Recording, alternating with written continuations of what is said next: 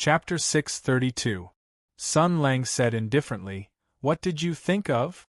Old Bai raised his head with great effort, looked at Sun Lang, and said with difficulty, the sword eats people." Sun Lang was stunned. "What?" Bai Yue lowered his head again, looked at the picture drawn by Sun Lang, and shuddered, revealing a frightened expression. He stammered, the sword eats people. It's a bad thing. I can't take it. I can't give it to you." Sun Lang frowned and asked, "Eats people? How does it eat people?"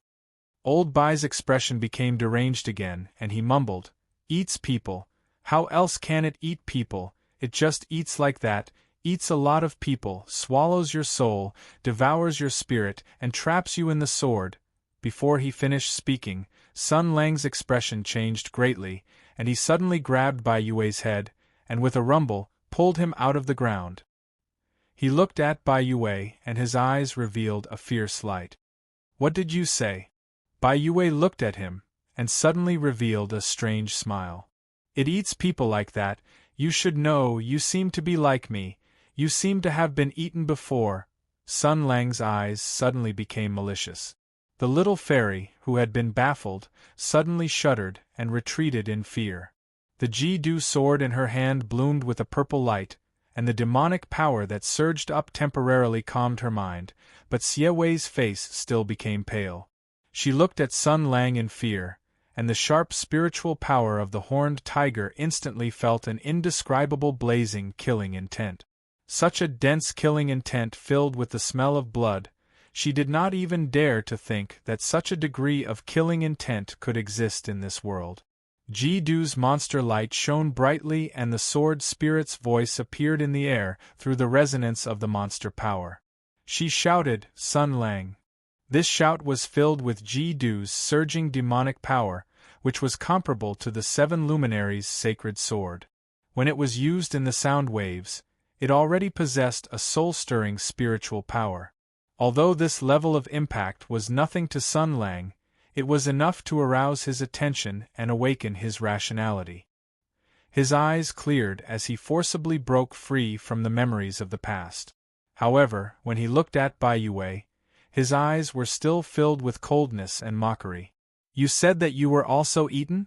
Looks like a great hero like you will have the same ending." However, neither the B*TCH nor Sun Lang expected that the shout that contained demonic power would not only wake up Sun Lang, who was immersed in his nightmare, but it also awakened Bai Yue's obsession with this name deep in his memory. There was a moment of confusion in Bai Yue's eyes, and then he muttered to himself, "Sun Lang."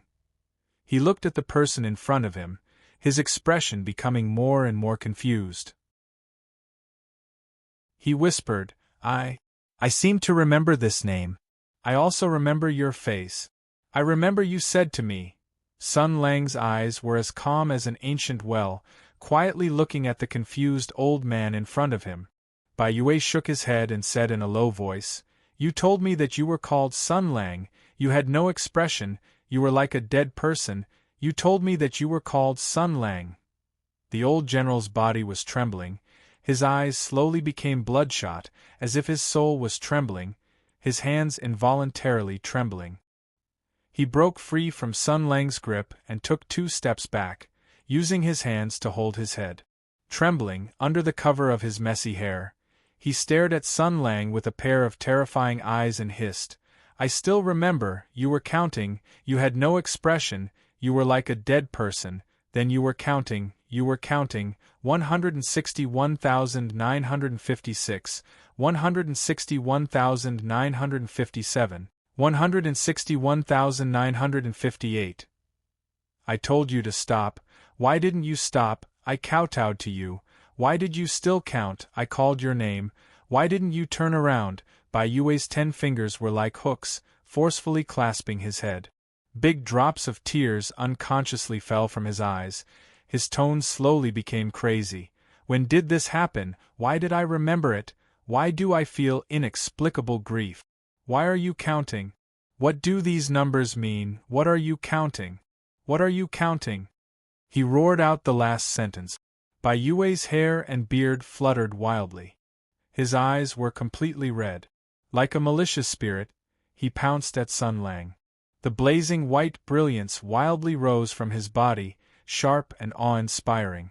The invisible sword light angrily shot towards Sun Lang, and the sound of the sword resounded through the sky.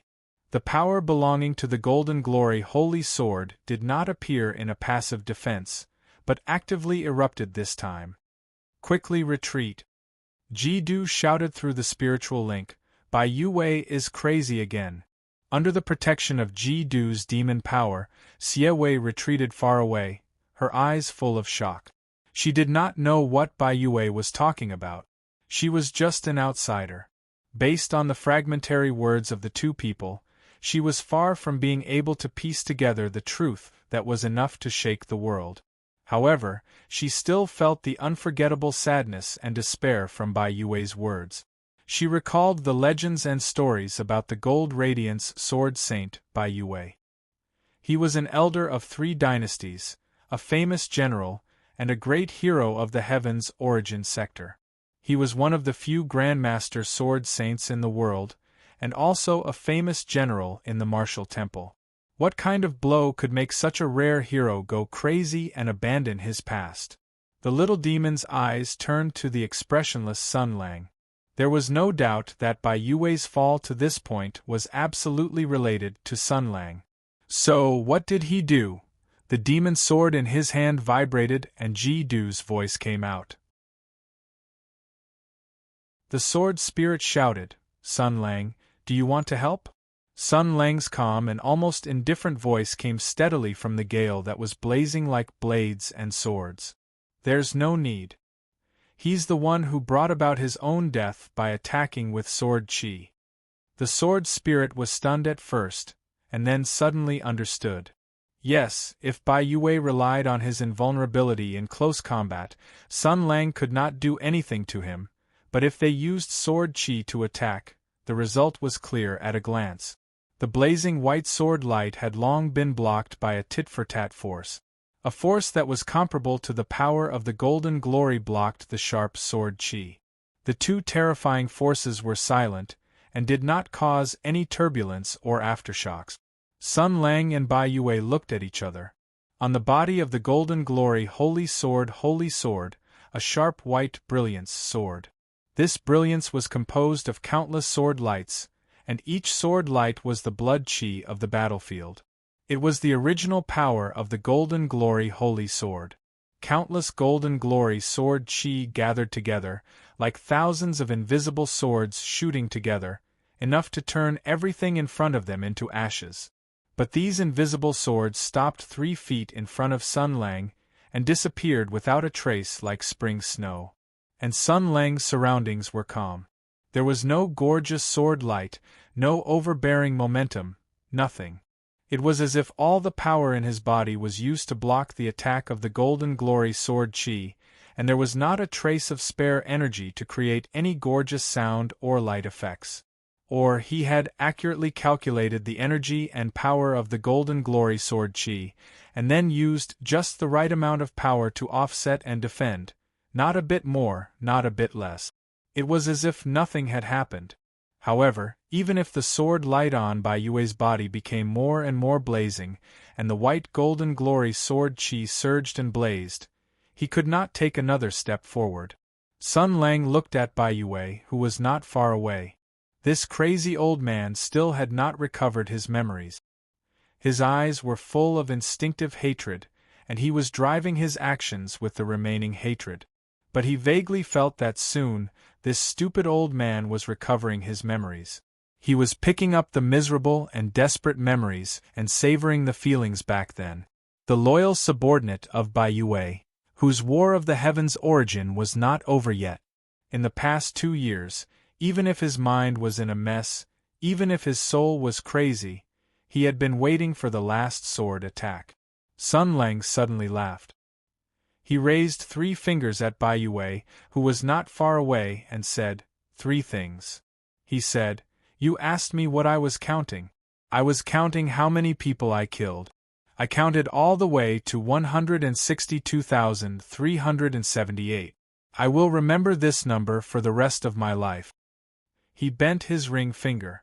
Bai Yue was at a loss at first. Then, his eyes became more and more ferocious. Sun Lang said calmly, "The second thing is that I haven't finished counting. Just like your War of the Heavens origin is not over yet, I still have 162,379 people to count. I just promised your son that I would consider sparing your life, but just now you thought of the past, and I also thought of the past. I'm afraid you don't know that you didn't die back then because I intentionally spared your life so that you would suffer this torture forever." Bai Yue was still mumbling. He still could not understand, but he had a soul. But the memories were engraved in his bones. Even though they were sealed in the depths of his soul, they were still tormenting his soul. Sun Lang sighed. "Maybe it's time to end it. I've seen a new light. You should close your eyes too. Uncle Bai, the War of the Heavens origin will end eventually. I will find a way to recover your memories and finish the battle that I couldn't finish back then. Then, I will send you on your way in a fair and square way." It was a pity that the kind-hearted old man in his memory could not understand what he was talking about anymore. It did not matter. He would understand it sooner or later. Sun Lang's face gradually became gentle. Then, one last thing. He bent his index finger. The remaining middle finger stood in the wild wind stubbornly, proudly, and unyieldingly, pointing at the sky at Bai Yue. 2 7 luminaries sword saints and 2 generals of the heavens origin. Bai Yue's hair and beard were all fluttering. Countless streams of gold luminaries sword auras condensed into a white pillar of light, bashing at Sun Lang's defense incessantly. Sun Lang, on the other hand, was as calm as a lake. His left hand was behind his back, and his right middle finger was raised high. He looked calm and casual. The light of the gold luminary's sword saint vanished 3 feet away from him. His face suddenly became vivid, and he put on an unprecedented hideous grin. Taking a deep breath, he said, "One last thing, old Bai." His voice resounded in the air clearly and loudly. "Didn't Akira Toriyama tell you?" Sun Lang roared, "Never fight against anyone with the surname of Sun." Chapter 633. When Sun Lang roared that sentence, Xie Wei was still at a loss. She asked the sword spirit, Sister Lu, "Who is Toriyama Akira? Is he a hero of Tianyuan?" The Bitcha personality casually said, "I have never heard of this person.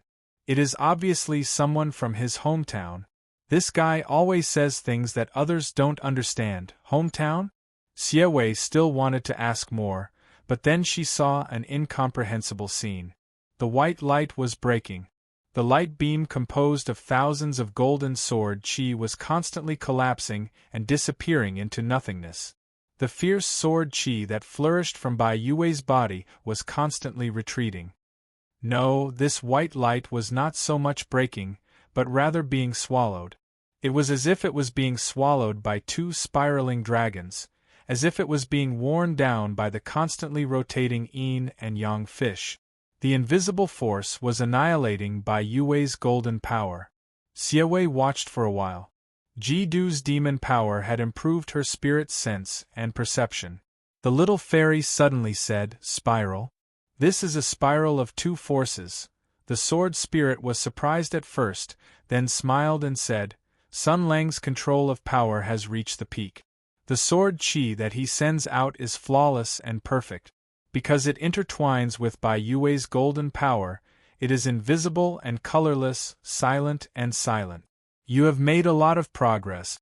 You can actually see the essence of that power." Xie Wei looked at the changes in the battle situation with some worry in her eyes. She casually said, "But I can't see which 2 forces." The sword spirit was silent for a moment, then said, "It is the power of 2 sacred swords." Sure enough, Sun Lang really has the power of 2 sacred swords. No wonder Bai Yue sometimes calls him father and sometimes calls him son when he is crazy. The 5 elements engender each other, and the 7 luminaries' sacred swords are intrinsically attracted to each other. It is no wonder, but why does he have Sai? Sister Lu spoke without rhyme or reason, and Xie Wei was confused. She wondered, Sister Lu, what are you talking about? Children don't need to know these things. The sword spirit said coldly, the outcome has been decided. No, the outcome has been decided since the beginning. If Bai Yue uses his invulnerable body to fight, Sun Lang may not be able to do anything to him. However, if he uses the sword qi of the origin, I'm afraid that even 5 Bai Yue combined won't be a match for Sun Lang. 5? Xie Wei said in disbelief. 7 luminaries sword saints combined couldn't beat Sun Lang? How is this possible? The sword spirit said indifferently, what's impossible? Before he could finish his sentence, the outcome of the battle had already been decided. Bai Yue let out an indignant roar. The unstoppable spiral had already broken through the gold radiance sword qi and was about to hit him. Blazing white sword light surged out as he tried his best to resist, but that was an enemy he could not stop. The outcome of the battle had already been decided 2 years ago. The power of the 2 sacred swords intertwined in a spiral and crushed the resistance of the gold radiance sword like a millstone. Even though Bai Yue's divine power was astonishing, he was still sent flying by the terrifying spiral force. The sword qi intertwined and the airwaves exploded. Under this terrifying impact, Bai Yue spat out a mouthful of blood and was thrown into the sky like a rag doll. He then fell to the ground and immediately fainted. Sun Lang raised his hand, and the chaotic storm and airwaves immediately disappeared without a trace. He looked at the unconscious Bai Yue and sneered. As expected, once the gold radiance sword qi was used, his copper skin and iron bones defense decreased accordingly. He is no longer invulnerable and flawless. In other words, he walked forward and kicked Bai Yue's body. He felt the reaction force on the tip of his foot and said slowly, his iron skin is indeed related to the gold radiance sword. Xie Wei timidly walked closer. Sun Lang turned his head and looked at her. The little fairy let out a low cry and hurriedly took 2 steps back to avoid Sun Lang's eyes. She said in a trembling voice, Can you not look at me like that? Sun Lang was stunned for a moment. He then closed his eyes and took a few breaths. He then opened them. It's okay. The little fairy stole a glance and finally heaved a sigh of relief. You're better like this. Although you're a little bad, you're not scary. Sun Lang looked at her. Your spiritual power seems to be very sharp. Is it from your bloodline? Xie Wei heard this and panicked. She laughed dryly. It seems that I'm a little special. After all, I'm a girl from the countryside. I haven't seen the world. Sun Lang had a lot of things on his mind. He didn't care about the little fairy's strange behavior. He lowered his head and looked at the unconscious Bai Yue. He said coldly, a loyal and famous general of a generation has fallen to such a state. Heroes really don't have a good death. His tone was complicated, as if there were endless things on his mind. It seemed that the battle with Bai Yue had evoked old memories. There was a trace of melancholy in his words, which made the little fairy feel a little lonely. But Xie Wei suddenly thought of her parents. She said softly, heroes, if they died on the Tianyuan battlefield in a battle with the Sky Demon, such heroes would die a great death. Sun Lang was silent. He then looked at her and revealed a smile that the little fairy couldn't understand. It was a smile that was mixed with ridicule and sadness.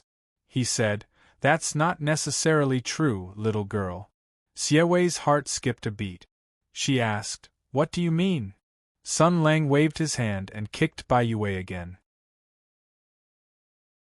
The unconscious man was like a dead pig. He didn't move at all. Xie Wei didn't have time to ask. She said angrily, Hey! You have a grudge against him. It's fine to kill him when he's awake. But he's unconscious now. What's the point of kicking him? Sun Lang ignored her. He shook the tip of his foot and felt the reaction force this time and the change from the previous time. The sword spirit said, What did you find? Sun Lang said indifferently. When the sword chi attacked just now, the gold sword chi in his body was greatly consumed. His body's strength also decreased. Now that the fight has stopped, the sword chi in his body was replenished. The decreased strength of his body also increased. This means that the newly gathered sword chi is automatically strengthening his body. This means that Bai Yue's copper skin and iron bones has a mechanism of operation. Xie Wei made a sound. Only then did she know that Sun Lang was doing something serious. But he didn't have to kick him directly. Sun Lang seemed to see through her thoughts. He said indifferently, "It's quite interesting to kick him a few times." "You." Xie Wei snorted and walked to the side angrily. "I'm not talking to you anymore." But the tone of the B***TCH was a little uneasy. "Do you know something? About Bai Yue and the Gold Glory Holy Sword?" Sun Lang didn't answer. He just looked at Ji Du calmly. This sword spirit, which was transformed from Lu Shugen's other personality, was very shrewd and unpredictable. She originally dreamed of being Lu Shugen and getting her body back.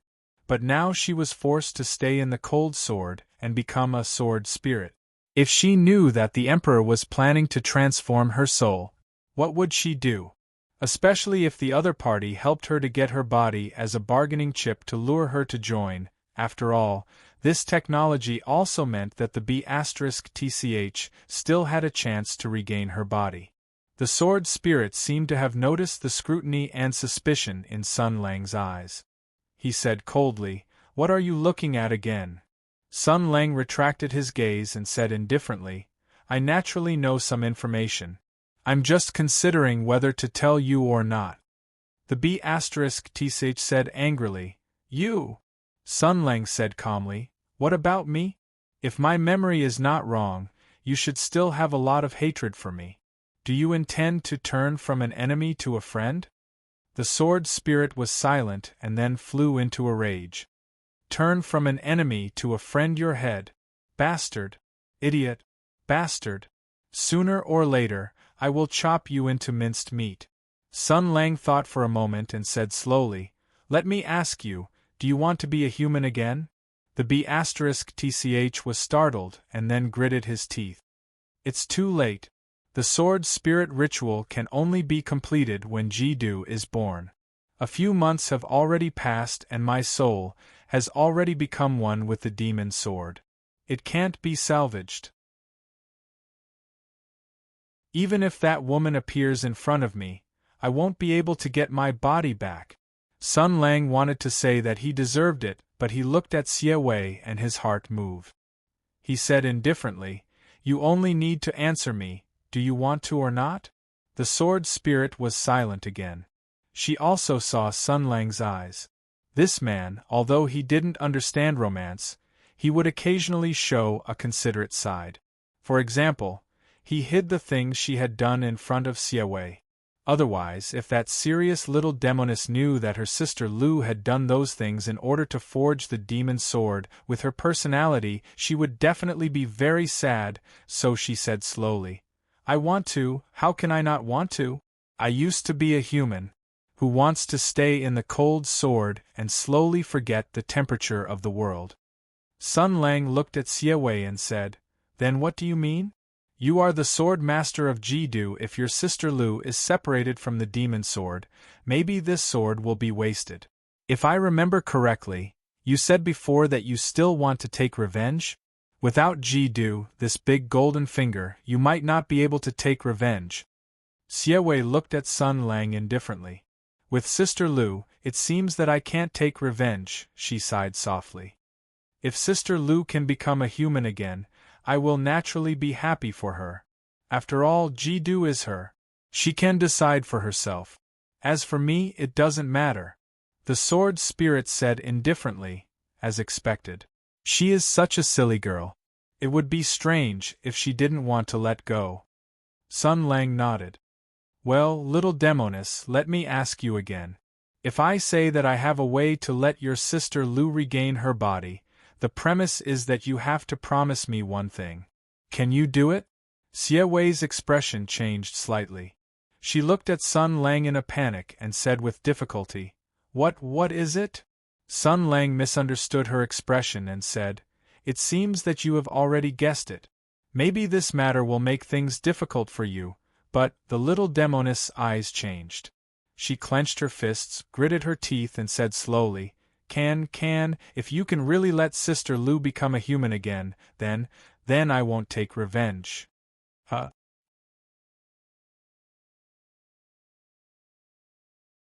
Chapter 634.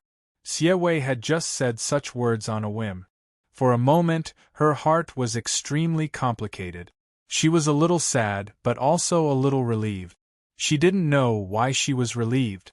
Maybe it was because she didn't have to take revenge on this guy who was too strong to be touched, so she was relieved?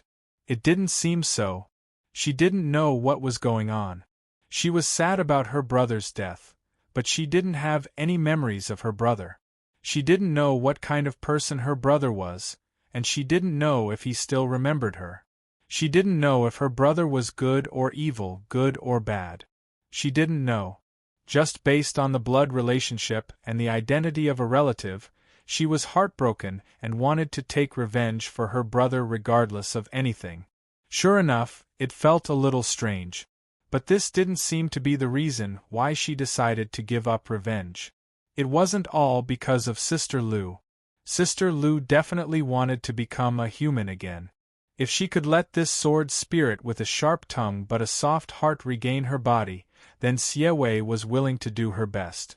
But this didn't mean that she could take a step back from the hatred of her family. These were two different things. But why did she involuntarily say it? Xie Wei's mind was in a mess. The little minx was worrying about gains and losses. Suddenly, she heard a surprised voice. The little minx was startled. She raised her head and looked at Sun Lang. She asked in a panic, What's wrong? Sun Lang glared at her and said, Whether you give up revenge or not, it's none of my business. Do you think I'm the kind of Virgin Mary who doesn't care about herself and only cares about others? Do you think I'm the kind of Virgin Mary who works hard to persuade you to give up revenge? How is it none of your business? Xie Wei's eyes widened. She looked at Sun Lang angrily and almost jumped up. What does this person mean? Does he mean that it doesn't matter if he wants me to take revenge? Don't look down on people. But looking at Sun Lang's inexplicable expression, the little minx came back to her senses. He doesn't seem to know that it's me. He doesn't know that I'm a horned tiger. Stupid girl, be careful not to expose yourself. The voice of the B***tch rang in her heart. Although she remained calm, Xie Wei could clearly feel a trace of warmth coming from the sword. The sword spirit said lightly, Sun Lang still doesn't know that the horned tiger he killed is your brother. Why do you always think that he already knows? Xie Wei blushed and said, It's all his fault. He acted as if everything was under his control. I thought he had seen through it long ago. The sword spirit said bluntly, Are you stupid? If he knew about this, would he still talk to you so nicely? Xie Wei hesitated for a moment before whispering, Is it really possible? Anyway, he always looks like he doesn't put anyone in his eyes. Even if he knows that I'm his enemy, his attitude won't change. The B***tch was about to ridicule her when she suddenly fell silent. She seemed to have thought of something. Perhaps it was the conversation between Sun Lang and Bai Yue. She sighed and said, Maybe it's really like this. This headstrong and self-opinionated guy never considers the feelings of others. You treat him as an irreconcilable enemy. Maybe he just treats you as a fool and doesn't even bother to pay attention to you. The two were communicating through their minds when Sun Lang suddenly interrupted their conversation. Hey, are you two done with your private chat? The little minx suddenly woke up. What's wrong? Sun Lang's lips twitched as he patiently said, All right, I won't keep you in suspense, lest you make wild guesses. Little demoness, let me ask you, I have a way to let your sister Lu regain a living body. In exchange, I want you to give up your identity as the sword master of Kidu and hand the demon sword to me. Are you willing to agree?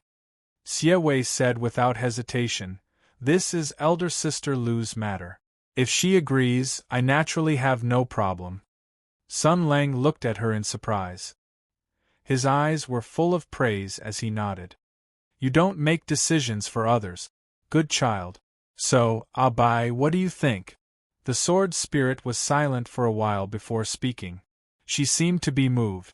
If Xie had said that he was willing without hesitation, she would have felt warm in her heart, but she would also have been a little dissatisfied. Why did he decide for her? Did he really think that he was her master? Did he really think that he could give Ji-du to whoever he wanted? But Xie said that everything was up to her. In this feeling, in addition to kindness, there was also respect. This respect was exactly what she wanted the most in her life.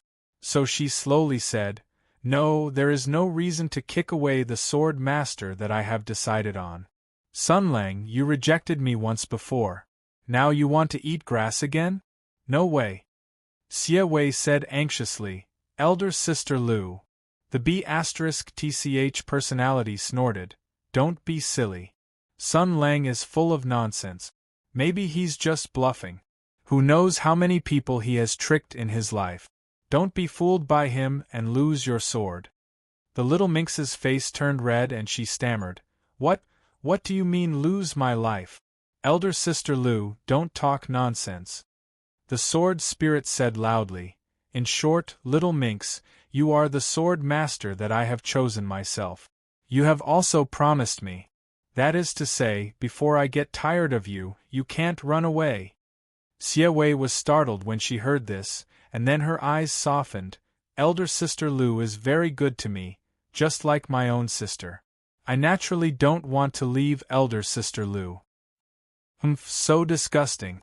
Who wants to be your sister? Sun Lang listened to this dialogue that was getting more and more wrong. A meaningful look appeared on his face. He cupped his hands like a trumpet and shouted. Xie naturally didn't know the meaning of this tone, but the bitch personality understood. She coldly said, Dirty. Sun Lang rubbed his chin as he glanced at Xie, who was young and had an exquisite figure, and then at the body of the demon sword of Ketu. He chuckled and said, Hey, haven't any of you done anything strange occasionally without realizing it? Bitch, I just found that your sword hilt, whether it is the size, shape or pattern, is a bit perfect.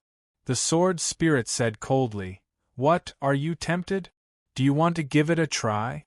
Although it's a bit disgusting, if it's you, I can condescend to open the door for you. When these two guys were shameless, it was really earth-shattering and bloody wind and yellow rain. But now there was only one audience, Xie. This little minx grew up in the deep mountains and received the brainwashing education of the demon race. This kind of education model was more upright than the 9 years of compulsory education. Naturally, it cultivated a pure and flawless good child, so Xie understanding of the matters between men and women was extremely biased. Although she had a vague understanding of that kind of thing by virtue of her young girl's instinct, she knew that it was a very shameful thing, but when it came to the specific operation, she didn't know at all. Alas, what a pitiful little girl. Speaking of which, the 9 years of compulsory education also gave you an extracurricular reading book called Adolescent Education, so that you can look for it with a nervous and exciting mood. So she was a little confused. What are you talking about? After being asked by her, Sun Lang remembered that there was a serious matter at hand. He pondered for a moment and said to Ji-du, Gao, do you really not want to be a human anymore? The sword spirit was silent again. This question made her have no time to care about the change in the way Sun Lang addressed her. She just didn't want to be separated from Xie, and didn't want to fall into the hands of Sun Lang. After all, she had taken the initiative to throw herself at him but was rejected, so she had a great obsession with this matter. Moreover, her impression of Sun Lang was extremely complicated, and some things were difficult for her to accept. It was just being a human. She was now in the cold sword, sitting on Jidu's demon power, which was comparable to the seven luminaries' sacred sword. It was the top magic weapon in the world, but after all, she was once a human.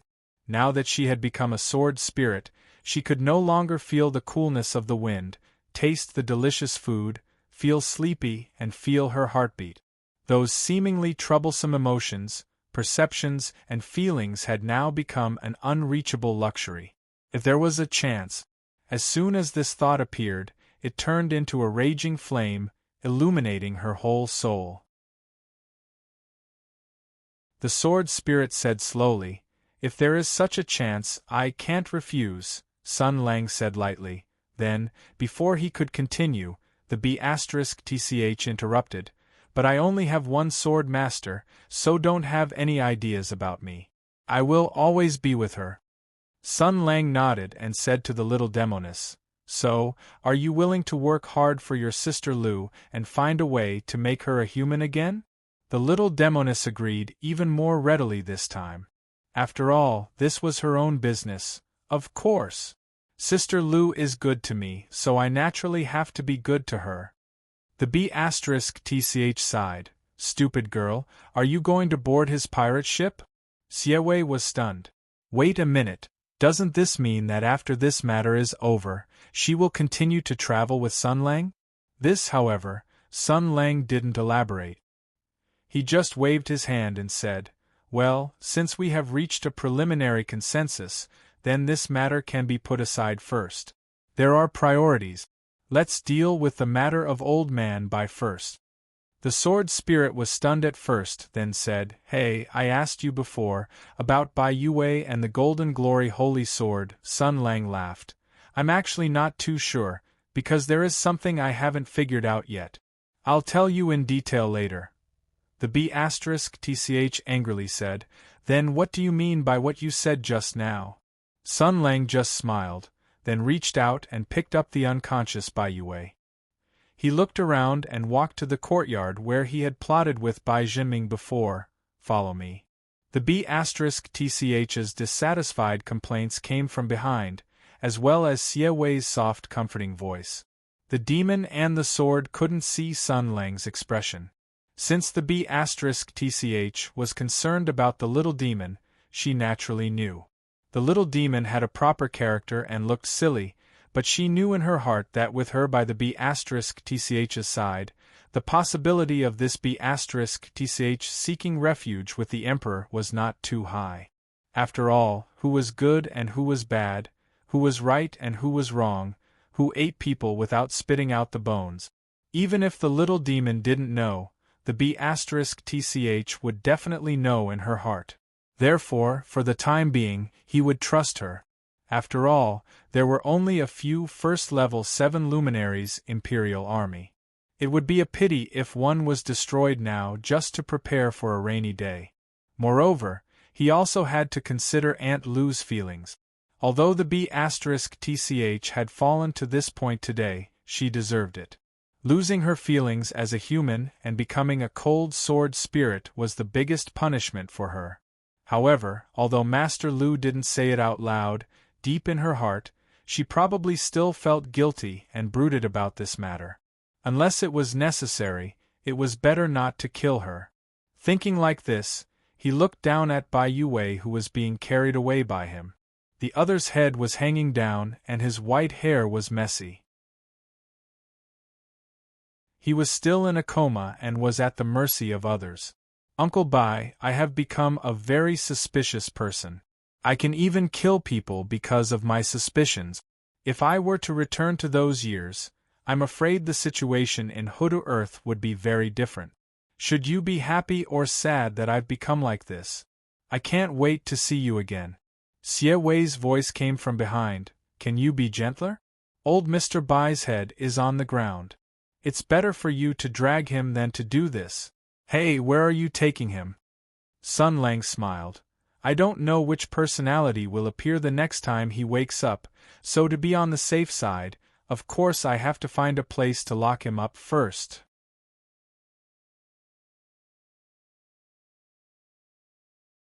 Chapter 635.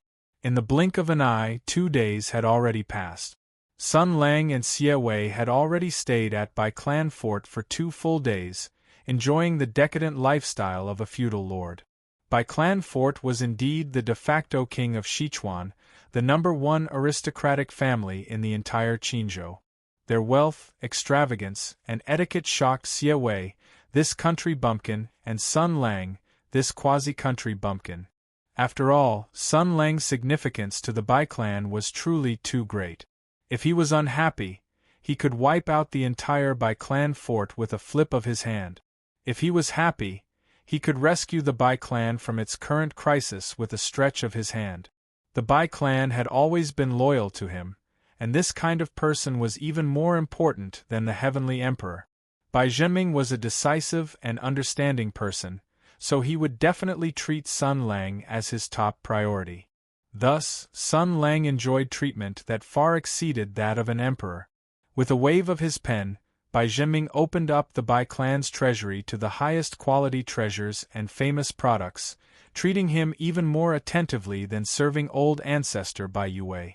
Even Sun Lang couldn't help but admit, damn, it was really too satisfying. Logically speaking, he was only an ordinary person on Earth. After coming here, he had been fighting for 6 whole years. Although he later achieved outstanding merits and was promoted to the rank of marshal, that was a military camp. No matter how honorable his status was, what use was it? People died from fighting all day long. Other than killing people, he was preparing to kill people. Who had the leisure to pay attention to extravagance and pursue treatment? As for recently living off Marquis Jinggan Fu's soft rice and being carefully served by everyone in the Marquis Fu, it was indeed meticulous. But compared to the Bai clan's current extravagance and meticulousness, it was still a far cry. For example, Brother Bang from the end of the Qin dynasty. He was a hoodlum for 47 years before coming out to cause trouble. He only used 7 years to pacify the world and became emperor at the age of 54. But after he established the country's etiquette system and established the rules and extravagance, he sighed with emotion, I only know the nobility of an emperor today. At that time, he had already been emperor for 7 years and was a full 61 years old. And today, Sun Lang was going to let out a sigh of admiration. Today, I finally know the nobility of a marshal. Motherf **Ker, they were too particular. He finally knew how particular the so-called aristocratic families could be if they were particular about it. A large part of the heritage of the so-called ancient aristocratic families was reflected in this kind of silent attention. It was pleasing to the eye, and it was just right to serve you from head to toe. Even a simple cup of water was so particular. However, Sun Lang didn't have the fortune to enjoy the most essential part of all these things. It was really very sad. Today, Bai Zhenming came to greet him again. After bowing, he asked carefully, Marshal, are those beauties not to your liking? They were carefully selected and are all virgins. If you think that they are lowly and not qualified to serve you, then I have a few nieces, all of them. All right, all right. Sun Lang waved his hand impatiently and said with displeasure, I say, you feudal dregs are so vulgar all day long. Why are you raising so many beautiful young ladies? They are so young and beautiful at their best. They should have a happy life and beautiful love, but they are treated as playthings by you. Shameless, really shameless. Hey, during the war, whether it was writing letters or reuniting, Father would always complain to me about you. He said that you were good in every way except that you were a little obsessed with women. It was as if you had never slept with a woman in your life. You didn't seem at all like a legitimate son from the Jia Manor, a place of luxury. You came from a wealthy family and have countless beauties, yet you still have the face to talk about me? However, he only dared to say this in his heart. As long as Sun Lang didn't directly slash him with his sword, Bai Zhenming would listen to whatever he scolded. He smiled and nodded. Yes, Marshal is noble and upright. We are shameless and wrong. Those young ladies should have beautiful love, but my nieces don't need it. They were born with good clothes and a good life. Everything was given to them by their families, so they should repay their families. Now they can serve Marshall, this is their blessing, Sun Lang said with a disdainful expression. No need. I, Sun Lang, regard all women in the world as dung. What's the meaning of the so-called beautiful skeletons? Is it more comfortable than masturbating? Don't think about using beauty to bribe me. It's useless. You can find the golden glorious sacred sword, it's more useful than anything else. I hate this kind of political marriage the most. In the future, don't let those women wander in front of me.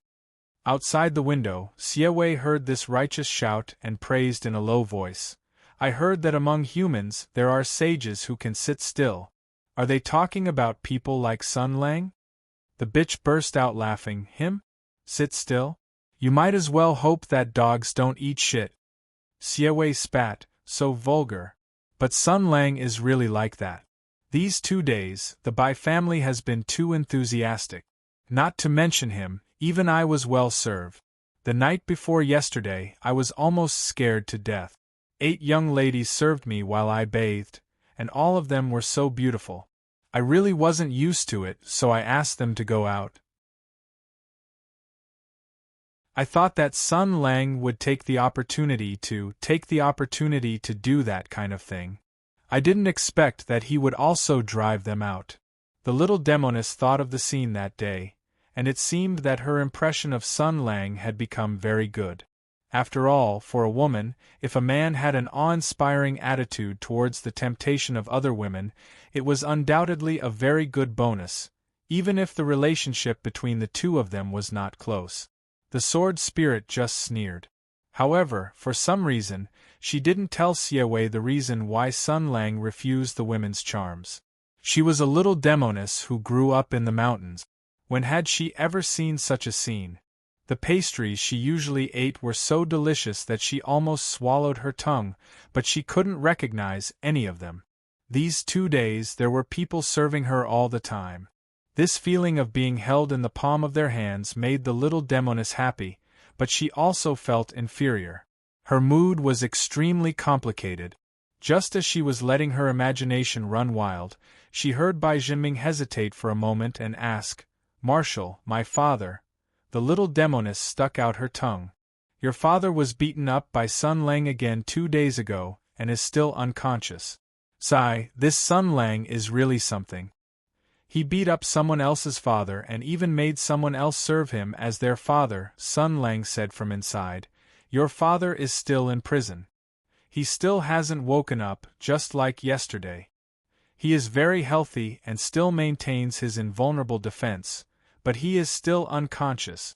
Little Ming, we can't be sure about anything else, but it's obvious that whether it's your father's madness, his body's abnormality, or even his current coma, it must be the imperial court that secretly did something." Siewei listened carefully and curled his lip. "Humph, you also beat him up several times and directly pushed your own fault to the imperial court. You're too much," Bai Jinming said hatefully. "My father has been loyal to the country all his life, yet the emperor actually did this kind of thing to him. It really makes one laugh coldly. If I don't give him an explanation, I'm not worthy of being called a son." Siewei secretly looked at Bai Jinming's expression. Hearing his tone, the little demoness' heart was slightly moved. This Mr. Bai's mood seemed to be very complicated. Sun Lang said, "Don't be in such a hurry to show your loyalty. If you can't get past this hurdle, your Bai family will be crippled. How will you have the chance to settle the debt with the emperor? When you came today, you had a worried expression on your face. Did something happen?" Bai Jinming's expression became serious. He lowered his head and said, "Yes. Marshal is wise. Today Bai Castle has already received the first visiting card." Sun Lang took the visiting card from Master Bai's hands. After looking at it a few times, he snorted and said, "That Baldi from Sanskrit Temple." Sanskrit Temple is known as the Mount Tai and Big Dipper of the righteous path in the martial arts world. They consider themselves the police of the martial arts world, and when they encounter something, they have to take care of it. Let me see. Oh, so it's because a few secular disciples died. They came to ask for an explanation. Bai Zhenming said indifferently, try peaceful means before resorting to force. The Bai family is the family of a sword saint, and we have countless old friends in the military. These martial arts people are also very afraid of us. Sun Lang waved his hand. These people are all chickens and pottery dogs. This is your home ground, and you have the prestige of a sword saint. If they come to cause trouble, as long as you refuse to admit it, they can't do anything. The most worrying thing is whether or not the imperial court is adding fuel to the fire behind them. This is the key to your life. Bai Zhenming nodded. Yes, this little one also thinks so. Marshal suspects that it's the Tensei province? Sun Lang smiled. There's no need to doubt it. It's 100% certain. Moreover, that noble heavenly strategies empress is most likely our biggest opponent this time. Bai Zhenming was shocked. He asked, Marshal, how can you be sure that it's Empress Tensei? I heard that she's in Ming province. Sun Lang revealed his shining teeth. I was the one who brought her from Ming province to Huichuan. Now that I've come to Qin province, she'll most likely follow. Anger, anger, anger, anger, anger. When the little demon outside heard the heavenly strategies Empress concubine, her expression changed. She recalled how the Empress concubine had exposed her race and origin. How much did the Empress concubine know about her parents inside? Bai Zhenming spoke again. Marshal, to be honest, my father is currently in a coma, and this is indeed a very difficult matter. I was thinking that those people from the martial arts world came to ask for an explanation, probably because they wanted my father to confront them, so the best way would be for my father to come out and deny everything, instead of trying to cover it up. But now, he is in a coma. This problem. Sun Lang rubbed his chin and thought for a moment. It's really a problem, but your father is crazy now. Even if he wakes up, he won't be able to confront those Wulin people. Instead, it'll be easy for him to give himself away and let them know that your father is crazy. A madman naturally doesn't need a motive to kill. Bai Zhenming sighed. Yes. This is really, at this moment, Sun Lang suddenly smiled. I have an idea. Hey, how about I be your father?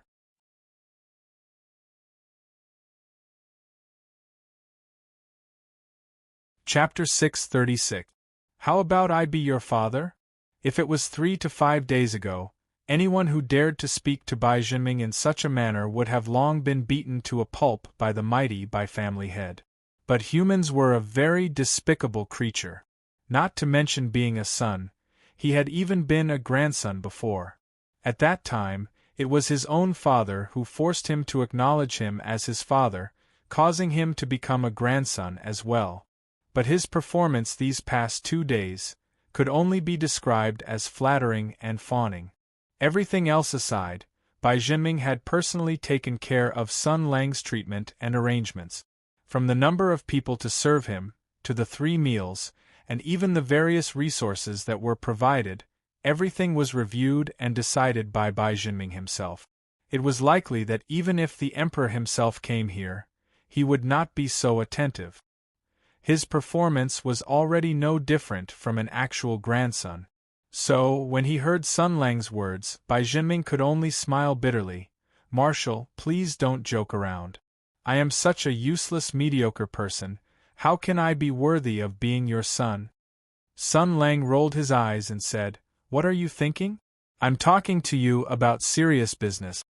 Bai Zhenming was startled at first, but then he quickly reacted and said in surprise, You mean, you want to pretend to be my father and deal with those martial artists? Sun Lang nodded and said, Yes, for now, this is the only way. Your father is unconscious, and even if he wakes up, he will be a retard. How can he deal with those sly Jianghu people? Bai Zhenming's face showed a difficult expression. How should he put it that was his real father? Letting Sun Lang pretend to be Bai Yue as his son, he felt very uncomfortable. A long time ago, he had learned about this young Grand Marshal's strange personality from his casual conversations with his father, and after interacting with this person for the past 2 days, his previous impression was confirmed. What he was most worried about now was that this fellow was pretending to be his father. What if he got up to and messed around with him when the time came? Sun Lang glared at him and said, "What kind of expression is that? Are you suspecting that I will use my identity as your father to stir up trouble and ruin the reputation of your Bai family?" Cold sweat trickled down Bai Jinming's face as he laughed dryly.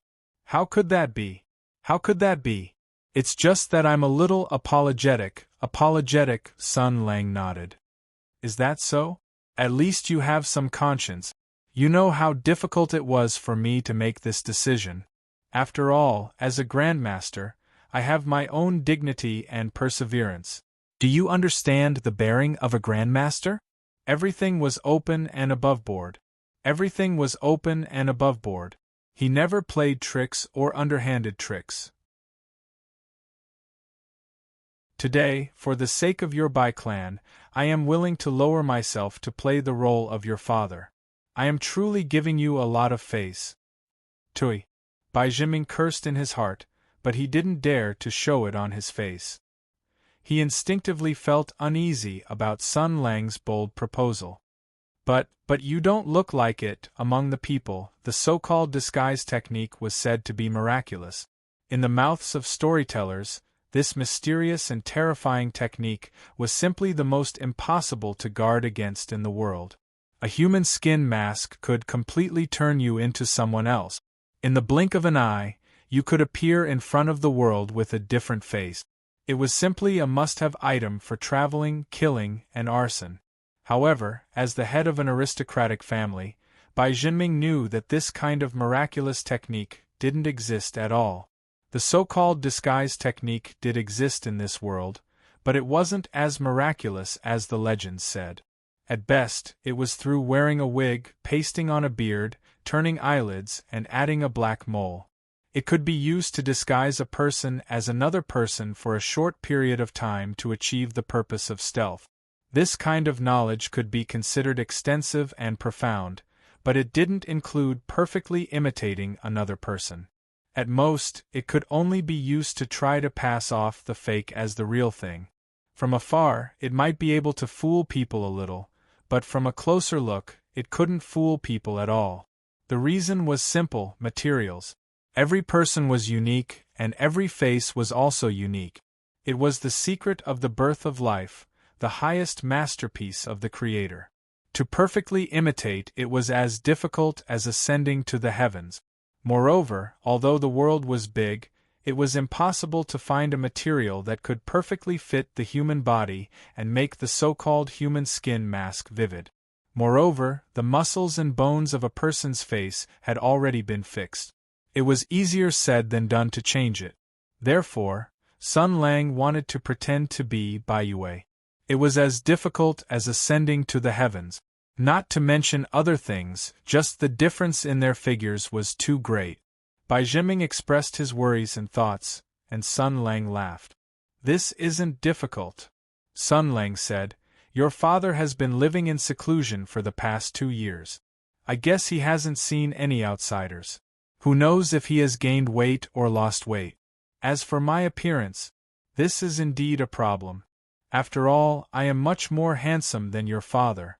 No makeup or disguise technique can completely cover up my handsomeness, which is enough to make heaven and earth pale in comparison. It is very easy to be exposed." There was a suppressed chuckle outside the door. Without even thinking, it must be that little fairy. Sun Lang's expression didn't change. He continued, "But this doesn't matter. The key to the problem is not this. The impression that outsiders have of your father doesn't lie in his appearance. In their eyes, your father is an elder of 3 dynasties, a hero of Tianyuan, and the Gold Radiance Sword Sage. He is one of the most powerful grandmasters in the world. So the key to the problem lies in this. Do you understand what I mean?" Bai Jinming's expression changed. "Yes." Sun Lang's kung fu was definitely good enough to pretend to be his father. He could even use his kung fu cultivation to gain the upper hand and make up for many mistakes. Sun Lang nodded and said, "So, that's it. People can be impersonated, but not kung fu. No matter how hard those Jianghu people think, they will never think that you can find someone who is better at kung fu than your father to pretend to be your father. Therefore, the Gold Radiance Sword Sage by Yue is cultivating at home and doesn't care about worldly affairs. The Huichuan incident is definitely a false accusation." Master Bai thought for a moment and said, "You mean that you won't show up directly but will show your kung fu to scare them off?" Sun Lang said, "Of course. After all, what kind of status does your father have? How can they see him just because they want to? When the time comes, you just need to shout a few times and send out a few sword chi to scare them. After all, they didn't have any real evidence before coming here. They are already in the wrong. Since Bai Yue has already denied it, they won't dare to pester you to the end." Bai Zhenming thought for a moment and found that this whimsical plan was actually feasible. He couldn't help but be a little tempted. Well, if he didn't show up directly but used telepathy, there wouldn't be any risk for him to pretend to be his father. After all, he only relied on his mouth. No matter how good he was at talking, how big of a storm could he cause? Bai Zhenming thought for a while and couldn't help but feel a rush of excitement. This may work. I have to go back and think about it and perfect the plan. But Marshal, my father, Sun Lang waved his hand and said, "You are really close. You miss him so much after not seeing him for a day. Let's go, I'll let you see him again." Bai Zhenming's eyes dimmed and he said softly, "Yes." At this point, if he wanted to visit his father as a son, he had to get permission from the other party. It had come to this. Bai Zhenming and Sun Lang went out of the door. The little fairy was shocked and hurriedly moved to the side. When she saw Sun Lang looking at her, she instinctively stood at attention and said, I'm not eavesdropping. You didn't even close the door. You can hear it if you come over." Sun Lang looked at her and said, "When we were buzzing, we didn't close the door." The little fairy tilted her head and said, "Buzzing? What is that?"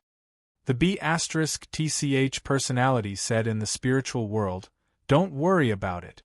He often says some strange things that no one can understand. It's been like this in the past." At first, everyone would be curious and ask him, but then he would excitedly pull you aside and explain to you. After that, he would bring out at least 5 things that you don't understand. So later, even Zhao Yunlong just listened and didn't ask. Xie Wei was stunned and said, "Then isn't he very lonely?" The sword spirit was startled and then said lightly, "So what if he is? He doesn't want to give up. It's useless no matter who comes." Xie Wei was stunned again. She looked at Sun Lang and Bai Zhenming's backs and thought for a moment. Then she immediately followed them. "Hey, what are you doing? I'm a little curious. He seems to have a lot of stories." Of course, what he has experienced in the past 8 years is something that a stupid girl like you can't imagine in 10 lifetimes. But are you sure you're curious about him? What's wrong? It's normal to be curious about strange things that you haven't seen before. I advise you to stay away from him.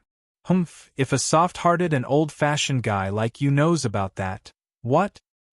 Nothing. If you want to die, then follow them. Be careful not to fall into his bed. Sister Lu, what are you talking about? He is my enemy who killed my brother. This will never change. How can I and him? Humph. What are you snorting about? While bickering with the sword spirit, the little fairy followed them. The place where Bai Yue was imprisoned was in another wing of the courtyard. It was so close that Sun Lang could blast the sword chi that could tear the world apart in a second. It was a safe distance. There was no one guarding this place, but there was a cold feeling that made people's hair stand on end. It was as sharp as the edge of a sword. Bai Zhenming knew what was going on.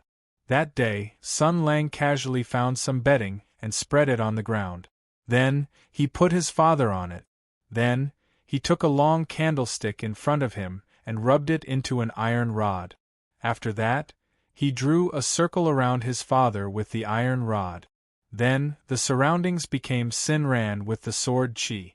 He still clearly remembered Sun Lang's smile at that time, very cunning and annoying, as if he had done something bad.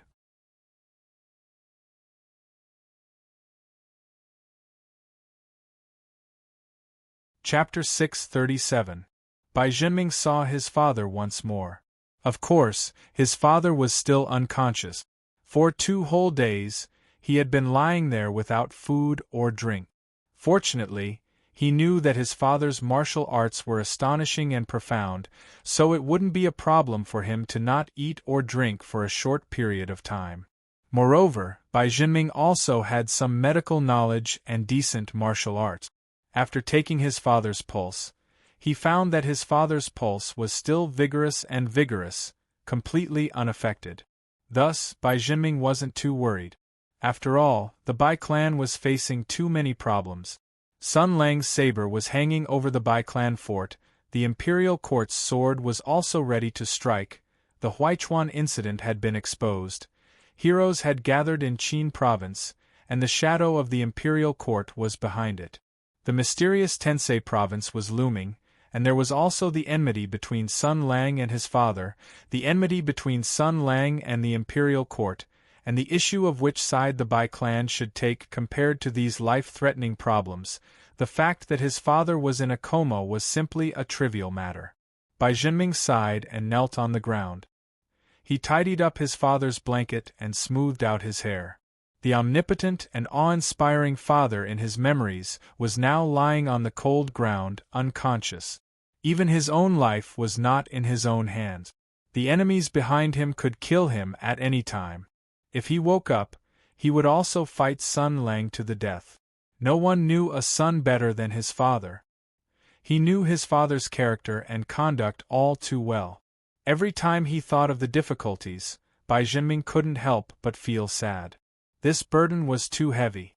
Even though he was almost at the age of knowing his destiny, he couldn't help but feel a burst of confusion. He didn't know what the future would hold, how the Bai clan would survive this disaster, and what his father would end up like. As he pondered in a daze, tears began to fall from Bai Jinming's eyes. Sun Lang and Xie Wei stood at the door, watching Bai Jinming kneel on the ground and gently tidy up his father's quilt. They suddenly noticed that in just 2 or 3 days, Bai Jinming's hair had already turned white. 2 years of worry had turned into an unbearable burden in just 2 or 3 days, and all of it had pressed down on his body. There was no one he could confide in. Even his wife, who shared a bed with him and helped him through thick and thin, did not dare to reveal anything.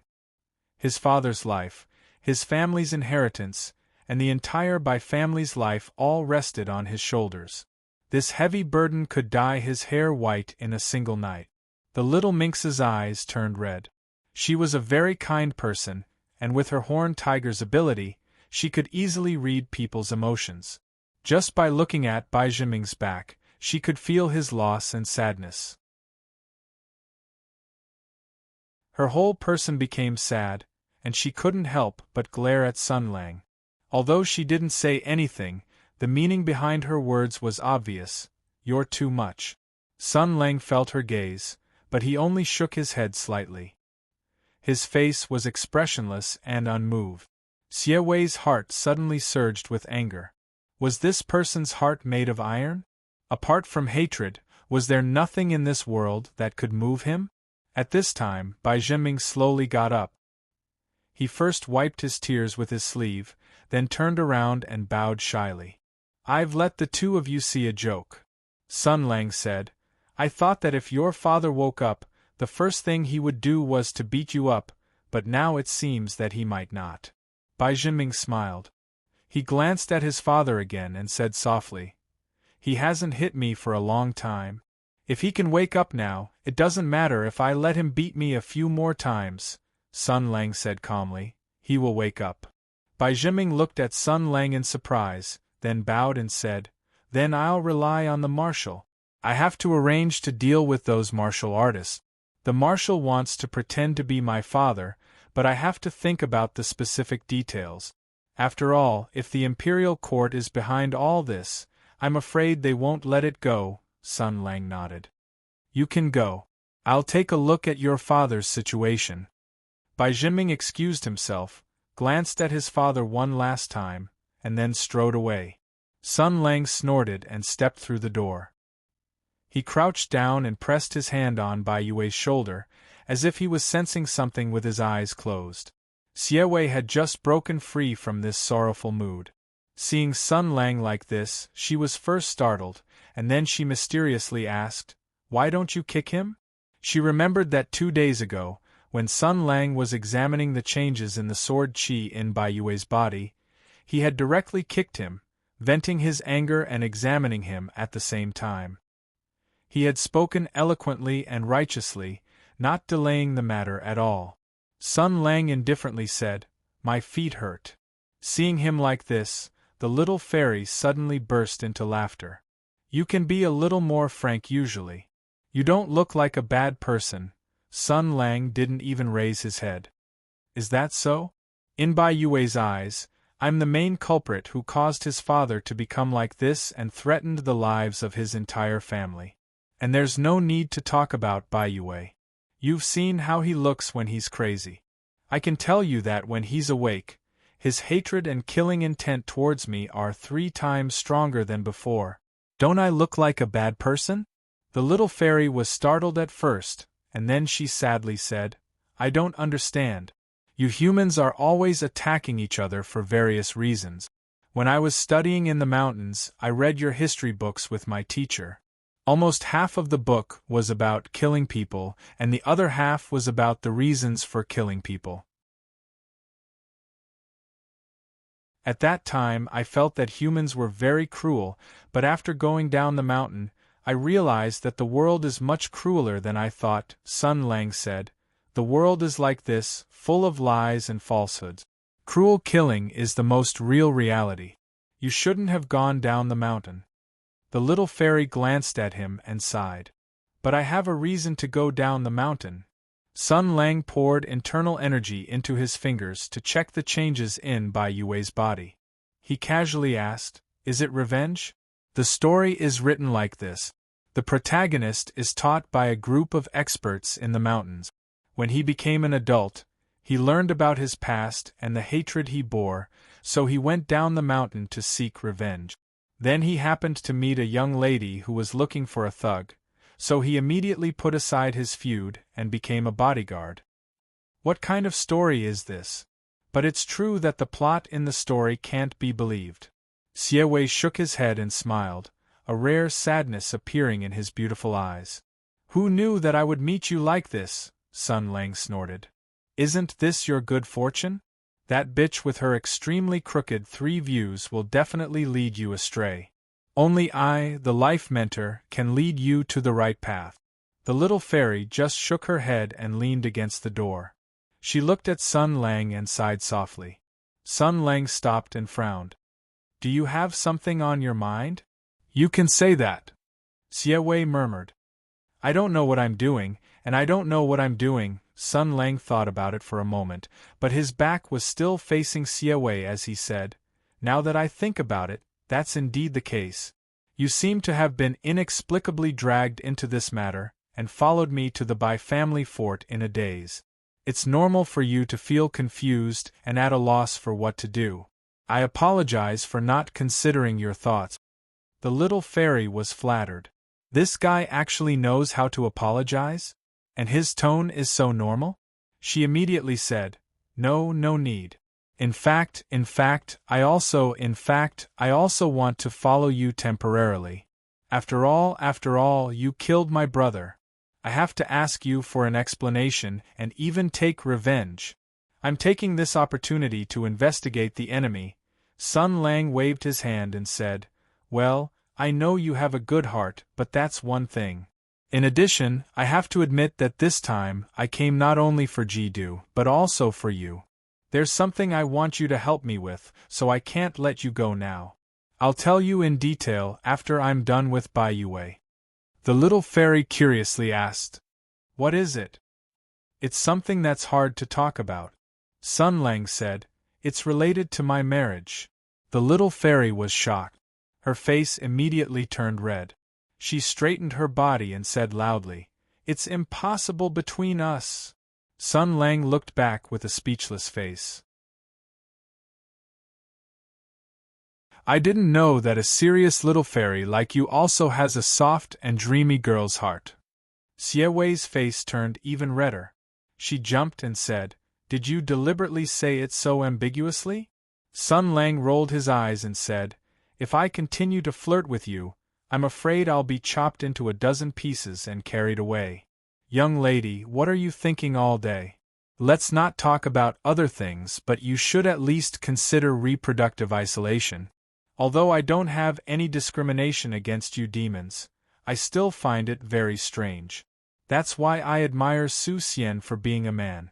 She's really a hero from the grass. Xie Wei was puzzled. Reproductive isolation? Sun Lang sighed. Your adolescent education is very poor. Come, you see, you're a monster and I'm a human.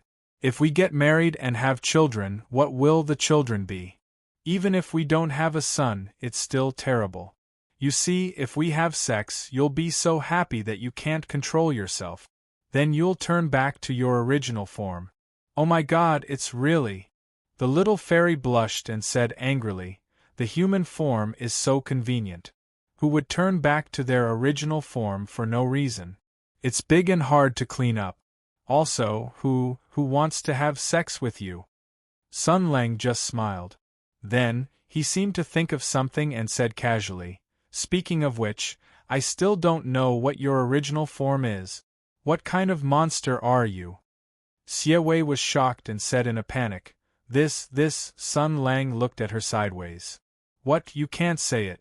Is it some kind of race that you can't talk about? Xie Wei was originally flustered, but when she heard this, she immediately said, Teacher said that I can't reveal this kind of thing to others. And even if I tell you, you won't know. Sun Lang snorted. I'm not bragging, but I've seen a lot of monsters in the past. A light flashed in Xie Wei's mind. Strangely, she suppressed her wildly beating heart and tried to sound as calm as possible. Slowly, she said, Oh? What kind of monsters have you seen?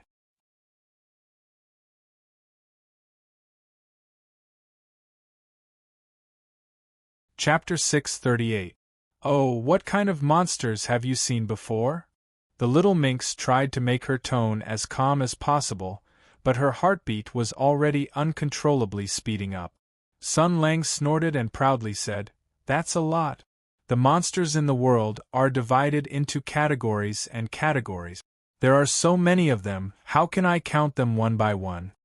When the little minx heard this, she immediately felt a sense of wow, he knows a lot. Then she heard the bitch personality sigh, It's starting again. Xie Wei didn't know what was going on. He blinked and asked, For example?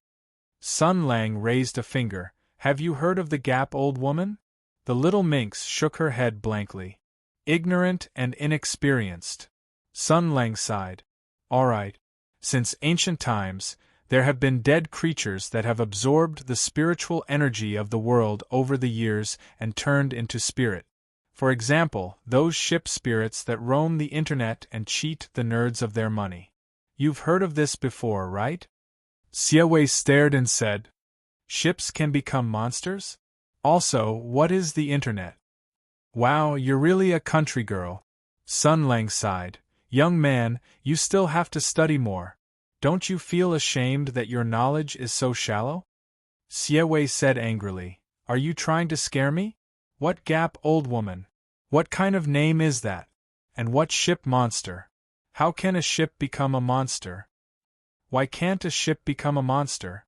Guns can become a monster, swords can become a monster, even shit can become a monster. Sun Lang squinted and said, Also, pay attention to what you say. This Gap old woman is a great person. The word Gap refers to her skills and means. The word old woman refers to her characteristics.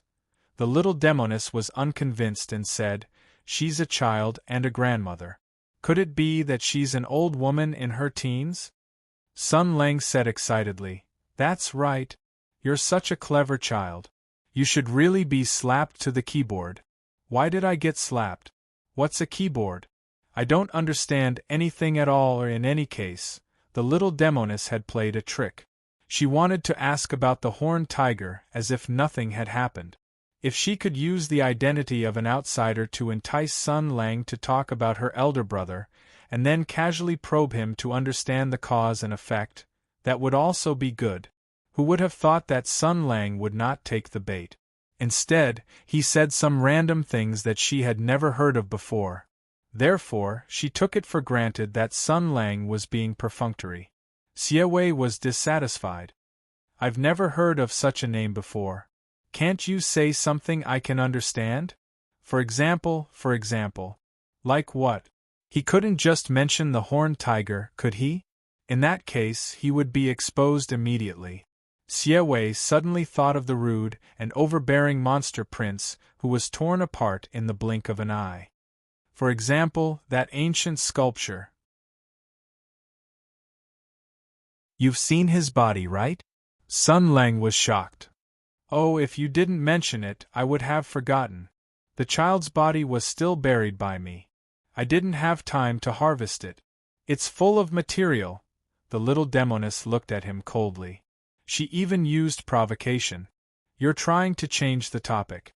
Are you saying that you don't know anything and can only fabricate things that I don't know to fool me?" Unfortunately, Sun Lang was used to bickering with people over the years. Provocation was a low-level skill that could not break through his defense. He said, "Wow, I grew up listening to stories about monsters when I was a child. What Chinese ghost story, Legend of the White Snake, Ing Ning, Journey to the West, and a lot of other stories." Xie Wei was at the age where she was naive and full of curiosity about everything. Although she was depressed at this time, Sun Lang's tone was too casual and relaxed. She couldn't help but feel bitter and resentful. Hearing the names of the stories from his mouth, she was a little curious. "Then, what are those stories?" "This." Sun Lang summed it up and said, "The ones in front are about how to deal with monsters, and the ones in the back are about how to kill monsters. There are only these two types of human legends about monsters." Xie Wei's face turned red again. She said angrily, Why are you teasing me all day? I'm talking to you about something serious." Sun Lang said inexplicably, "What is it? Weren't we talking about your race before?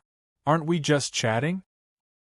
So the topic had unknowingly deviated to this point? For a moment, the little minx's mood was extremely complicated. She looked at Sun Lang and didn't know where to start. She didn't know how to say it. Only now did she feel that the world was so complicated and changeable. It was countless times more complicated than the world in the mountains. She couldn't say what she wanted to say directly, but she had to consider all kinds of consequences if she wanted to do something. She could have straightforwardly made everything clear and asked Sun Lang, but what about after asking? What should she do? What should she do next? If he wanted an answer, he just wanted peace of mind. But what should he do after peace of mind? And what if his answer couldn't make her feel at ease? The more Xie Wei thought about it, the more wronged she felt and the angrier she became. She looked at Sun Lang's hateful face and wanted to get angry, but her reason told her that there was no reason to get angry. The more this simple little girl thought about it, the more tangled she became. She angrily stomped her feet, turned around, and ran away, leaving behind a soul-stirring roar, "You annoying brat!" Sun Lang was shocked. He didn't know why this little monster was angry. In the blink of an eye, the girl had already run far away. From afar, he could see her long braids swinging behind her. "What's wrong with me?" Sun Lang touched his head. "Ant came? Wait. Monsters also have ants?" In the blink of an eye, the girl who was chatting and laughing suddenly had an emotional outburst, showing all kinds of incomprehensible abnormal behaviors.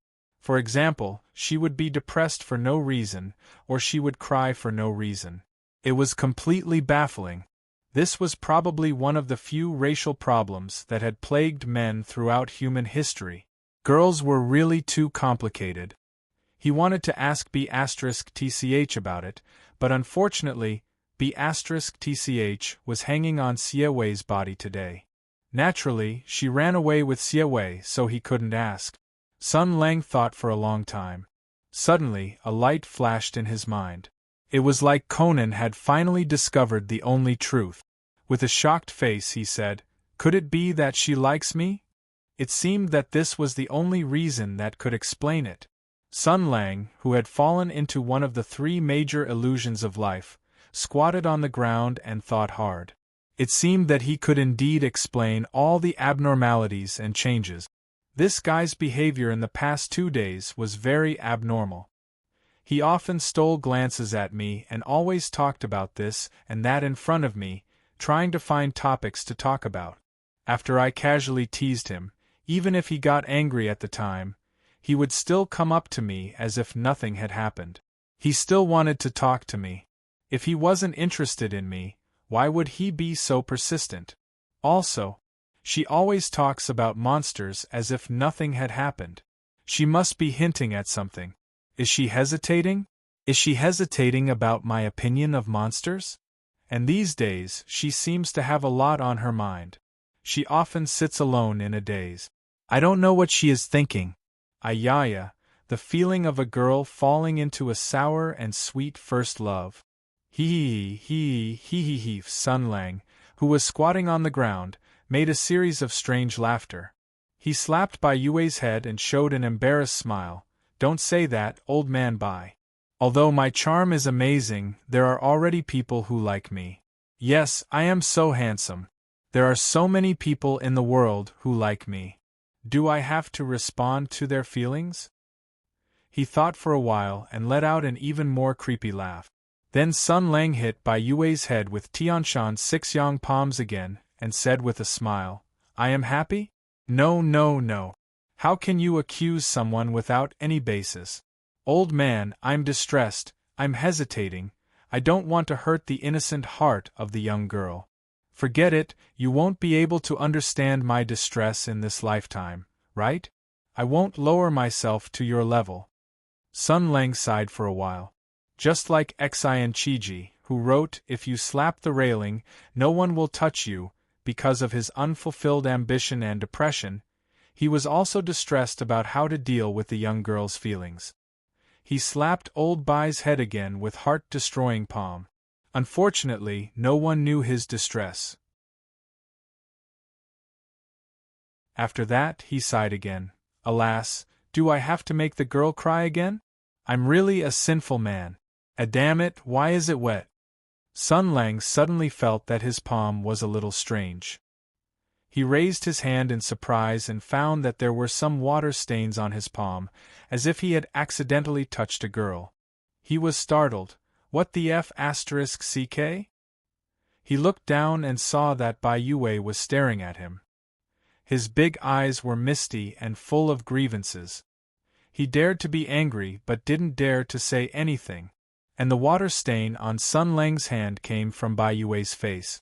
This guy didn't make a sound just now, but his tears had already turned into 2 rivers, flowing out. Oh, fortunately there was no snot on it. It was so F***king disgusting. Sun Lang wiped his hand on Bai Yue's clothes and then realized that something seemed to be wrong.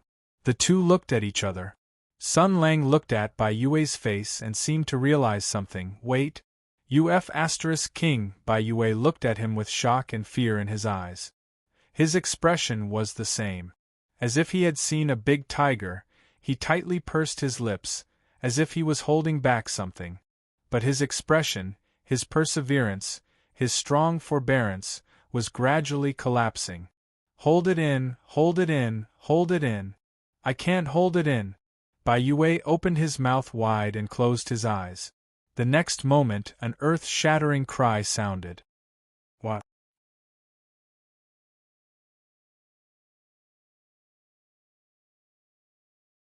Chapter 639.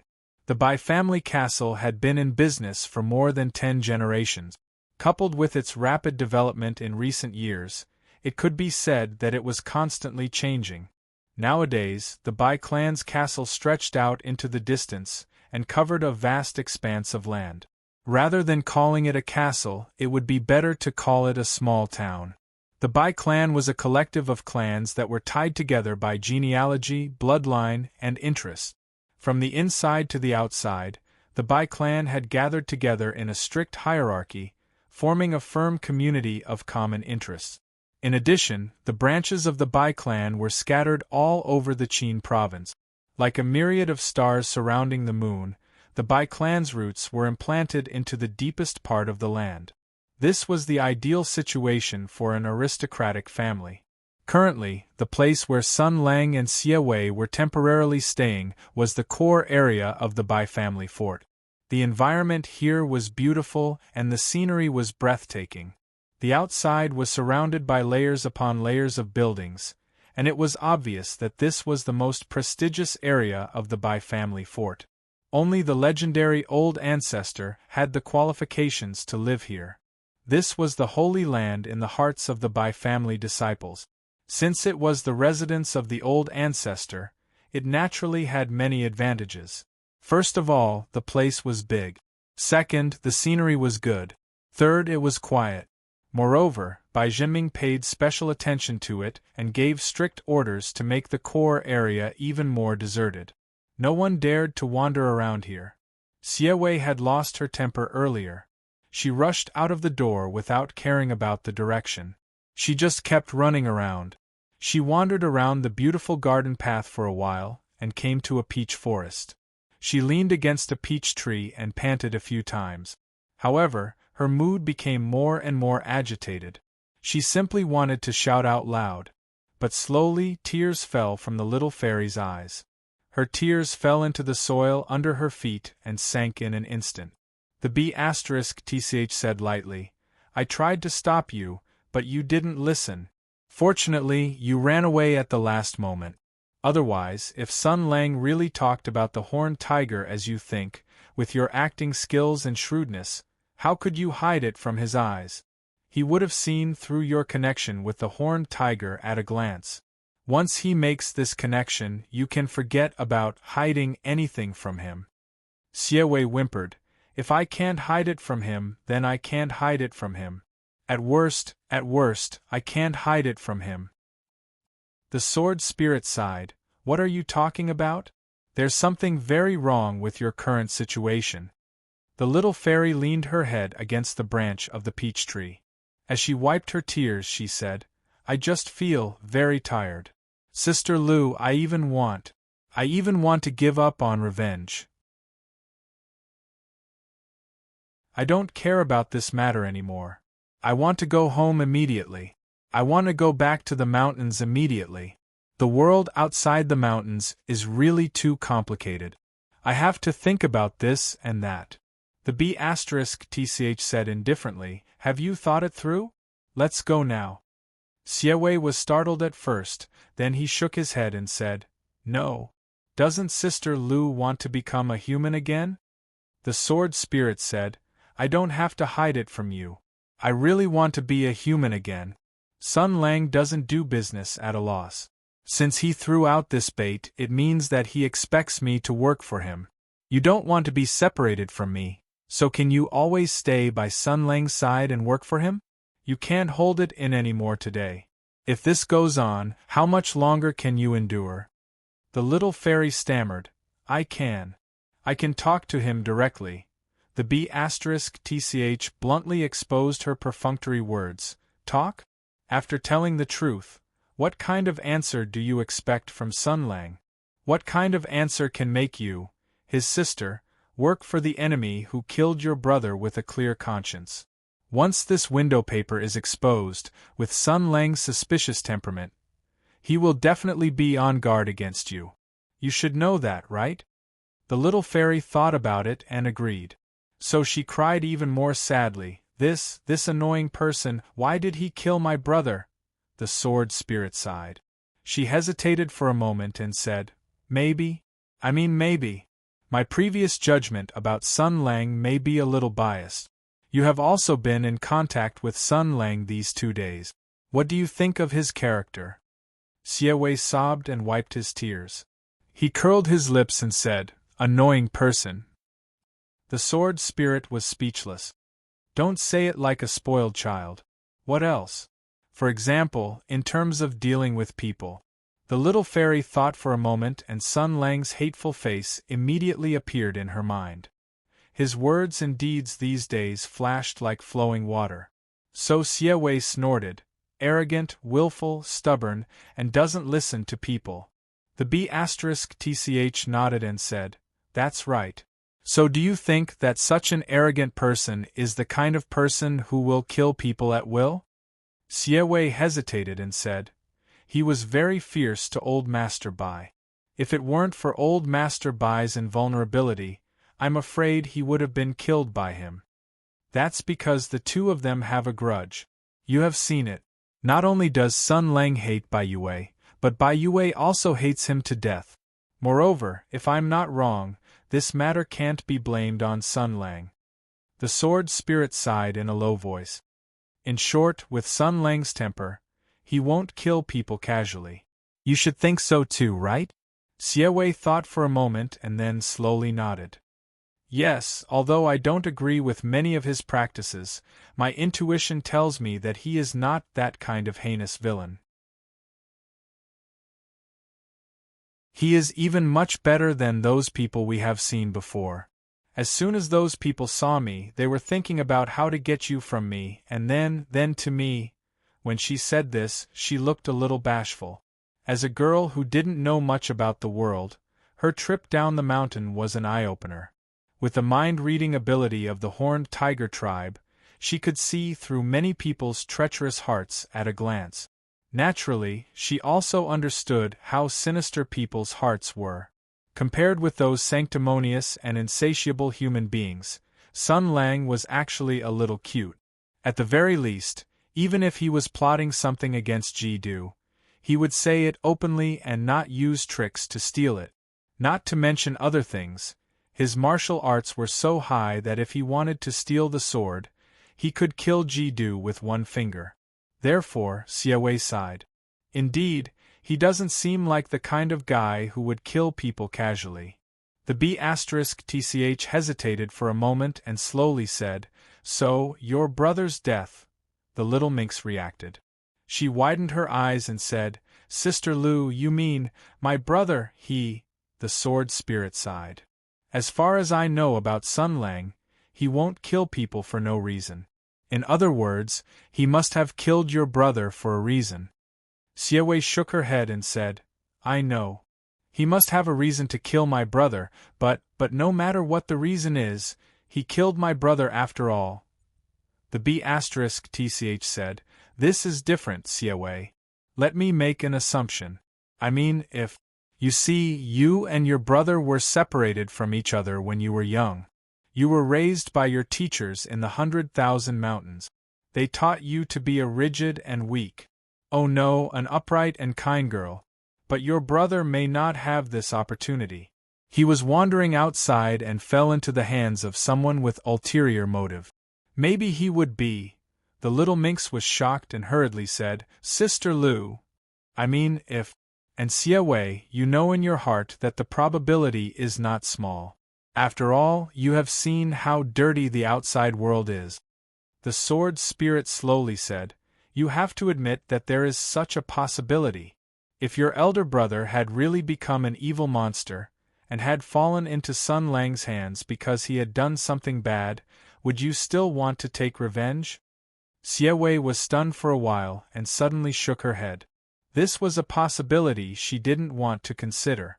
She couldn't imagine that her brother, whom she had never met, was an evil person.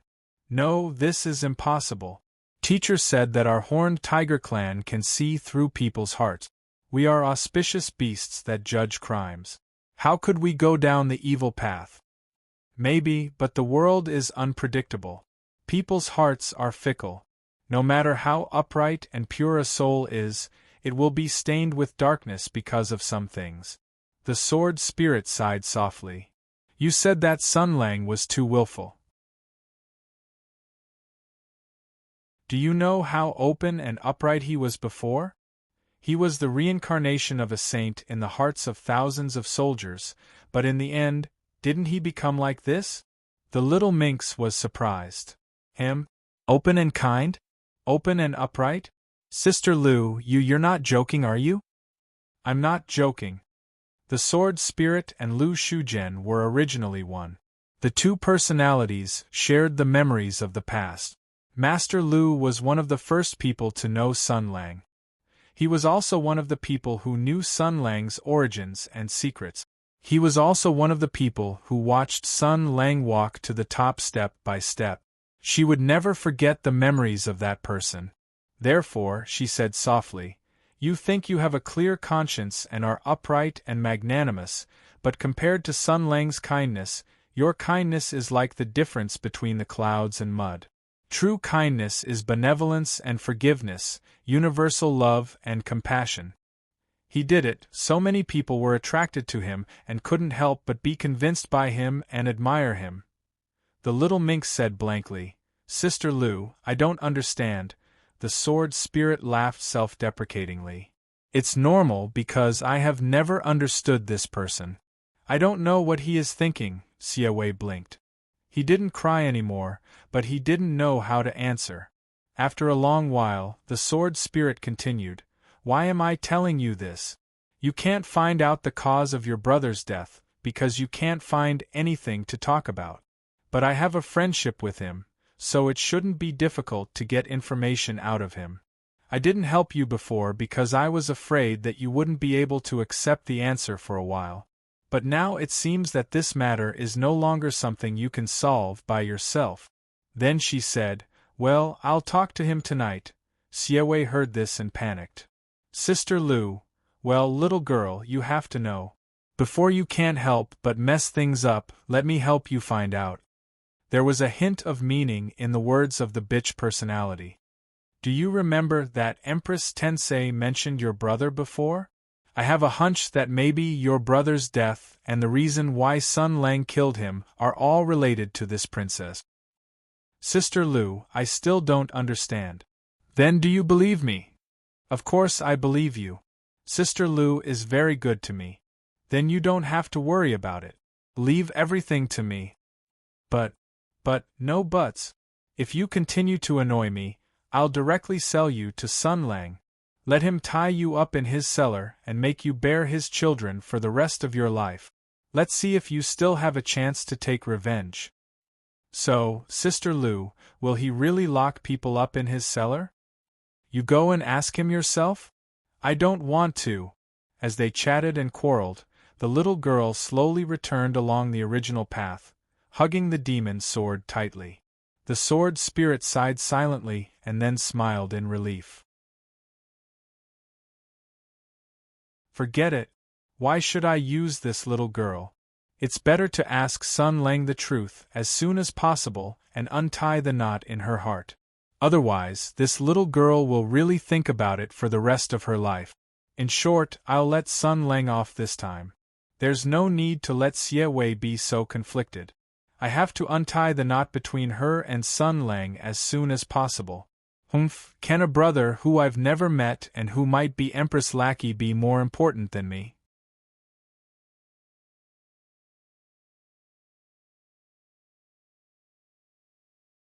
Chapter 640. To be honest, the little goblin's psychological pressure was really great recently. She had grown up in the mountains isolated from the world for more than 10 years. Because she was far away from human habitation, the folklore was simple and everything she experienced was very simple. It was far less complicated and difficult to solve than the chaotic world.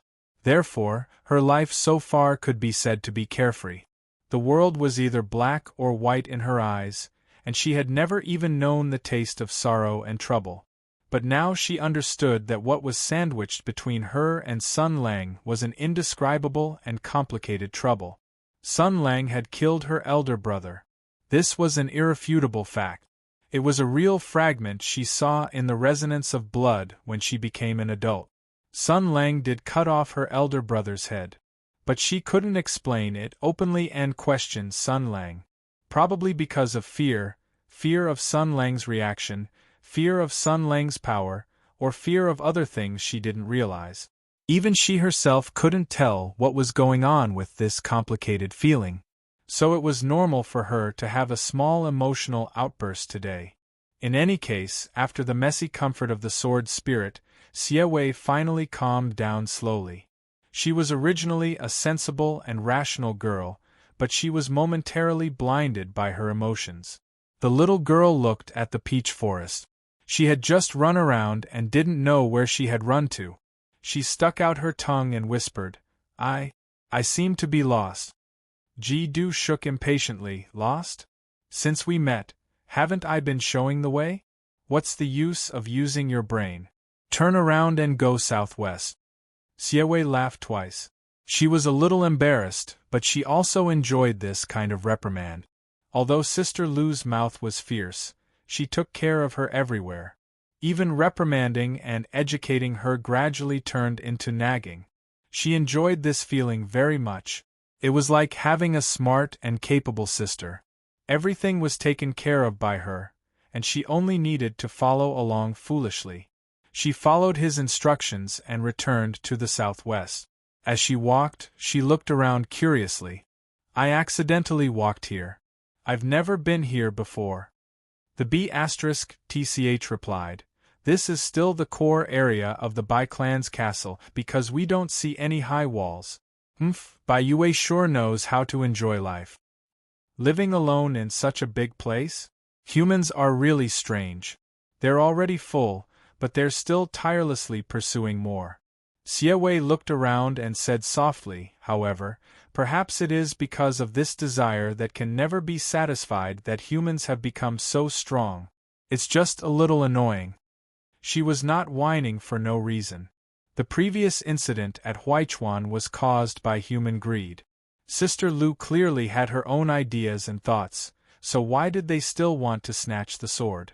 The sword spirit said indifferently, This is very normal. Humans have never been good people. In other words, the world is like this. Whoever is greedier and more ruthless will live longer. Xie Wei shook her head. She knew that Sister Lu's worldview was very crooked. Sister, your tone is very similar to Sun Lang's. If the little fairy had said this before, the B**TCH would have been furious. She would have sharply drawn a line between her and Sun Lang. However, this time, the B**TCH did not get angry. She just said lightly, Because we've all experienced it. The little fairy heard this and hesitated for a moment. Then, she said softly, Sister, what has Sun Lang experienced? He and Mr. Bai often talked about the Great Barren Mountain. Could it be? The sword spirit said calmly, From what Sun Lang said before, you should have guessed something. Sun Lang was the Grand Marshal of the Empire. In terms of reputation and military achievements, he was at least on par with Bai Yue. However, for many reasons, the Emperor had always been suspicious and wary of him. In the history of the Empire, there were many examples of people who put away the bow after the birds were done. Therefore, after the Battle of the Great Barren Mountain, Sun Lang completely disappeared and disappeared for 2 years. Her words were a bit vague. However, no matter how ignorant the little fairy was, she should have understood. She thought of Bai Yue's hysterical madness and the anger in Sun Lang's eyes. She said involuntarily, The Battle of the Great Barren Mountain was the final battle to end the Great War of Tianyuan. Could it be that the Empire did something to Sun Lang? The B**TCH said lightly, Most likely so. Moreover, the Empire messed up. You can see it from Bai Yue's appearance. Xie Wei was stunned for a moment and suddenly said angrily, This is too much. How could they treat him like this? He is also a hero of Tianyuan. And he is a hero of Tianyuan who is on par with Mr. Bai. But I didn't see his name in the Book of Heroes. I don't know anything about him at all. Did the Empire erase everything about him? The sword spirit said calmly, It's normal. The cruel things that humans can do are often beyond your imagination. This is too much. Xie tone became agitated. Even tears were rolling in her eyes. A hero of Tianyuan. He is a hero, but no one knows his achievements and no one remembers his name. Seeing Xie so agitated, the B*TCH was surprised. This girl's attitude was a bit strange. Why was her reaction so big? Could it be that she had unconsciously towards Sun Lang? However, the sword spirit soon understood. Xie was so agitated probably because of her parents. When they chatted these days, this child never hid her identity as an orphan. However, she didn't have any resentment or dissatisfaction with her parents whom she had never met. Instead, she admired and longed for them. There was no other reason than that her parents were also heroes of Tianyuan. As a horned tiger, they fought side by side with humans on the battlefield. Not only did they fight for the rise and fall of the monster race, but they also protected the peace of this land until they died heroically. For Xie, who was upright and kind, this was undoubtedly something to be proud of for the rest of her life. Although her parents couldn't be by her side, but she understood and respected them. Although she felt regret and pity, she didn't have a trace of resentment. Therefore, Xie also had a very good impression of the identity of a hero of Tianyuan. Therefore, she maintained the greatest respect for Baiyue. Therefore, when she heard about Sun Lang's experience, she felt so agitated and dissatisfied. Unfortunately, the sword spirit thought. The flames of the Great War of Tianyuan lit up the whole world. Countless heroes stepped forward to fight against the Sky Demon. Countless heroes died silently. There were millions of soldiers in the 6 armies of Tianyuan, and countless people with lofty ideals sacrificed their lives for the country. Under such a big background, everyone was so insignificant that she had never heard about Xie parents. After discussing this matter with Sun Lang, I'll find an opportunity to ask him to secretly investigate this matter. If he can find out the truth of this matter, it can probably ease the tension regarding Xie elder brother. And, first of all, I have to think of a way to push this blame to the Empress concubine. In any case, Xie is probably the Empress concubine's lackey. As the B*TCH was calculating in her heart, she heard Xie say sadly, "I didn't expect that he had such a past. Is that why he became like this? He was framed by the imperial court and betrayed by his fellow soldiers. Everything he had done and everything he had contributed was taken away. No one recognized his achievements, so he—" The sword spirit said, "No, I'm afraid that what really made him sad and desperate was not this," Xie said uneasily. Could it be that he had encountered something else? Of course. I'm afraid that if you knew his real origin and past, you would probably be so sad that you would cry, silly girl. The sword spirit said slowly, "I've said enough today. I can't talk about that matter anymore. It involves Sun Lang's secret. It's better if you don't know. If he wants to talk about it, you can listen." Xie hesitated for a moment and nodded obediently. Oh, the two of them talked as they walked. At this moment, Xie suddenly exclaimed and turned to look in a direction. There, under the cover of the flourishing trees, a corner of a black cornice was exposed. For some reason, Xie's heart skipped a beat. The sword spirit was surprised and asked, "What's wrong?" The little fairy walked a few steps in that direction and tiptoed to look at the mysterious building.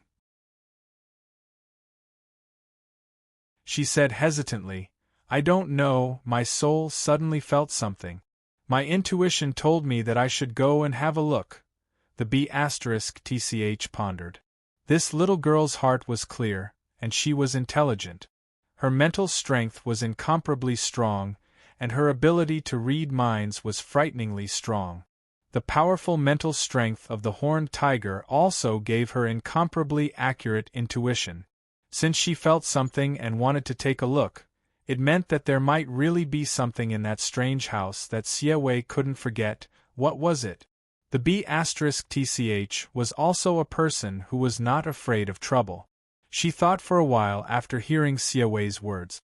Originally, with Ji-Du's powerful demonic power that could rival the 7 luminaries, he could already do whatever he wanted in the Bai clan fort. Moreover, there was a fierce person like Sun Lang above him. Even Bai Jinming, the head of the Bai clan, was like a grandson in front of him. Even if he caused any trouble, Sun Lang would be able to cover for him. Therefore, she could not hold back her curiosity and said, "If that's the case, let's go and have a look. After all, we are now in the Bai clan fort. Even if we do whatever we want, no one will dare to say anything." The little fairy hesitated for a moment. She felt that it was not good to break into a private house like this. However, she could not resist the B***'s instigation. Moreover, the inexplicable throbbing in her soul was getting stronger and stronger. She could not hold back her curiosity.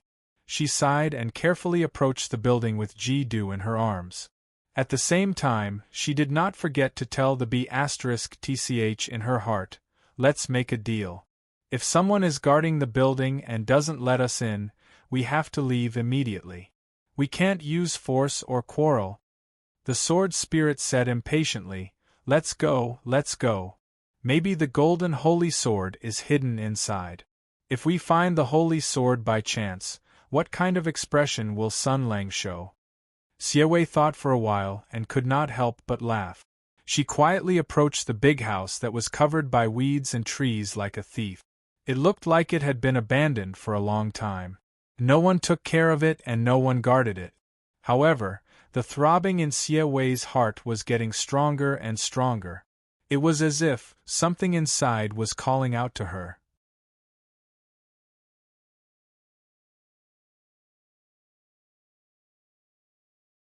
Chapter 641. Since ancient times, the more abandoned and desolate a house was, the easier it was for all kinds of stories to happen.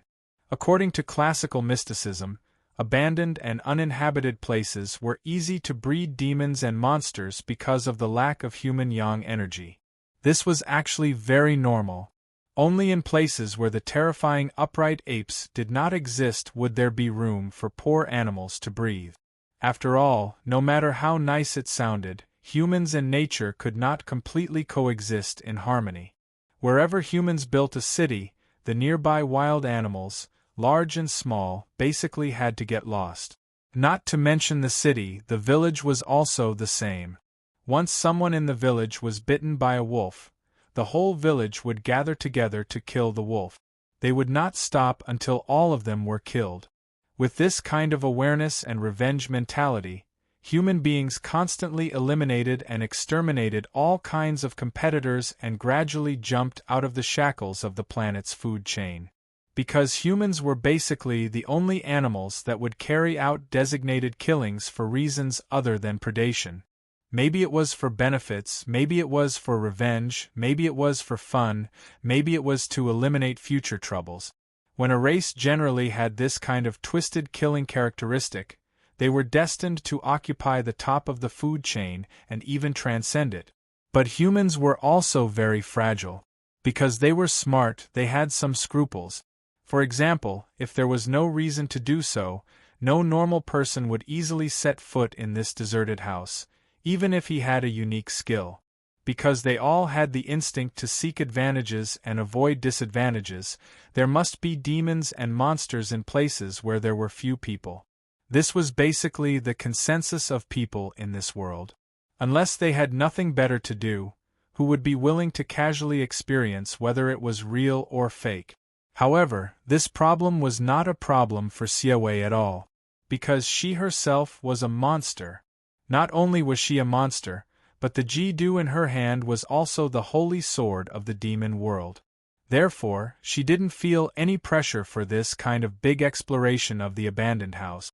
Even if some demons and ghosts really jumped out, their fate could basically be imagined. After all, Siawei knew about Sister Lu's temper. She pushed aside the long grass in front of her and walked towards the abandoned house. Wherever she went, the flying insects and small beasts in the grass fled in panic. She was a horned tiger, a high-rank demonic beast with a noble bloodline. She had an overwhelming power over these insects that had yet to develop intelligence. This strict division of ranks originated from the bloodline, and it was almost impossible to challenge. Stepping on the mossy stone steps, she came to the closed door. It wasn't locked. Siewei put his right hand on the door and his heart inexplicably jumped. The sword spirit also sensed that something was wrong. The K2 demon's sword buzzed and flashed with purple light. She cautiously said in the spiritual link, "There is something inside. Be careful, do not advance rashly." Siewei nodded solemnly. She retracted her right hand and slowly pulled out the demon's sword from its scabbard. The tip of Ji-Du pointed diagonally to the ground. Formless energy flew in all directions. She then stretched out her left hand and gently pushed. The door opened. At the same time, Ji-Du suddenly shone with purple light, and the bitch personality shouted, "Be careful!" Sword-sharp spiritual power gushed out of the room like thousands of divine weapons being unsheathed at the same time. The chilliness of the swords turned into spiritual attacks as if they were going to tear one's soul apart. Siewei snorted, but his eyes immediately became clear. She was a horned tiger. Her spiritual power was extremely strong, and she had Ji-Du to protect her. This level of spiritual attack could frighten ordinary people into idiots in an instant, but it was nothing to a strange beast with a natural spiritual sense. The little fairy was not affected by the spiritual attack. She cautiously stepped back and held her sword to protect herself. Compared to this spiritual attack, the person who released it was more worthy of vigilance. Who was inside? Before Siewei could take a closer look, he heard the sword spirit impatiently say, "What are you guarding for? There is no one inside." The little fairy looked carefully. The sunlight outside shone into this cold and desolate house. It was full of dust. Sure enough, there was no one inside. She awkwardly put away her sword. Then the spiritual attack just now was. The sword spirit said lightly, "Go in and take a look." Siewei slowly walked in, and then his face instantly turned pale. As a horned tiger, her spiritual sense was extremely strong, so she was extremely sensitive to spiritual power. As soon as she stepped in, she found that something was wrong. In this cold and cheerless house, there seemed to be a violent spiritual sea. Countless terrifying and tyrannical spiritual fragments were rolling and roaring in it. It was as if there were countless angry people roaring in her ears. It was full of blood, violence, and despair. This was probably equivalent to putting on the ear of your husky who was taking a nap with the full power of a sonic boom headset that was playing The Offering of Love at lightning speed. It was as if the whole world had become unreal and reality had collapsed, making you doubt your life. The little fairy screamed and spread out her spiritual power to form a shield of spiritual sense. Ji-Du also used his demonic power to protect her, isolating her from this tyrannical and desperate spiritual sea. Siewei gasped for breath, but she still had a lingering fear. She looked around with a pale face. What is this place? How could this be? The sword spirit was another personality of Lu Shuzhen, who shared memories with Aunt Lu. She was born as a hero of Tianyuan Empire and was more knowledgeable than the little fairy. She said lightly, "A semi-permanent imprint of spiritual sense is like an ancient battlefield that still retains a fierce, murderous aura even after hundreds of years. Just like the bloody battlefield of Tianyuan Empire is still a forbidden area for human beings 2 years after the end of the war, because human beings have left a strong spiritual imprint in that world." The little fairy seemed to understand. "You mean, this place was left by Mr. Bai?" Siewei said lightly, "Yes or no, you will know at a glance. Go to the wall and take a look." This house was very big, so big that it was a little abrupt. There were no rooms, just a big room alone, like a warehouse. But it was not like a warehouse, but more like a martial arts practice place, like a martial arts teaching hall. Siewei raised the demon sword and walked in the direction of the wall. Ji-do emitted a charming purple light, illuminating the house that had not seen sunlight for a long time. The windows and skylights had long been nailed shut. After the little fairy approached, she suddenly shouted, "I see it! Sister Lu, there are words engraved on the wall. The spiritual power comes from the words." The little demoness's tone was still a little uneasy. Although the spiritual sense shield had isolated the mental impact, the little demoness could still hear the shouts and roars that contained countless negative emotions, which made her feel very uncomfortable. At this moment, she frowned as she looked at the wall. The wall was mottled and densely engraved with countless large, flamboyant words. It was like a sword had drawn on it. It was also like a blood smear. Xie Wei saw the dense words, and the most cruel bloody battlefield seemed to appear in front of her eyes. She could even smell the strong bloody aura. She endured the discomfort and uneasiness in her heart, and slowly read, "This line of words looks like a person's name. Huizhou's Xian Zizhong, Qingyang's Lu Wenlai, Beihe's Gohan, these are all people's names." Relying on the sword light emitted by Ji-do, the little fairy looked at the surrounding walls. They were all densely packed with names, which seemed to be engraved with a sword. But in Xie Wei's eyes, every stroke seemed to be soaked in blood, making people involuntarily shudder at a glance. These people, who are they? The sword spirit seemed to be silent. Although she did not know those people, she had already guessed their origins and why they were engraved here. The little fairy walked to the side and suddenly said, "This side seems to be engraved with big words. It says, 'Right from wrong, death is not to be regretted.'" She was startled, but then she saw something surprising. This side writes, "The monarch's life is like a mountain, death without regrets, kill, kill, kill, kill." The deceiver Bai Yue. This old man has lived a life of not letting the world down. Although I am ashamed, I have no regrets. The evils we bring upon ourselves are the hardest to bear. He will definitely come back. That is hell. Who can kill me? Come and kill me. The messy words, the murderous words, the weak words, the self-contradictory words, each line contained a different spiritual fragment, conveying a different thought. The confusion of the incoherent words might be the real state of mind of Mr. Bai. These words, together with the countless names, only occupied a small part of the wall. And in this huge house, the four walls were engraved with innumerable madness, pain, and despair. The sword spirit was still silent. The little fairy looked around blankly, as if her heart was blocked by something. She did not want to look at the wall again. Those words containing strong emotions were like dazzling lights and loud noises to her. Except for torturing her and making her feel uncomfortable, they had no effect. She was at a loss and whispered, "Sister Lu, I feel very uncomfortable and sad. I don't want to stay here." The sword spirit finally broke the silence. "Then let's go. Let's pretend we never came." The little fairy took a few steps back and pressed her chest.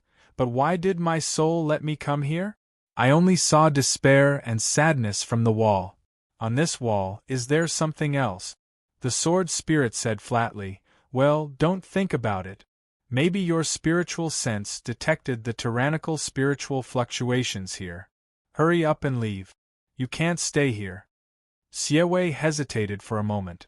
Under the urging of the bitch personality, she left the big house full of despair and sadness.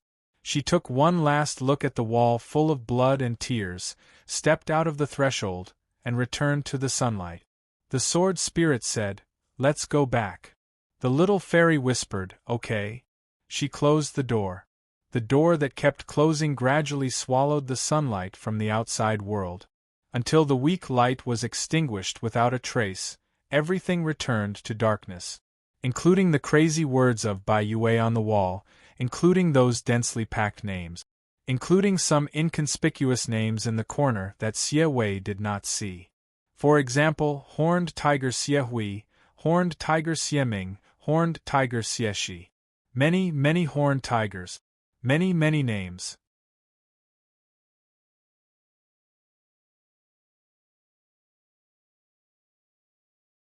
Chapter 642. Therefore, after seeing the desolation and despair in the house, Siewei's mood became even worse. After closing the door and leaving, she walked for a long time, but she was still a little absent-minded. Occasionally, she would involuntarily look back, wanting to see the abandoned house that she cared about so much. The Ji-do in her hand trembled slightly. The sword spirit said discontentedly, "Your own affairs are enough. In my opinion, don't meddle in old Bai's business. Everyone has their own destiny, and everyone has their own troubles. You can't even deal with your own affairs. How miserable Bai Yue is, what does it have to do with you?" Siewei murmured, "I don't know why, but I still care a lot." The bitch personality said impatiently, "It's really troublesome. It's best if Bai Yue goes crazy and then dies together with Sun Lang. Then, all these things will be over. You don't have to worry about anything."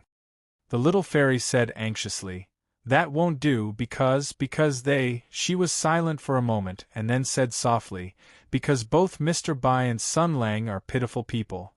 Siewei walked forward calmly. As he walked, he whispered, "As a hero of Tianyuan, Sun Lang lost a lot because of the betrayal of the imperial court. The feeling of being abandoned by the country he fought so hard for. No wonder he became like this. As for old Mr. Bai, the complicated emotions in that room have probably tortured him for 2 whole years, even driving this legendary old marshal into a madman. He must be suffering a lot too." As the little fairy said this, a trace of disappointment flashed in her eyes. Heroes. Sun Lang and Mr. Bai are the heroes of Tianyuan with the greatest achievements. For the peace of this world and the survival of countless lives, they fought bloody battles and risked their lives. In the end, they ended up like this. They are heroes and survived such a bloody battle. Why didn't they get the reward and happy ending they deserved? The sword spirit replied. Human beings are selfish and aggressive. Without external enemies, they fight among themselves. It's normal to cook the fox and the dog after the rabbit is killed. In the history books there are many examples of this. Siewei sighed softly. "It's too much." The bitch personality said, "Are you feeling indignant for Sun Lang? He killed your elder brother."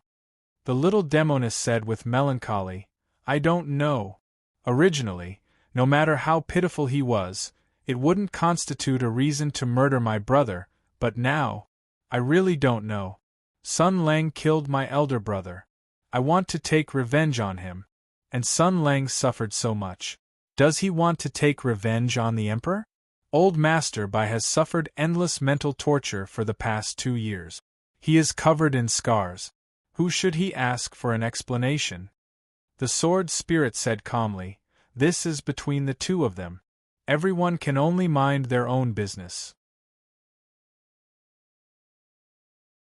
Don't be sad because of other people's pain." Siewei nodded silently and suddenly smiled. "You're right. It's just that, after knowing the story of Sun Lang and seeing the sadness of Mr. Bai, I suddenly feel that my entanglement and uneasiness are a little petty." The B***TCH was stunned. What? She found that Siewei's mental state had suddenly changed to some extent. A smile slowly bloomed on the goblin's face. She had lived a carefree life since she was a child. She was a cheerful and happy girl. Being sentimental and being in a dilemma was not her normal self.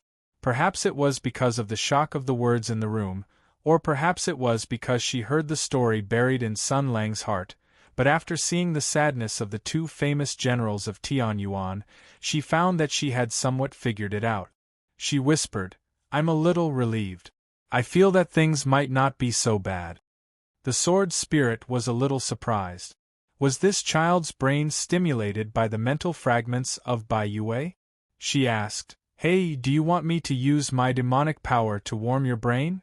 Siewei just smiled. "I'm fine, Sister Lu."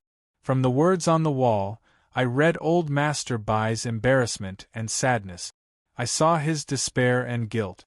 I thought of what Sun Lang said to old Master Bai before. Those 2 people must have had a very good relationship before, but they went to opposite sides for many reasons. The sword spirit was startled and then sighed. Yes. Bai Yue couldn't wait to take care of Sun Lang as if he were his son. He even said many times in public and private that he intended to let Sun Lang take over his position. But in the end, old Master Bai still chose to obey the emperor's order. Even if the result was this mottled wall, and the end result was that he became increasingly crazy, even if he was mentally deranged, he still left a sentence on the wall that he was ashamed but had no regret. The goblin whispered, and Sun Lang, I heard what he said before. He still intended to kill old Master Bai. His determination for revenge did not waver at all, but I could clearly feel the sigh and sadness in his heart. I'm afraid that one of the reasons he killed old Master Bai was to end old Master Bai's suffering and nightmares. He said that he wanted old Master Bai to rest in peace. The sword spirit was stunned again. After a moment of silence, she slowly said, Maybe that's really the case. Xie Wei smiled and narrowed her eyes. She whispered, So, I believe what you said before, Sister Lu. Sun Lang is a very, very kind person. Hey, that was in the past. The Sun Lang of the past is indeed indescribable. Even a person like me has to admit that he is a rare good person in this world. Compared to him, you, a kind little girl who has never seen the evil of human nature and the cruelty of the world, who only has wishful thinking, simply have to stand aside. The bitch personality snorted.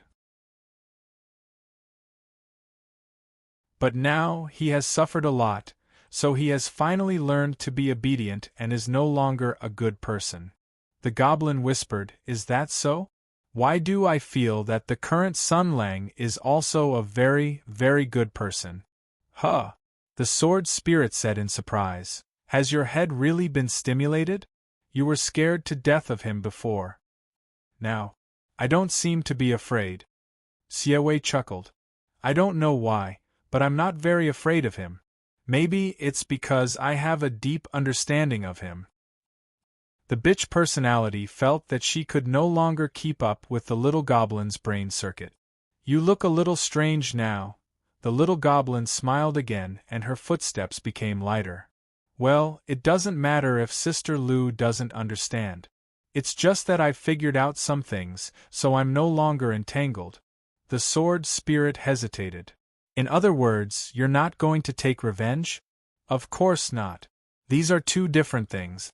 In any case, he killed my brother. This is an unchangeable fact. Xie Wei whispered, In any case, my blood-related brother was killed. As his sister, I have to seek an explanation for him. It's just that I'm no longer worried or embarrassed. There's nothing to worry or embarrass about. The bitch personality's tone sounded like she was rolling her eyes. Why? The little goblin pursed her lips and said with a smile, Because Sun Lang is actually a good person. I don't seem to need to be afraid of him killing me or doing anything else. After all, heroes are heroes. Sister Lu, even after experiencing a lot of darkness and sadness, their souls are still indomitable. I finally realized this. Sister Lu, you've been saying bad things about Sun Lang in my ear before, causing me to misunderstand him. The sword spirit said angrily, Misunderstand my ass.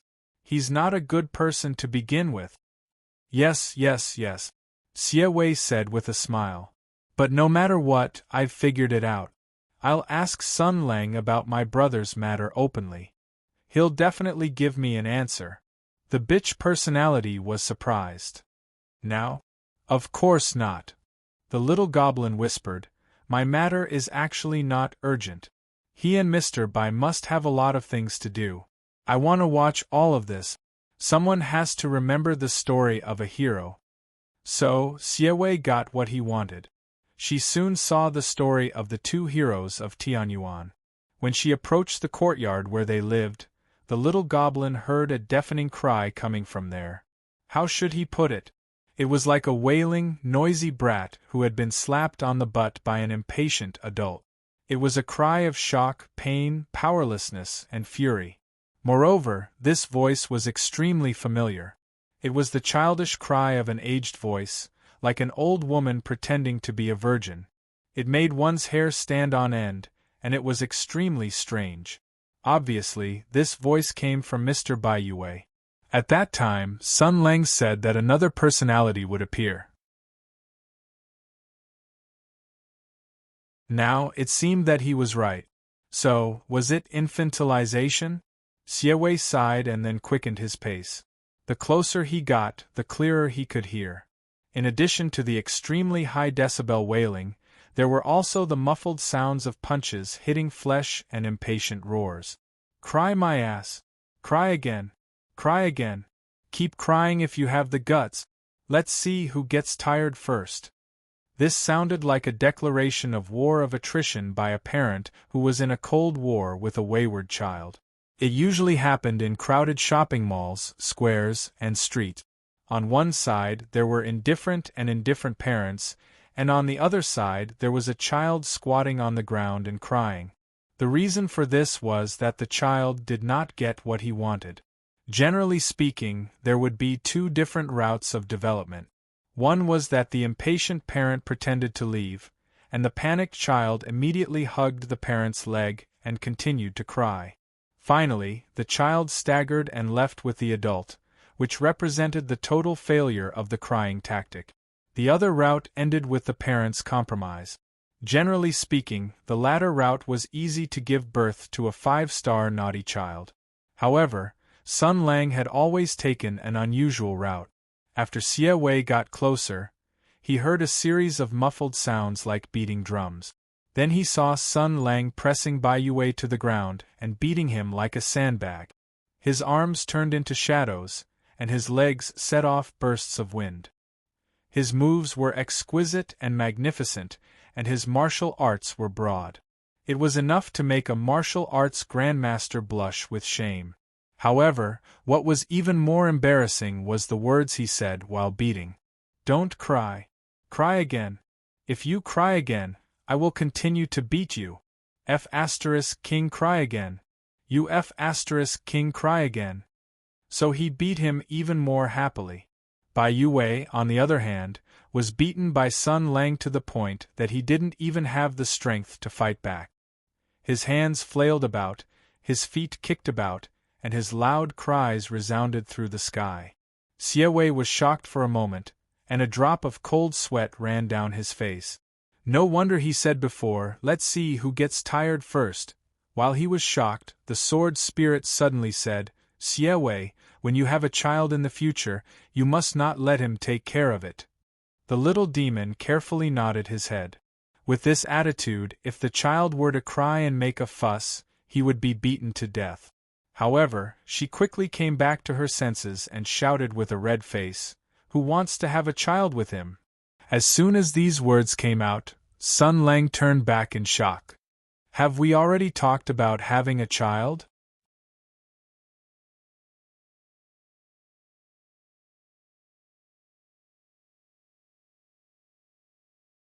Chapter 643. As mentioned before, Sun Lang had fallen into one of the three major illusions in life. Xie Wei's entanglement and embarrassment in the past few days were all taken by this guy as evidence of a secret love. He didn't know that the source of all this was because he killed her brother. At this time, he was still having a beautiful dream. An innocent girl fell into the river of youth because of an ignorant heart. She didn't know how to express her feelings and didn't know how to face her sweetheart. This cute little shyness, this beautiful little throbbing, really made people helpless. Sun Lang couldn't help but laugh like an idiot. His tone was unprecedentedly gentle. What happened to you just now? Are you okay? Old Bai woke up just now, so I didn't chase after him. The B*TCH shouted in the spiritual link, "Hey! So disgusting. Did he take the wrong medicine?" Xie Wei was also startled by him. In the memory of the little minx, he had never heard Sun Lang speak in such a tone. This guy was usually full of vulgar words. When he opened his mouth, he would say, "You motherf***, and when he closed his mouth, he would say, "You motherf***, and he would often curse. What was going on today? She had goosebumps all over her body. She shuddered and took a step back. I'm fine, however. In the eyes of Sun Lang, this kind of panic and helplessness in avoiding his eyes was just that the girl didn't know how to face him, nothing more. It was normal. His smile became softer. It's good that you're fine. Ah. What's with his eyes? What's with his expression? Sister Lu, is this what you mean by a knife hidden in a smile? What does he want to do? So scary. So scary. Xie Wei, who just thought that Sun Lang was actually a good person, immediately overturned her previous opinion. She screamed in her heart and asked the B*TCH for help. Why is he smiling like this? Is he plotting something? The sword spirit was much calmer. Don't panic, he should be intermittently convulsing. I used to see it often. He can't be. Xie Wei was stunned. What? The B*TCH seemed to realize something and almost laughed out loud. She held back her laughter and said, It's nothing, it's nothing. Don't worry, I'll protect you. The little demoness suddenly felt a chill. She said warily, Sister Lu, you can't be plotting something, right? The sword spirit laughed and said, How is that possible? Whatever scheme I have, I won't use it on you. Anyway, you don't have to worry. Sun Lang won't hurt you. Ahahaha, I was wondering why Sun Lang looked so familiar. He was probably thinking too much. Didn't this kind of thing happen every now and then in the army? However, this was also good. This idiot actually misunderstood. Let him continue to misunderstand. It was not bad for Xie Wei. After Xie Zhi's matter was exposed, Sun Lang's attitude would not be too bad. Xie Wei was very flustered. Sister Lu's tone was somewhat meaningful, and Sun Lang's smile made her very frightened. There was a wolf in front and a tiger behind. This was the situation she was in. The little demoness was quick-witted. She looked at the crying Bai Yue and decisively changed the topic. Why did you hit Mr. Bai again?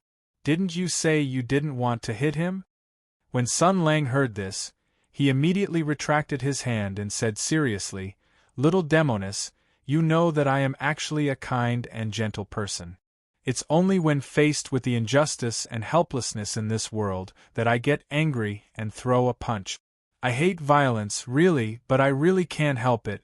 This old man suddenly returned to his youth. Not only did he return to his youth, but he also started crying inexplicably.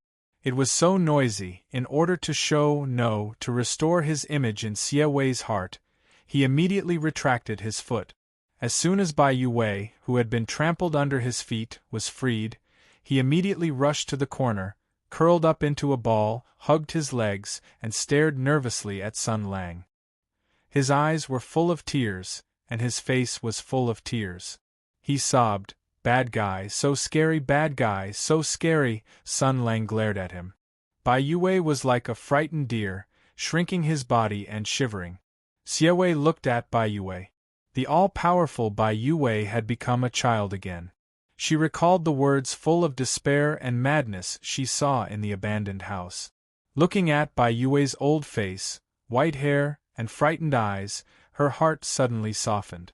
She took a few steps forward and said softly, Don't be afraid. She was a beautiful girl. She had been very sensible since she was a child.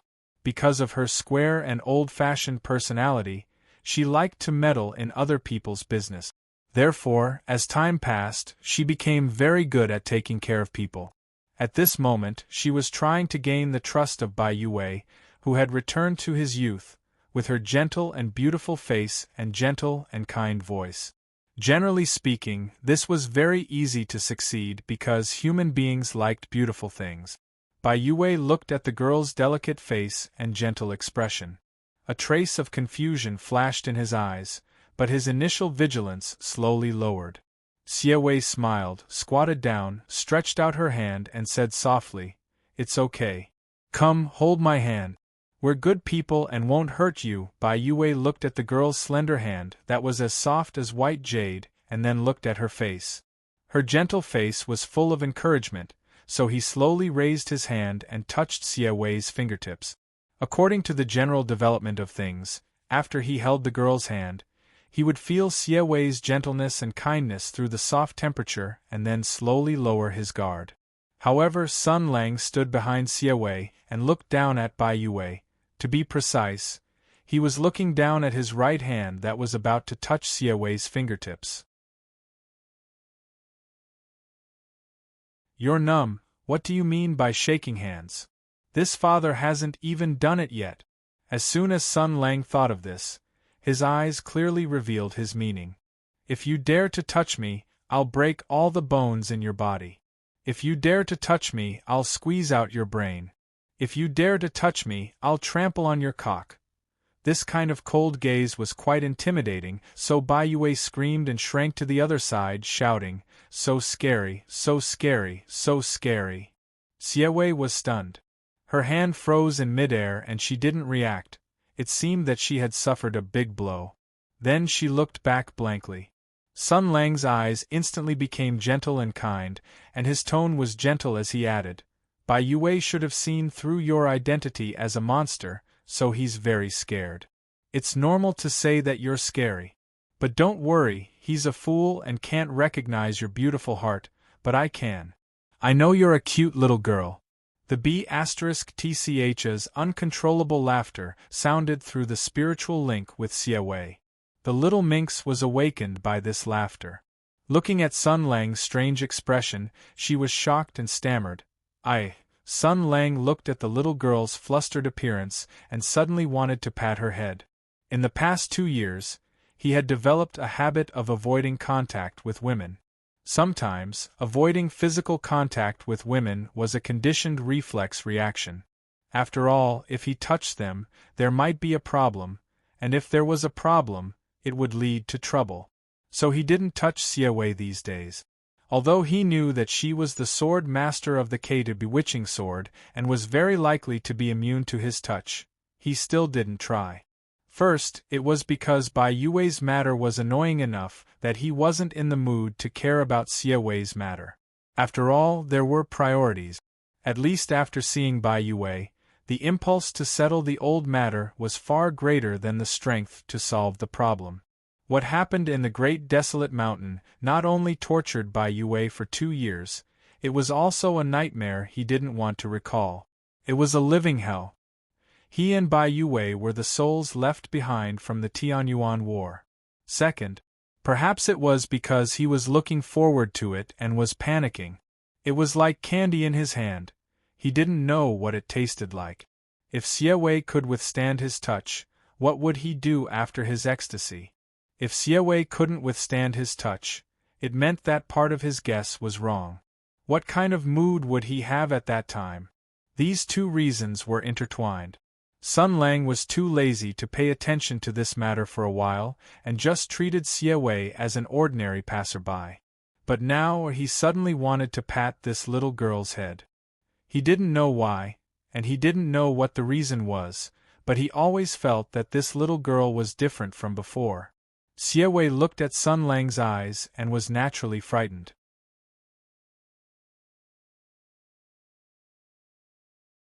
However, she was used to Sun Lang's violent style these days.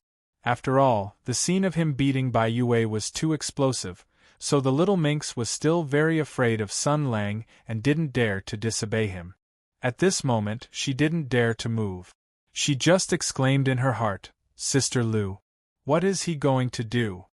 The sword spirit held back his laughter and said seriously, "I think Sun Lang may have taken a fancy to you and wants to marry you." "Hey, hey, hey, hey!"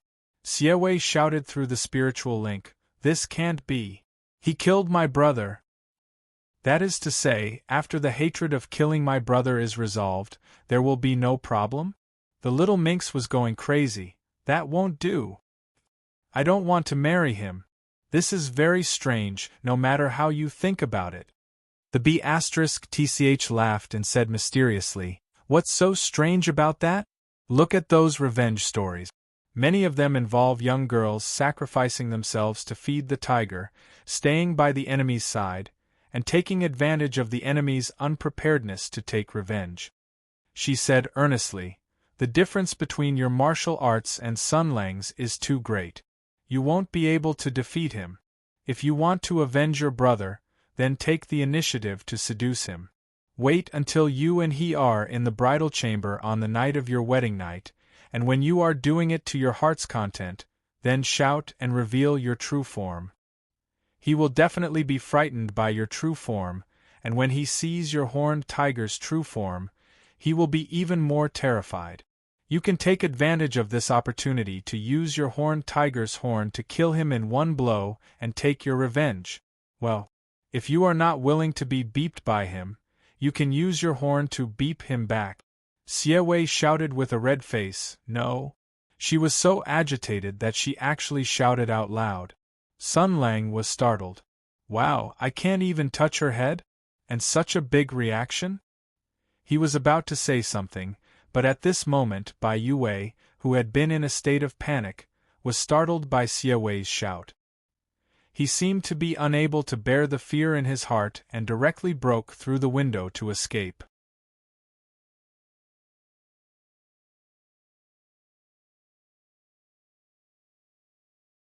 Chapter 644. A sudden change occurred. Bai Yue broke the window and fled. Sun Lang and Xie were shocked. If this brainless Bai Yue were to run out and shout, and the Bai family fort's people saw him, the consequences would be unimaginable. For a moment, Sun Lang couldn't care less about touching his head and immediately chased after him. Fortunately, his skill was profound and his lightness skill was superb. His speed was much faster than Bai Yue, who was running with brute force. With just a few jumps, he was in front of Bai Yue. After catching up with Bai Yue, Sun Lang didn't say much. He was used to killing decisively, so he wasn't polite to him at all. After catching up, he raised his hand and punched Bai Yue right in the face, knocking him to the ground with a bang. At this time, Bai Yue's mind was already in the state of a child, and he had an inexplicable natural fear of Sun Lang. After being knocked down, he didn't dare to resist. His mouth was puckered, and his eyes were filled with tears. He was ready to start crying again.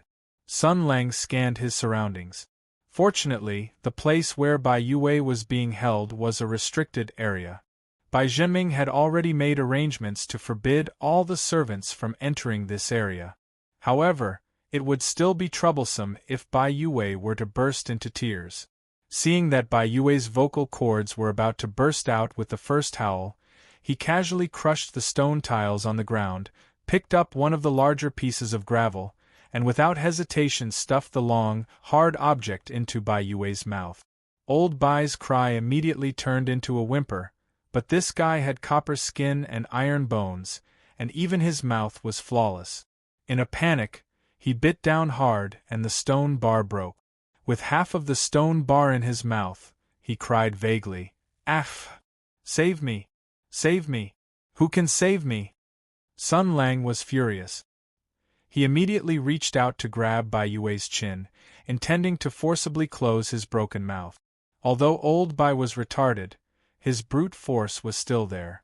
Although Sun Lang could beat him to a pulp, it was still not easy to suppress this old idiot.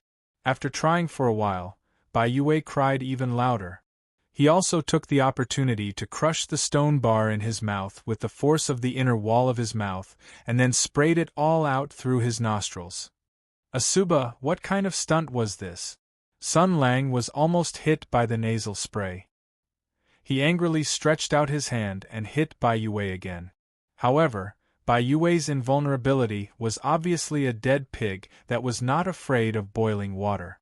Although he was beaten up and rolling on the ground, he still opened his mouth and cried loudly. No matter whether Sun Lang stuffed stones or silver ingots into his mouth, they were all the result of being crushed and sprayed out. Nothing could be compared to his broken mouth. Sun Lang became increasingly impatient as he listened to the old thing's mentally retarded cries. He looked around for something to block the bastard's mouth, but no matter if it was soft cloth or hard stone, they were all unable to stop the old thing's strong oral muscles. He was so angry that he cursed, "Old thing! You have such a strong mouth. Why don't you be a king prostitute? Seeing that Bai Yue was so difficult to deal with, Sun Lang suddenly had an idea.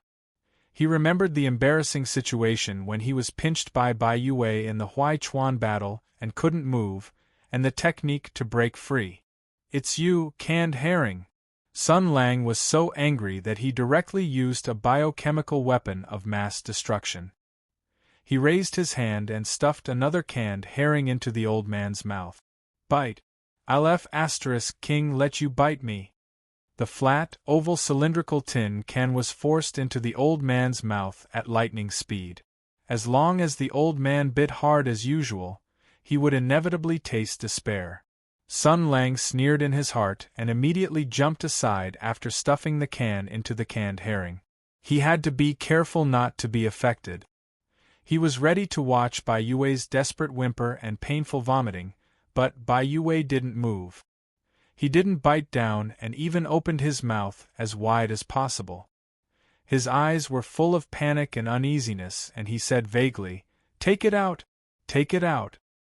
Wow! How did he know that this thing couldn't be bitten?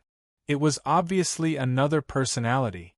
Had the fear of canned herring gone deep into his bone marrow? Sun Lang felt that it was very funny and interesting at first. The canned herring was a big victory, and then his eyes lit up. Marshal Sun was a military commander who was good at seizing opportunities and had a strong divergent thinking ability. He found an opportunity. Sun Lang immediately looked up at Xie Wei, who was rushing over, and shouted, "Bring me a chain!" The little minx was stunned at first, and then she shouted with a red face, "Look at the situation! You're still thinking about that kind of thing." What was this guy talking about? Did she misunderstand something? Did she misunderstand him to some extent? Sun Lang didn't have time to explain. He waved his hand and said, "It's for him." Xie Wei's face was even redder. She exclaimed, Man, do men have to be locked in the cellar too?" So she must have some kind of terrible misunderstanding about him. It must be so. Sun Lang didn't know whether to laugh or cry. He then said fiercely, "If you dawdle again, I'll lock you in the cellar." The little minx screamed, took 2 steps back, and said in a panic, "No! But chains, where am I going to find chains?" Sun Lang said, "Go to Mr. Bai's room and look for it. It should be in the box in the corner. His father prepared a lot of SM props. Take 2 thin chains and 2 thick chains. By the way, take my Jingu Bang. It's the iron rod I used to draw the Vajra demon subduing circle. Hurry up! Vajra demon subduing circle?" Xie Wei was stunned for a second, and then she immediately came to her senses. She turned around and ran back. It was probably the circle he drew around Mr. Bai 2 days ago after he settled him down. According to Sister Lu, there was a strong sword energy inside. If Mr. Bai wanted to break out after he woke up, he would inevitably break the fusion of the sword energy. Then, Sun Lang would feel it with the threat of being imprisoned in the cellar. Her movements were much faster. She immediately found the iron rod and chain, and then turned back. At this time, Sun Lang was firmly suppressing Bai Yue, who was struggling to get away and take out the canned herring in his mouth. He also freed one hand and slapped Mr. Bai's head. Bite it, bite it. It's juicy, sweet, and nutritious. The people of Mingzhou love it. Why don't you bite it? Bite it again." Xie Wei looked at Sun Lang's mischievous smile, and her heart skipped a beat. She didn't dare to approach him.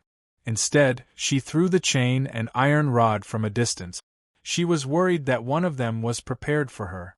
However, her worry was obviously superfluous. After Sun Lang got the chain, his eyes flashed with the light of a strong rope expert. He first picked up a thin chain, estimated its length, cut off a part of the chain, and put the rest of the chain on the back of Bai Yue's head. The 2 ends of the chain were twisted to the front, and the 2 ends of the chain were twisted into sharp iron thorns. Then he gently inserted the 2 iron thorns into the canned herring in Bai Yue's mouth. After all, he was a master of swordsmanship. His actions were fast, accurate, and ruthless. There was no trace of juice or taste leaked out. So, he tied it up. Canned herring. Perfect.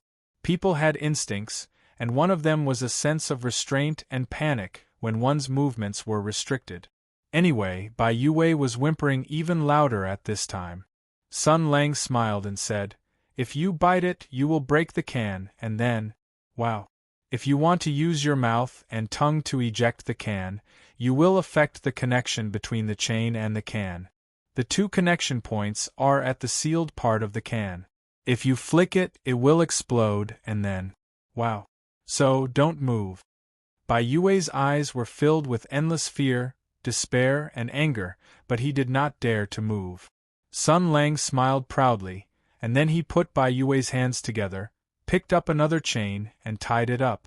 After a few rounds, he used the same method to lock the other canned herring. He smiled and said, "See? To you, this chain is no different from a string.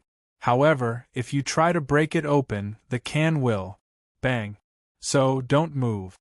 Bai Yue's eyes were like a little girl who was being violated, full of helplessness and despair. Then it was his feet. The same method, the same formula, the same threat, the same smell, and the same terrifying herring deterrence. After tying his hands and feet, Sun Lang picked up the iron rod and put it through the chains on his hands and feet. Then he took the last chain and tied Bai Yue up from head to toe. The last can of herring was left for Deng. Oh no, for old General Bai's shiny red heart. After that, Bai Yue's hands and feet were in the air, and the iron rod went through him. He was like a fat pig that had been overturned and tied up, and 4 herring restraints were placed all over his body. Sun Lang clapped his hands and stood up. He looked at Bai Yue, who did not dare to move, and smiled proudly. "Do you recognize this formation?" Xie Wei, who had been watching everything from the beginning to the end, felt very complicated. She looked at the proud Sun Lang and felt a little flustered. Sun Lang's skillful tying technique just now made her think of many things. How could he be so skillful? Sun Lang, on the other hand, slowly exhaled and gave the little fairy a thumbs up with a bright smile. "It's done. I was worried about what to do with the old man running around, but it's fine now." Xie Wei looked at him with a complicated expression. "Mr. Bai will be sadder to see his father tied up like this." Sun Lang laughed wildly and said, "That's none of my business. Let's go back. Since he is afraid of the canned herring, we have a weapon to interrogate him." As he said this, he lifted the iron rod and easily lifted Bai Yue, who was hanging on the rod with his hands and feet. Xie Wei followed behind him and whispered, "What is canned herring?" Sun Lang smiled and said, "Do you want to try it? I still have one last can." The little fairy hesitated. "It doesn't seem to be a good thing. But Sister Lu also said to let me try. Then why don't you try it?"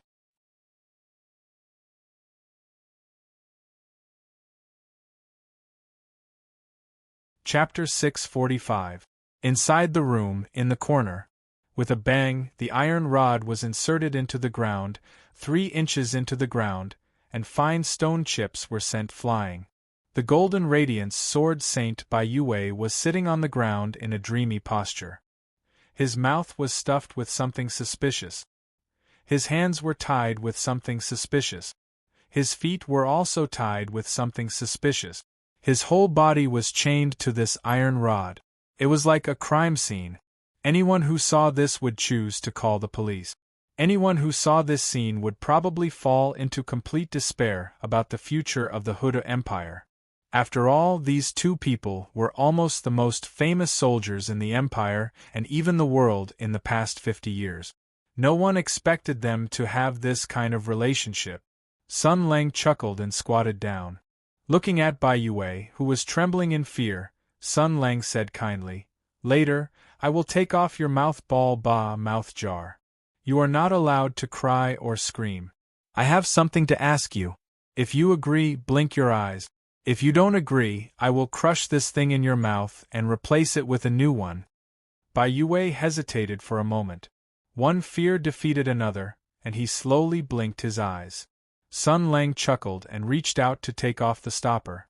It had to be said that this guy's body was really tyrannical. He was able to hold on for such a long time with such a thick thing stuffed into his mouth, yet he was completely fine. He looked at Sun Lang, and a trace of fear flashed in his eyes. He moved back, but he was already leaning against the wall, and his hands and feet were chained with the can of herring. Even if he wanted to hide, the space he could move was very limited. He was like a little white rabbit with nowhere to hide in the face of a big bad wolf. Xie looked at all this and felt very strange. She knew the story of Sun Lang, and she also saw the torture of Bai Yue from the abandoned house. She said to the sword spirit that she wanted to stay here, watch the development of the situation, and remember the stories of heroes, whether good or bad. But now it seemed she looked at the explosive and bizarre scene in front of her, feeling very strange. So, is it really good to remember this kind of thing? Just as she was feeling conflicted, Sun Lang asked, "What's your name?" Old Bai hesitated for a moment and said cautiously, "Bai Yue." He still remembers his name? Sun Lang was curious and asked, "How old are you this year?" Old Master Bai looked at him timidly. 8 years old? Sun Lang glared at her. "You're even more shameless than a child. How can you say something so shameless?" Bai Yue shrank in fright and heard Xie say, "Did Mr. Bai's memory return to when he was 8 years old?" Sun Lang rubbed his chin. "That doesn't make sense. Why does it have to be 8 years old?" He thought for a moment and asked, "Hey, Bai Zai, why are you so afraid of me? You don't know me, right?" Bai Yue felt wronged. "Because you hit me and yelled at me. You also said something I didn't understand." Sun Lang glared at him. "Wow, you have a new brain-damaged personality.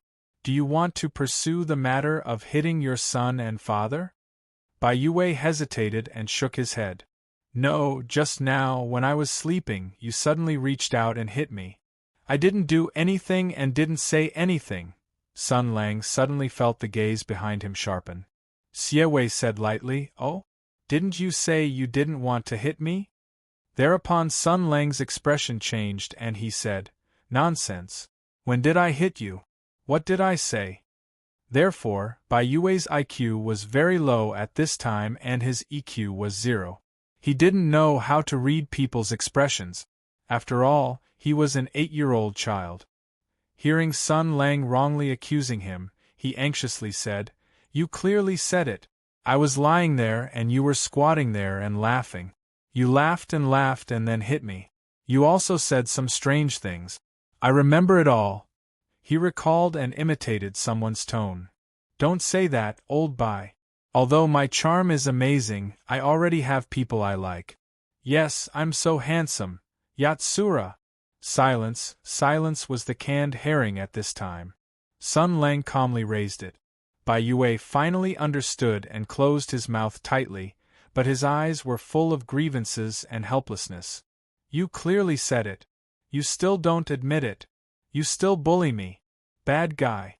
The atmosphere became awkward for a while, but with the thickness of Sun Lang's face, this was nothing. He brushed it aside as if nothing had happened and said calmly, "Let's not talk about this for now. Let me ask you, what else do you remember?" Bai Yue looked at him resentfully. "I remember that you hit me." Sun Lang stared and said, "Not this. Why are you so vengeful? You little brat, you've been so narrow-minded since you were young. When you grow up, your horse's eyes will also be narrow-minded. Do you know that? What else do you remember? For example, what happened to your family?" Bai Yue was startled and murmured, "My family? My father? My mother? Yes, where are they? Yes, when I woke up, I couldn't see my parents. I should have shouted for them, but why didn't I want to?" Xie pursed his lips and was shocked. He had never heard about old Bai's parents. He was already so old, so his parents should have been dead long ago. Even if his memory returned to when he was 8 years old, he should subconsciously be aware that his parents had passed away. The little minx sighed softly. Sun Lang was unmoved and said lightly, It seems that your rejuvenation is quite interesting. Other than that, what impression do you have of me? Bai Yue looked at Sun Lang again, and then immediately withdrew his gaze. His eyes wandered and his tone was a little flustered. I seem to know you, but I don't remember you. I'm very afraid of you. You seem to be a very scary person. You're scarier than Father, scarier than Master Wang, scarier than Master Yin, Sun Lang murmured. Fear. He shook his head and drew the pattern of the golden Yao sacred sword on the ground again. He asked, Then I'll ask you again, do you know this sword? When Bai Yue was 8 years old, the golden Yao sacred sword had nothing to do with the Bai family. Naturally, he didn't know that there was such an unstoppable weapon in the world. This was very normal. So he shook his head. Sun Lang asked a lot of questions, but these questions were not something that an 8-year-old child could answer. Moreover, Bai Yue seemed to be very afraid of him. He got almost nothing. After asking, Sun Lang went outside in silence. Because Xie Wei's heart was bursting with love, he stayed inside to comfort the frightened little white, while Ji Du slowly floated out. The bitch asked, What's wrong, are you at a loss? Sun Lang said lightly, After all, it's only been a short time, so it's normal to have no clue for a while. But don't worry, Bai Yue's madness must have a direct connection with the imperial court. This time, the imperial court sent people, it's an opportunity. Ji Du circled a few times in the air, and the sword spirit said, Your heart seems to be a little depressed. Is it because Bai Yue's appearance is too miserable now? Sun Lang hesitated for a moment and nodded. My mood is complicated, carefree, and sad. Old Bai was foolishly loyal to the emperor and stabbed me in the back. It's very satisfying and I'm happy that he ended up like this. But he was a hero for a lifetime, and for the selfish emperor and the so-called world, he ended up like this. It's also very ironic, and it makes me hate the emperor even more. The so-called hero turned out to be a plaything in the hands of such a person. His dignity and life are not worth mentioning. The sword spirit was silent. She was hesitating whether to tell Sun Lang what she had seen and heard in the abandoned house. But those bloody words were tearing Bai Yue's flesh and soul, but for Sun Lang, it was also a dagger of pain and sadness. The pain engraved on the wall was both Bai Yue's and Sun Lang's. If he saw it, he would just be tortured again. Sun Lang was keenly aware of her silence and asked, Do you have anything to say to me? The bitch denied, Nothing. I'm just a little curious. And about the little fairy, let's talk about it after Bai Yue's matter is solved. Sun Lang nodded and said, Okay. Bai Yue woke up, but Sun Lang's plan did not make much progress, because the old general's mind had become that of an 8-year-old child. Although his mind was clear and his thoughts were normal, he was still a child after all. Bai Zhenming took the time to visit his father. Seeing his father wake up, he was both sad and happy, because his father's mind had returned to that of an 8-year-old, which really made him not know whether to laugh or cry. Therefore, although his father had woken up, it was still useless. Those martial artists who had gathered wanted an explanation for the Huichuan murder case, but his 8-year-old father could not appear to convince them, let alone solve the problem. Therefore, the crazy plan that Sun Lang had mentioned before had to continue. He wanted to play the role of Bai Yue himself. Although Bai Zhenming felt that this plan was very unreliable, the situation was so serious that he could only accept it and hope that Sun Lang would not take the opportunity to mess things up. Because Xie Wei had walked into Bai Yue's chaotic spiritual world in the abandoned house, he felt pity and respect for this old general of Tianyuan. Therefore, his attitude towards the brainless Bai Yue was very good. He usually did not go anywhere and just stayed by the old man's side to chat with him. This little fairy was really a very patient and caring person. As she said, she was good at taking care of the elderly and children. In any case, although Bai Yue was still afraid of Sun Lang, his relationship with Xie Wei was getting better day by day. Another 3 days passed in this way. Bai Yue still looked like an 8-year-old with a brainless brain. Sun Lang flipped through all the manuscripts and books that Bai Yue had left behind over the past 2 years, hoping to find some clues. However, most of them were just summaries of Bai Yue's experience in military operations and martial art. These things might be valuable to outsiders, but to Sun Lang they were worthless. Bai Jinming did not stop for a moment during these 3 days. He stayed in the Bai family fort and gave out orders. He constantly sent people out on official business and called back the elites of the clan.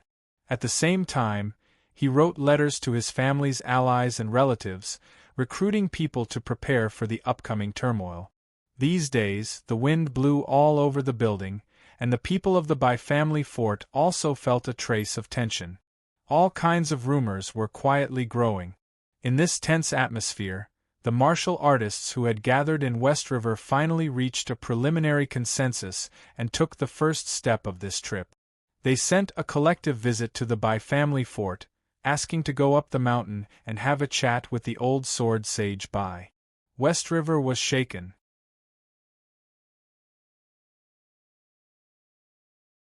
Chapter 646.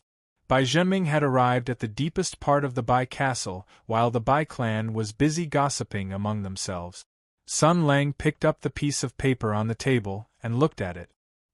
He clicked his tongue and said, "Sword Saint Tianxin, Arhat of the vast ocean, earthly absolute blade sect, sage ZMO. Wow, aren't these people very famous?" 3 days had passed, and Bai Zhenming looked even more haggard. He had just gone to visit his father, but his father's mind was still that of an 8-year-old's. His words and actions were no different from a child's. The Bai clan was facing a major crisis, and any carelessness could lead to their downfall. At such a critical moment, the only person he could count on was this vengeful person with ill intentions. This made him feel both frustrated and flustered. Asking a tiger for its skin. It was like drinking poison to quench one's thirst. But what could he do now? Even if it was poison, he had to drink it first. Bai Zhenming nodded and said, "Yes.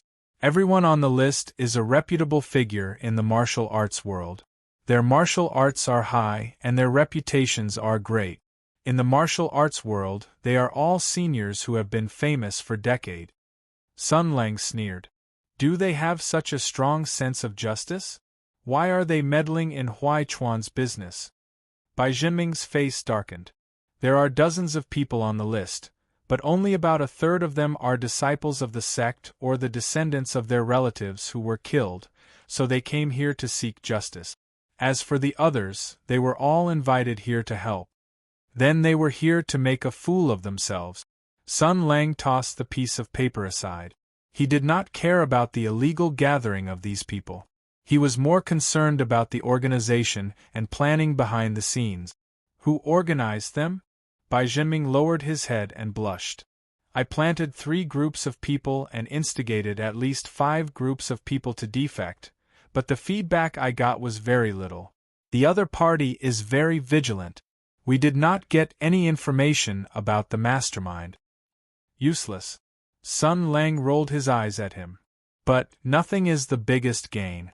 This means that the mastermind has a tight organization and a strong sense of anti-reconnaissance. There are not many people with this kind of ability and organization." Bai Zhenming's heart skipped a beat, and he probed, "Heavenly strategies, Princess." Sun Lang stretched his waist and said, "Most likely. I didn't expect this woman to be so wild in the martial arts world. She stirred up trouble quite quickly." Bai Zhenming's expression changed slightly.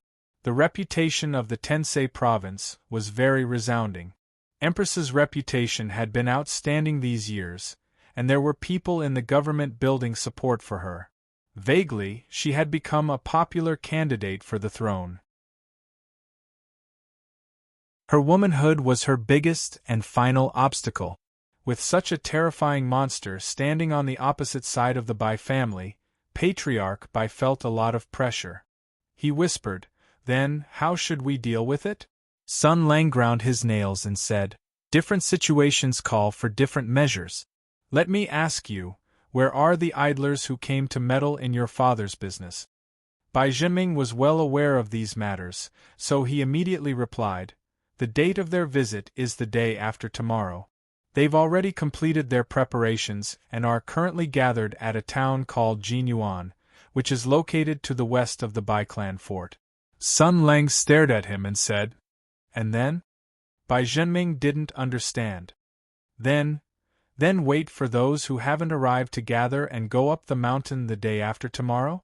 Sun Lang rolled his eyes and said, "I'm not asking them, I'm asking you. Since you know where they are gathering, didn't you do anything?" Patriarch Bai nodded and said, "Don't worry, Marshal. The Bai family has been in Sichuan for more than 10 generations, and our business has improved by leaps and bounds in recent years. This place has long been our territory. I've already sent many elite people to infiltrate Jinyuan town. Now, the Bai family has eyes and ears all over the place. Nothing can escape our eyes." Sun Lang shook his head. "So, you're saying that you didn't do anything after you set up a field of vision there?" Bai Zhenming was even more confused. He said carefully, "What did I do? This lowly one is slow-witted. Marshal, please tell me." Sun Lang said resentfully, "No wonder your father didn't let you join the army. If you became a general, you would be tricked by the sky demons so much that even your mother wouldn't be able to recognize you. F***CK, this is your home field. This is your base. A group of people who want to cause trouble are gathering near your house. They have bad intentions, but you don't take the initiative to attack and show them your strength. Are you planning to let them do what they want?" Bai Zhenming was stunned. "Show them my strength? They are all people with reputations in Jianghu. They came to the Bai family to pay a visit, and they followed the proper etiquette. They were upright and couldn't be found wrong. This is a struggle between right and wrong in Jianghu. How could you use those underhanded methods? Moreover, their martial arts are amazing. Those street scoundrels' methods of throwing lime, setting fires, and splashing dog blood are nothing to them." He was quite knowledgeable. But it was also very normal. As the largest landlord in Qinzhou, he more or less knew a little about methods such as forcing peasants to give up their land, using usury to collect debts, and forcefully buying shop. But it was clothing. Sun Lang sighed. "It's clothing. The design is really low. The layout, oh layout. You could obviously use poison, but why did you throw lime? Besides, even if you didn't use poison, isn't Sichuan your territory? Isn't your Bai family a tyrant in Qinzhou? Think about it. If you gave the order, which inn would dare to open their doors within 100 miles? Which shop would dare to do business with those Jianghu people? Which trading company would eat the guts of a leopard and dare to provide them with supplies? Without food and water, after struggling for a few days, you can see how much strength they have left. Even if you're a coward, can't you find some prostitutes with venereal disease, dress them up and sell them there? Not to mention that Sichuan is your territory. It's easy for you to do anything. For example, get a few 100,000 kilograms of explosives, dig a tunnel, and bury them. Who cares if they're grandmasters or heroes, they'll all explode." Sun Lang continued to ramble on with his fingers. Each scheme was more sinister than the last. These Jianghu people all consider themselves as heroes. They all want to save face and think that they're indomitable men. That's why I'm telling you, these kinds of people are the most suitable for scamming. Your Bai family is a tyrant in Sichuan. Can't you find some capable people with good acting skills? What about a poor woman who was abandoned by a hero and brought her child to find her husband? What about the leader of a certain sword sect who rode a horse and injured an old lady? Bai Zhenming listened with cold sweat. He felt that this grand marshal was really crafty and sinister to the bone. These vicious schemes were focused on attacking the heart. It could definitely make people feel disgusted, but it couldn't be used. It really couldn't be used. He smiled bitterly and said, "Marshal, this is a brilliant plan. But we can't start a war with the entire martial arts world. So how can we offend them in advance? If these brilliant plans are really used, I'm afraid they'll fight us to the death. Sun Lang stared at him and said, "Are you stupid? Think about it. Your father is old and virtuous. He's worked hard and made great contributions. He fought for the country all his life. It wasn't easy for him to come home and spend his old age in peace. Suddenly, a group of idiots jumped out and said that your father went out to kill people. And he killed a lot of people. So he gathered a large group of henchmen to cause trouble in your house. More importantly, your father's reputation has been stained in his old age. Are you angry?" Bai Zhenming was stunned for a moment. The bitter smile on his face deepened. "Of course I'm angry, but—" He stopped talking because he seemed to understand Sun Lang's meaning. Yes, if he wanted to deny this matter and distance himself from it, then anger and dissatisfaction were the best choices. If he handled it peacefully and carefully, it would make others think that he was guilty. Thinking of this, Bai Zhenming laughed at himself. He had been so busy these 2 days that he actually forgot the most important part. "You've thought it through?" Sun Lang squinted and said, "You've been acting weird these 2 days, little Ming. Don't let anything go wrong with you." Bai Zhenming's heart skipped a beat. With a serious expression, he said, "Marshal, don't worry. I know what I'm doing." Sun Lang nodded and said, "That better be the case. All right, I can't count on your Bai family anyway. Give me a map. I'm going to Jinyuan to take a look." Bai Zhenming was shocked. "You're leaving Bai Castle?" Sun Lang stretched his body and said lazily, "I've been eating and drinking in Bai Castle for the past few days, so I'm going out to relax. That's why your intelligence work is a mess. I've been so busy with your father's matter that I didn't pay attention to it. Now, it seems that Her Highness Empress has been planning this for 5 to 6 days. If I don't go and find out what she's up to, I'm afraid there will be trouble when the time comes." Bai Zhenming was a little worried. The news has already spread, and the West River is in an uproar. Countless eyes are on Bai Castle, and many cunning people are ready to make a move. "If you're not here," Sun Lang smiled. "Little Fairy has K2 in her hand, so she can be considered a fighter.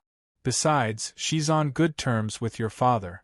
If things don't go well, she can open the door and let him in. Don't be afraid, your retarded father and the K2 demon's sword are comparable to a 7 luminaries sword saint. Even if something big happens, they can delay it until I come back." Bai Zhenming wanted to say a few more words, but he saw Sun Lang stand up and shout, "Little Demoness! Little Fairy!" After shouting a few times, Xie Wei's dissatisfied response came from outside. "I heard that.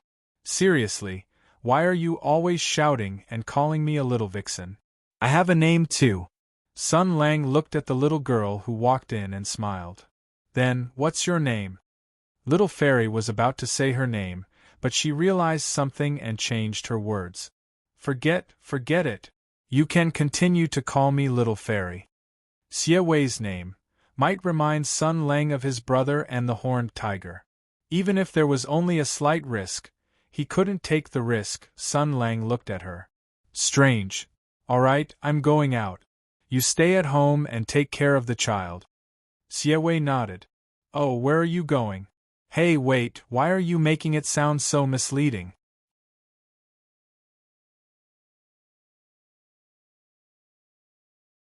Chapter 647. In the past 3 days, the relationship between Sun Lang and Xie Wei could be considered to have become much closer. After all, Sun Lang had fallen into one of the 3 great illusions of life. He felt that this little goblin seemed to be interested in him, so naturally, he had some feelings of closeness to this little girl. "The beautiful girls who adore me are all the most beautiful little angels in the world." Yes, such a cute little girl with a good personality and inexperience was easy to bully and tease. Even if she was a monster, it was fine to tease her a little. With such a mentality, Sun Lang's attitude towards Xie Wei became more and more amiable. As for Xie Wei, She had figured out her elder brother's matter a few days ago. She was determined to wait for Bai Yue's matter to come to an end before asking Sun Lang openly.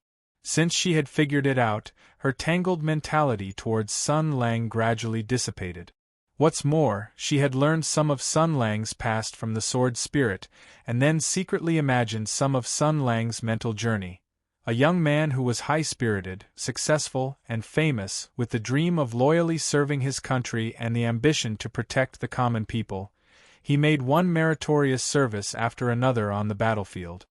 He should have left his name in history and become a great minister, but because of the suspicion of the king, he lost everything. The favorability bonus of being a Tianyuan hero with his parents. The sympathy and pity for his sad past. According to the sword spirit, Jiang Xinjiang, who was once very kind, was suspicious. Now he was so sloppy and full of negative energy. Since there was a reason for this, the little goblin's mentality was slowly changing. For example, Sun Lang's outrageous remarks and reckless behavior had changed from dissatisfaction and anger in her heart from, "How can this person be like this?" to understanding and pity. This change in mentality was also reflected in her attitude towards Sun Lang. For example, if Sun Lang did something out of line, Xie Wei would shout, "How can you be like this? This is not good." And blah blah blah blah, then chase after Sun Lang and earnestly educate him. But now, she would blink her big eyes and stare at Sun Lang motionlessly. Suddenly, she sighed with a sad look in her eyes. She turned her head to the side and said softly, "Don't be like this, okay? No matter what happens, you can't give up on yourself. Using other people's mistakes to punish yourself will only hurt yourself in the end." Sun Lang, a guy who was unmoved by force or persuasion, was actually rendered speechless. However, the saddest thing was that Sun Lang simply and crudely understood the little goblin's change in attitude as, "Wow, her favorability towards me is getting higher and higher. I really can't do anything about her. What will happen next? If it continues, I'll have to confess and accept a CG. I feel like it's not good to continue like this. What should I do? Is it my fault that I'm so charming?" The little goblin was still unaware of all this. While getting along peacefully with Sun Lang, she was still secretly worried that the other party would tie her up in a cellar and tie her up to give birth to a child. Only the B*TCH saw through all of this and secretly let out a malicious laugh. Then, she watched with interest as the two idiots played a very interesting game. Then, she guessed what kind of story would happen between the stupid Sun Lang and the naive Xie Wei in the future. This person, one goblin, one sword, each had their own thoughts, each had their own plans, and were quite optimistic about each other's future. However, they didn't know that this future was actually related to the past. The cruel truth and the lamentable past could never be changed, just like the impermanence of fate. After threatening the 8-year-old by as usual and giving some instructions to the bitch personality, Sun Lang was ready to set off after making the necessary arrangements. He looked at the little goblin and smiled. "Do you need me to bring anything back for you?"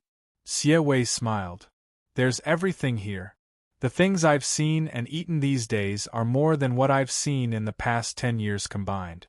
There's no need for it at all." Sun Lang nodded. He looked at the girl's quiet face and for a moment, his heart stirred.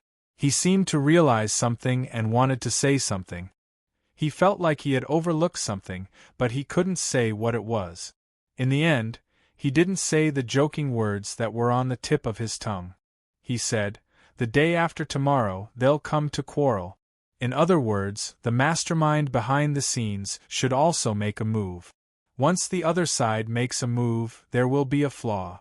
Bai Yue's madness can't be separated from the imperial court, so the truth about the Gold Radiance Sword Saint is about to be revealed.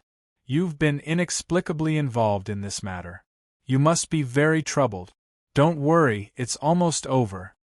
Xie Wei smiled and shook her head. At the beginning, I was indeed somewhat troubled, but now it doesn't matter. Because of this, I also have something I care about. Wow, something you care about? You care about me? Do you care about your feelings for me? Do you have to be so bold and unrestrained? Sun Lang's heart leaped with joy, but the faces of Yin Luo and the others flashed through his mind. He could only shake his head and smile. Forget it. After this matter is resolved, I have something to tell you. Xie Wei's smile had an inexplicable meaning. She whispered, "What a coincidence. I also have something to tell you." Oh, what is it? This inexplicable sense of anticipation is annoying. Sun Lang's heartbeat sped up a little, but he also felt that he couldn't continue. If the male and female leads said something ambiguous when they parted, it usually meant that something bad was about to happen. For example, when we come back, let's go back to our hometown and get married. After finishing this job, I'll accompany you forever, and so on. These forbidden words usually contained a very terrible power. So he revealed a brilliant smile and finally said, "Tch, this little fairy is stupid and easily deceived. You have to be careful for her." The sword spirit said impatiently, "As expected, you can't hold back your lust? Are you finally going to extend your evil claws to her? Meddling in other people's business. Who asked you to please her?" Xie Wei blushed and cried, "Sister Lu, what are you talking about?" Sun Lang laughed twice at Xie Wei, then turned and left. Soon, he disappeared without a trace. The little fairy looked at Sun Lang's back as he left. Her heart was beating very fast. She hurriedly said, "Sister Lu, why did he smile at me? His smile is so scary. So, does he already know?" The sword spirit smiled and said, "Know what? Know that you have a crush on him?" "What is a crush on him?" Xie Wei shouted with a red face. "I'm talking about my brother." The B'Tch impatiently said, "How many times have you asked this question? Since you have already figured it out, why are you feeling guilty? What's the difference between knowing and not knowing?" The little demoness was startled, and then her eyes gradually softened. She chuckled and said, "That's right. Even if he knows, he will pretend not to know. Then, he will wait for me to ask, and then he will tell me the truth." The sword spirit snorted and said, "Oh, you know so much about him, and you still say that you don't have a crush on him." Xie Wei's face turned red again, but Sun Lang's appearance appeared in her mind. Everything about him appeared, and the fragments of what her brother saw before his death appeared. Sun Lang cut off her brother's head. His eyes were cold, as if all the killing intent in the world was contained in his eyes. "He killed my brother. No matter what, this is the truth." So the little fairy said softly, "I don't have a crush on him. No matter what, it can't be him. In my eyes, he is a former hero worthy of admiration and sympathy. I hope that he can return to the past and stand under the sun, instead of lazily soaking in the darkness like he is now. He doesn't care about anything." Her smile gradually disappeared, revealing a trace of sadness and firmness. "But one thing is another. This doesn't mean that I will easily forget my brother's hatred. He is my family. I originally had the chance to see him, but he died in the hands of others. I saw his appearance when he died, and I saw the person who killed him. How can I pretend not to know?" The sword spirit was silent for a moment and said, "Is that so? But Xie Wei, the things in this world are tangled up in a mess. Some things are not so easy to distinguish. If you want to use reason to control emotions, I'm afraid it will be very difficult." Xie Wei smiled and said, "I don't think so. As long as I have the heart, it shouldn't be too difficult." Naive little girl. You think it's not difficult because you haven't experienced real difficulties, right? But that's good. I hope you will never have to experience it.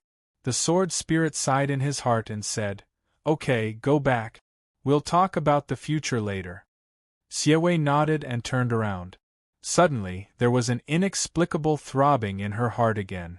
She clenched the demon sword in her hand and said softly, "Sister Lu, I don't know why, but I feel a little uneasy. I think of that abandoned house again. I keep feeling that I overlooked something at that time. I keep feeling that something hasn't happened yet, the sword spirit said lightly. You've been saying this for the past 2 days, but I don't see anything happening. I think you're just scared. After all, you're just a girl from the countryside who hasn't seen that kind of situation. The little fairy's eyebrows congealed with a trace of melancholy. She smiled bitterly and said, I hope so. By Clan Fort, Righteous Hall where the elders discussed matters. Bai Jinming sat in a chair, pinched his eyebrows, looked at the empty room, and sighed silently. The elders of the clan had all left. Although he was the head of the Bai clan, he was not a dictator. He did not have the prestige of his father, so he could not completely suppress the brothers and uncles of the collateral branches. Usually, the various branches were in endless disputes because of interest. Now that the matter of Huichuan could no longer be suppressed, a group of martial artists was waiting in Jinyuan. Naturally, the clan was in an uproar. As the head of the Bai clan, he had to face countless questions and even questions. He had to appease the people and suppress the chaos. Now that there were more members of the clan in the list of his enemies, it meant that the burden on his shoulders had become heavier. Yes, the people's hearts were scattered. In the face of this kind of change, the people were not thinking about fighting side by side against the enemy, but protecting their own interests. Bai Jinming sighed again, irritation and uneasiness coexisting in his heart. But suddenly, his lazy eyes narrowed slightly. Unknowingly, a letter appeared on the ground.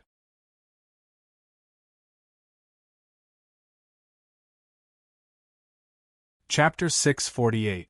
This was the Upright Morality Hall, the most important meeting place of the Bai family. It would only be opened when a major event related to the fate of the family happened. Those who were qualified to participate in the meeting were the elders with high prestige and real power in the family. Such an important place would naturally be heavily guarded. 3 times a day there would be people who would come to clean it. The servants in charge of cleaning were loyal and nimble. They would clean up the important meeting place of the Bai family as quickly as possible and then leave as quickly as possible. All of this was under the surveillance of the family's law enforcers. This was the rule of the Bai family. Nothing could be accomplished without rules. Aristocratic families needed rules. But here, in the core meeting area of the family, a letter appeared on the ground after a big meeting had just ended. The letter lay quietly on the ground. Under the contrast of the clean floor tiles, the yellow envelope was dazzling. At least in Bai Jinming's eyes, the color was dazzling. He didn't pick it up immediately. Instead, he narrowed his eyes. As the head of the number 1 family in Qin Prefecture, he didn't want to act rashly. What was written in the letter wasn't important. What was important was who put it here. Bai Jinming closed his eyes. The scene of the quarrel and meeting that just happened here appeared in his mind. 3rd uncle's aggressiveness, 5th uncle's mediation, 4th cousin's sarcasm. Some people were making a big fuss, some people were silent, and all of them hid a trace of fear in their eyes. Even more people were asking about their father. They were afraid. Everyone's faces appeared in his mind. These damned vermin, relying on the Bai family's protection, desperately trying to gain benefits for themselves. They did not know how to restrain themselves and were unscrupulous, constantly eroding the towering tree that was the Bai family. Now that a major event was about to happen, they were all panicking. Their hearts were scattered, and everyone was thinking about their own interests. He opened his eyes, and a wisp of cold, murderous intent came out. There was no doubt that this letter appeared after the meeting. Someone must have deliberately thrown it on the ground when leaving. That was to say, the person who left this letter must be an elder who held great power in the family. Then why did he leave this letter on such an occasion and in such a way that could be easily exposed? If it was an elder in the family, there were many ways to send letters. So, was it a demonstration? Was it a reminder? Is he trying to tell me that the Bai clan fort is on the verge of collapse, and that many things are out of my control? Then, who was it? Bai Jinming pondered for a moment, then waved his hand. A gust of wind rose from the ground, and the letter slowly floated into his hand. Holding the thin envelope, Bai Zhenming wiped the sweat off his forehead and slowly exhaled. With his martial arts and aptitude, it was still a bit difficult for him to do such a thing. He looked at the letter in his hand and his expression was somewhat gloomy. He sighed and said, "Father, I really don't have the aptitude to practice martial arts. If I only had half of your cultivation, Uncle and the others wouldn't have dared to be so presumptuous today." After a sigh, he slowly opened the letter in his hand and took out the white letter. After reading 2 lines, his expression changed slightly. The words in the letter were straightforward, and there were no hypocritical greetings or pleasantries. He went straight to the point. When the various sects and clans sent their invitations to the Bai clan castle, I'm sure your expression would be terrible. But when you went to your father's shovel-sword garden, the worry on your face would lessen by half. Your useless relatives would think that you gained courage and peace of mind from your father, but I know that it was someone else who gave you the courage. Therefore, this letter should be in your hand. Don't be afraid. He must have left by now. I know what he wants to do, and he can only do it himself. After all, no matter how powerful he is only one person. He can't be in 2 places at once, right? Bai Zhenming suddenly tightened his grip on the letter, and he almost crushed the thin letter. He subconsciously raised his head and looked around vigilantly. His eyes were like those of a mad tiger. At this moment, Sun Lang was holding the token, the map, and the token that Bai Zhenming gave him. First, he swaggered to the private stable of the Bai clan fort. Then, he picked the best horse in the clean, spotless stable. It was even more luxurious than the place where people lived. It was said that this horse was Bai Zhenming's favorite, and it was one of the best horses in the Qin province. Sun Lang kicked aside the chief steward who came forward to stop him with a smile. Riding on the horse, he smiled and said, "You can go complain to Bai Zhenming. I'm going to ride this Ration's reserve horse away." Ration's reserve horse? If he sold this horse, he would be able to sell a few warehouses worth of rations. After that, Sun Lang galloped through the Bai clan fort, all the way until he left through the main gate of the Bai clan fort, leaving a trail of dust behind him. Along the way, many people saw him leave. When the chief steward finally found Bai Zhenming, the head of the Bai clan had just finished a meeting with the elders and returned to the study room where he usually dealt with family affairs. Bai Zhenming was surprisingly calm despite the stuttering and terrified narration. "It's not your fault," he said, waving his hand after a moment of silence. "You're not to blame," he said. "You were beaten up by him? Go to the accounts room and withdraw 50 taels of silver. Don't talk too much about this." The chief steward in charge of the horse farm heaved a sigh of relief. There were many horse farms under the name of the Bai clan fort, and the one he was in charge of was the smallest of them all. However, it was probably the most valuable because he and his horse farm specialized in serving the members of the Bai clan. Of course, it was a lucrative job. He didn't care about the 50 taels of silver as consolation money at all. However, the most important thing was the attitude of the head of the Bai clan. The chief steward kowtowed and carefully excused himself. After the chief steward's footsteps slowly faded away, Bai Zhenming called out, "Brother Qing." The steward walked out of the room next to him and said respectfully, "Yes, sir." Bai Zhenming was silent for a moment and said nonchalantly, "Just now, Chief Steward Yang offended Mr. Sunday. He's an important guest of our Bai clan and we can't treat him lightly. Make a trip to the Bai clan fort and Jinyuan town personally and instruct all the inns, hotels, brothels, and tea-houses under our name to be extra careful. If they see Mr. Sun, they'll do their best to serve him." He paused for a moment and said with the same tone, "I can't rest assured about those boorish people. Brother Qing, you'll be in charge. If Mr. Sun has any orders, everyone must go through water and tread on fire without hesitation. If he needs supplies or manpower, even if the Bai clan fort sends them directly, we must satisfy all of his requests. The steward didn't ask any more questions and nodded. Yes, sir. I'll do it right away. Mr. Sun will be the most important guest of West River. Bai Jinming said, I've always trusted Brother Qing. It's just that Mr. Sun's identity is special. Remember to report to me on time. Also, don't go overboard. We're not spying on him. The steward lowered his head and said in a calm tone. He didn't ask any unnecessary questions and didn't say anything unnecessary. He only said, Yes, sir. I'll take my leave now. After this brother of his who had grown up with him and was both his servant and friend left, Bai Jinming slowly lowered his head and closed the book in his hand. Under the book was an open letter.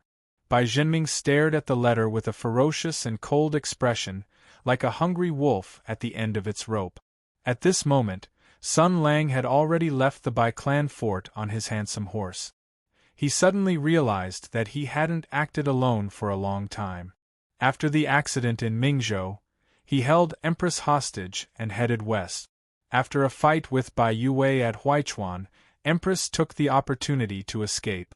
However, a madman and a demon joined the team, and they even brought along a demon sword. These days, he had been arguing with Bai Yue every day, then with the little fairy, and then with the B*Tc. It never stopped. At this moment, a man and a horse galloped down the mountain. The wind blew against his face. The air in Sichuan was cool and dry, making him feel good for a moment. And when he thought of the purpose of going down the mountain this time, his mood became even better. The martial arts world, the martial arts world. Previously, he had planned to experience the true taste of the martial arts world. Unfortunately, the people in Huichuan were all talk and no action. Moreover, the people he came into contact with were a bunch of lowly people. He didn't seem to have met any of the truly powerful grandmasters. This time it was great. Thinking about the name list provided by Bai Jinming, Sword Master Tianxin, Zine the Spiritual Master, he knew that they were at least golden rare monsters. After all, a man must have dreams and style. Tormenting people left and right, tormenting rare monsters gave him a greater sense of accomplishment. The more he thought about it, the happier he became. Then, he subconsciously touched his pocket. Suddenly, his expression changed. A mechanical voice sounded in his ears. You have insufficient biochemical weapons. F***ck, there's only one box of canned herring left. He had no choice.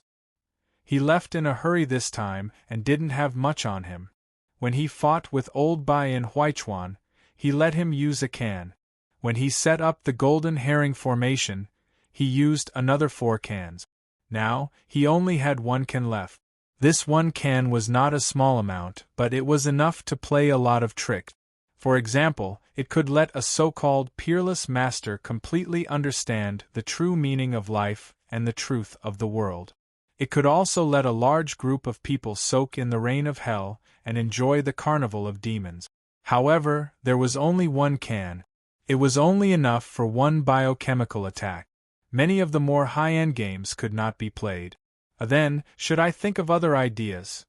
Sun Lang rubbed his chin and smiled like Moses Roy. However, before that, there were still some more important things to do.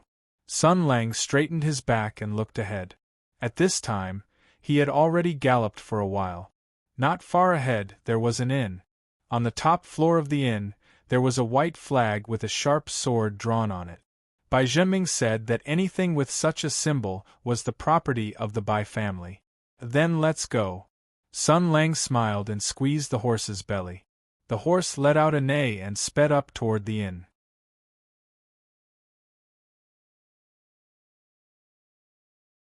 Chapter 649. It was still Bai Jinming's study. This was the Bai clan's patriarch's favorite place to stay. Usually, he would deal with the Bai clan's affairs here. This place was named the lofty residence by him. Behind this small house was a mountain garden, with rockery towering and jagged rocks of grotesque shape. The Bai family was known as the Sword Sage's family. Their ancestor, Bai Yue, was the gold-radiant sword sage. Therefore, the Bai family naturally worshipped the metal element, loved the color white, loved martial arts, and liked collecting weapons. Naturally, they also liked rocks. Therefore, the Bai family's castle was built on a mountain, and there were many rockery in the castle. If it wasn't for the fact that the name was too ugly and weird, the Bai family's castle would have been called the Bai family's cave. The head of the Bai family, Bai Zhenming, liked to play with strange rocks. This was known throughout Qinzhou. The reason why he named this small house the lofty residence was very simple. He wanted to show off. However, there was a saying for showing off. For example, the lofty residence was taken from the meaning of unmoving. It was very straightforward. It meant that he, Bai Zhenming, was here, unmoving, overseeing all directions, strategizing from 1,000 miles away. Now that the sky was getting dark, he had been strategizing for 6 to 8 hours without moving. The situation was very bad. The Bai family was involved in the Huichuan incident, and the heroes who came to demand an explanation would visit the mountain the day after tomorrow. It could be said that the crisis was imminent. However, the undercurrents in the castle were turbulent, and the people were panicking. His father was crazy, Sun Lang was up to no good, and the big sects outside were aggressive, and the shadow of Tensei province was faintly discernible. This was the so-called internal and external troubles.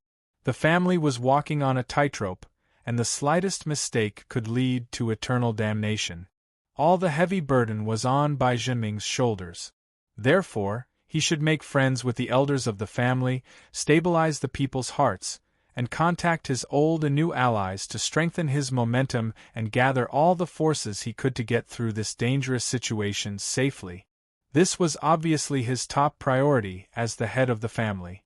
However, the funny thing was that most of his energy was not on this at the moment. His focus was so strange that it was almost bizarre. Perhaps the elders of the Bai family would never have imagined that this gloomy and shrewd patriarch, who was known for his shrewdness, would actually put all his energy on one person at this moment.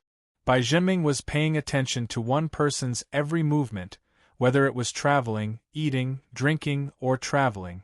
He wanted to know everything, no matter how big or small. Every half an hour, this was already the 8th time the steward had reported to him. The Bai clan had used a few precious messenger eagles that they had purchased from the Cyanwood nation at a high price to deliver the message with the highest efficiency. The target of the message was only one person. After finishing this ordinary report, the housekeeper respectfully placed the report in his hands on Bai Zhenming's desk, then stood to the side, waiting for the master's inquiry and orders. He felt that the patriarch's attitude was a bit unusual, but he would never ask what he shouldn't ask. After a while, the steward with the steward's head of the family, the steward was the steward of the family. The steward replied, "Yes, he was riding your Qing Feng horse. The horseshoe was specially made, so it was easy to recognize the marks on the road. I sent the family's equestrian experts to track him, and the conclusion is that Mr. Sun has been traveling on the official road. Except for resting along the way, he didn't make any suspicious stops on the way, and he didn't go to any side roads." After questioning the passers-by, their statements also supported this conclusion. Bai Zhenming remained calm, but his heart was beating like a drum.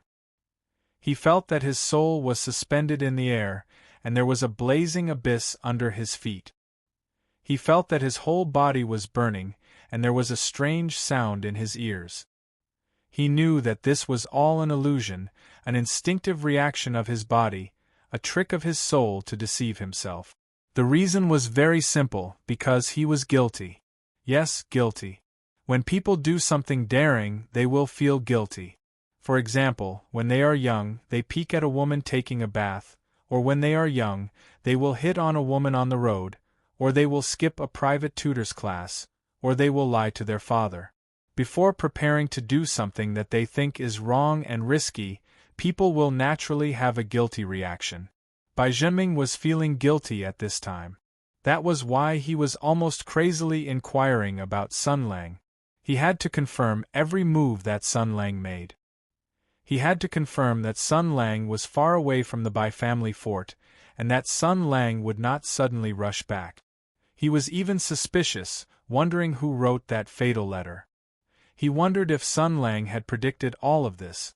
He even wondered if Sun Lang deliberately threw out that letter to set him up. But no matter what, the person who wrote this letter was a cunning fellow. He was sharp enough to see through people's hearts, and also had the calmness of a brilliant hunter. The other party just calmly set up the net and then unhurriedly reeled it in. The purpose of every step was very clear, the timing was very appropriate, and the words of every word directly knocked into his heart. Bai Zhenming silently waved his hand. The housekeeper understood, bowed, and left. Bai Zhenming was left alone in the middle of the room. At this time, the sky was dark and the night wind was blowing. Bai Zhenming sat in the study room, looking around the brightly lit room. For a moment, a sense of loneliness and fear rose in his heart. He thought of the letter, thought of the contents of the letter, and his heart could not help but tremble. Even his hands were shaking. The writer was like a rich gambler, who was at ease because he had an inexhaustible supply of chips, and because his opponent could not refuse the wager he was placing. Bai Zhenming vaguely saw a figure standing in front of the gambling table, looking at him with a calm smile, and then spread out his hands. "It's your turn, do you want to bet?" Bai Zhenming's breathing slowly quickened. He thought of the firm assertion in the letter. Sun Lang will kill your father, there is no doubt about it. There were also those simple and straightforward words and reasonable persuasion. There were no hypocritical promises, only ironclad facts and an irresistible proposal. The Bai family is finished. I mean, it is rotten to the core. The foundation of the Bai family has been corroded by the group of incompetent relatives. Even if you give up your father's life and your own dignity, and tie the survival and glory of the whole family to the chariot of a madman, it will not change the fact that the Bai family is rotten. He may be able to give you temporary peace, but he will be too lazy to help you revive your family. Even if there is a new master, the Bai family has no future.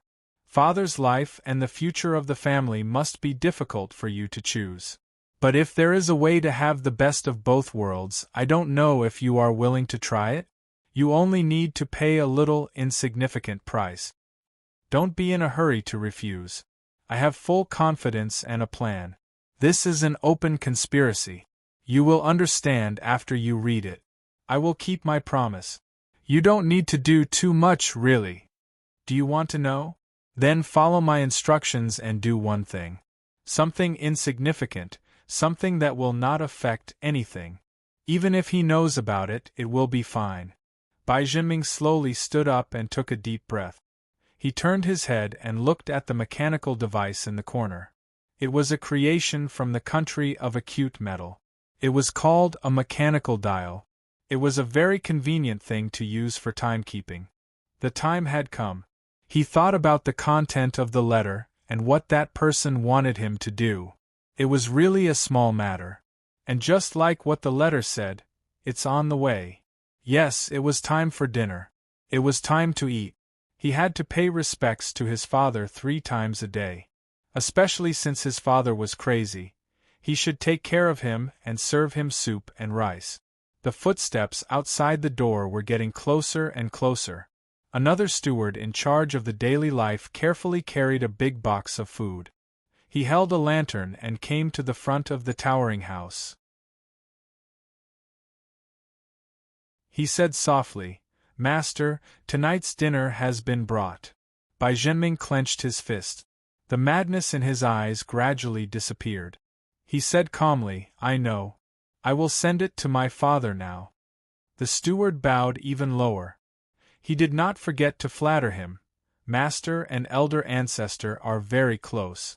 You are filial and kind. I admire you very much." Bai Zhenming did not respond. He took the box of food and the lantern from the steward and walked to the shovel-sword garden in the depths of the Bai castle alone. The elder ancestor had been living in seclusion for the past 2 years. He did not see outsiders. In the entire Bai family, only the patriarch had the right to enter and leave the place at will. Yes, it's on the way. The security around the shovel-sword garden was much stronger. After Bai Jinming entered the garden, he quickly arrived at the place where his father lived. No, it should be the place where he was imprisoned. That was right. His father, the gold-radiant sword saint, was imprisoned in his own home like a dog by an outsider. That was his father. This was a great humiliation that no one in the world who still had a father-son relationship could endure, but he had to endure it. And he had to endure it. When he thought of this fact, the flames in his heart seemed to explode. In the past few days, he had been treated like a grandson. He had been mocked and ridiculed. He had to watch his father being punched and kicked. The life of his family was in the hands of one person. Therefore, he had to bow and bend his knees. Therefore, he had to tuck his tail between his legs and behave himself. Even a clay figurine would have some anger, let alone him, the son of a sword saint. The patriarch of the Bai family. He was born with a golden spoon in his mouth. He was destined to be a noble person. How could he suffer such a great humiliation? Every word in that letter seemed to have drilled into his heart. If there is a chance, I don't know if your remaining courage will be enough. Courage. His father's residence was right in front of him. He could faintly hear a woman's bell-like laughter. It was the monster that Sun Lang had brought. She seemed to be telling a story. Hearing Xie Wei's voice, a sharp light flashed in Bai Jinming's eyes. Perhaps after reading that letter, he already had an answer in his heart. He reached out and knocked on the door.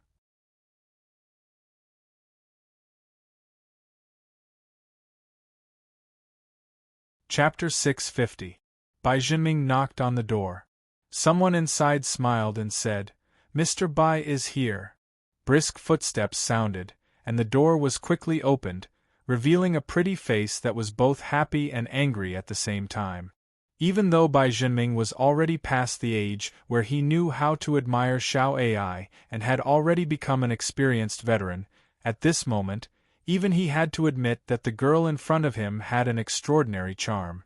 Good figure and good looks, these were the standard features of a beauty. But other than that, this girl had an innocent temperament, like a flower without a speck of dust. She wore her hair in a long braid that reached her waist. It was a hairstyle that an ordinary peasant girl would wear, but on her body it was so perfect. He thought back to the 2 days when he came to visit his father. This girl had always been by his father's side.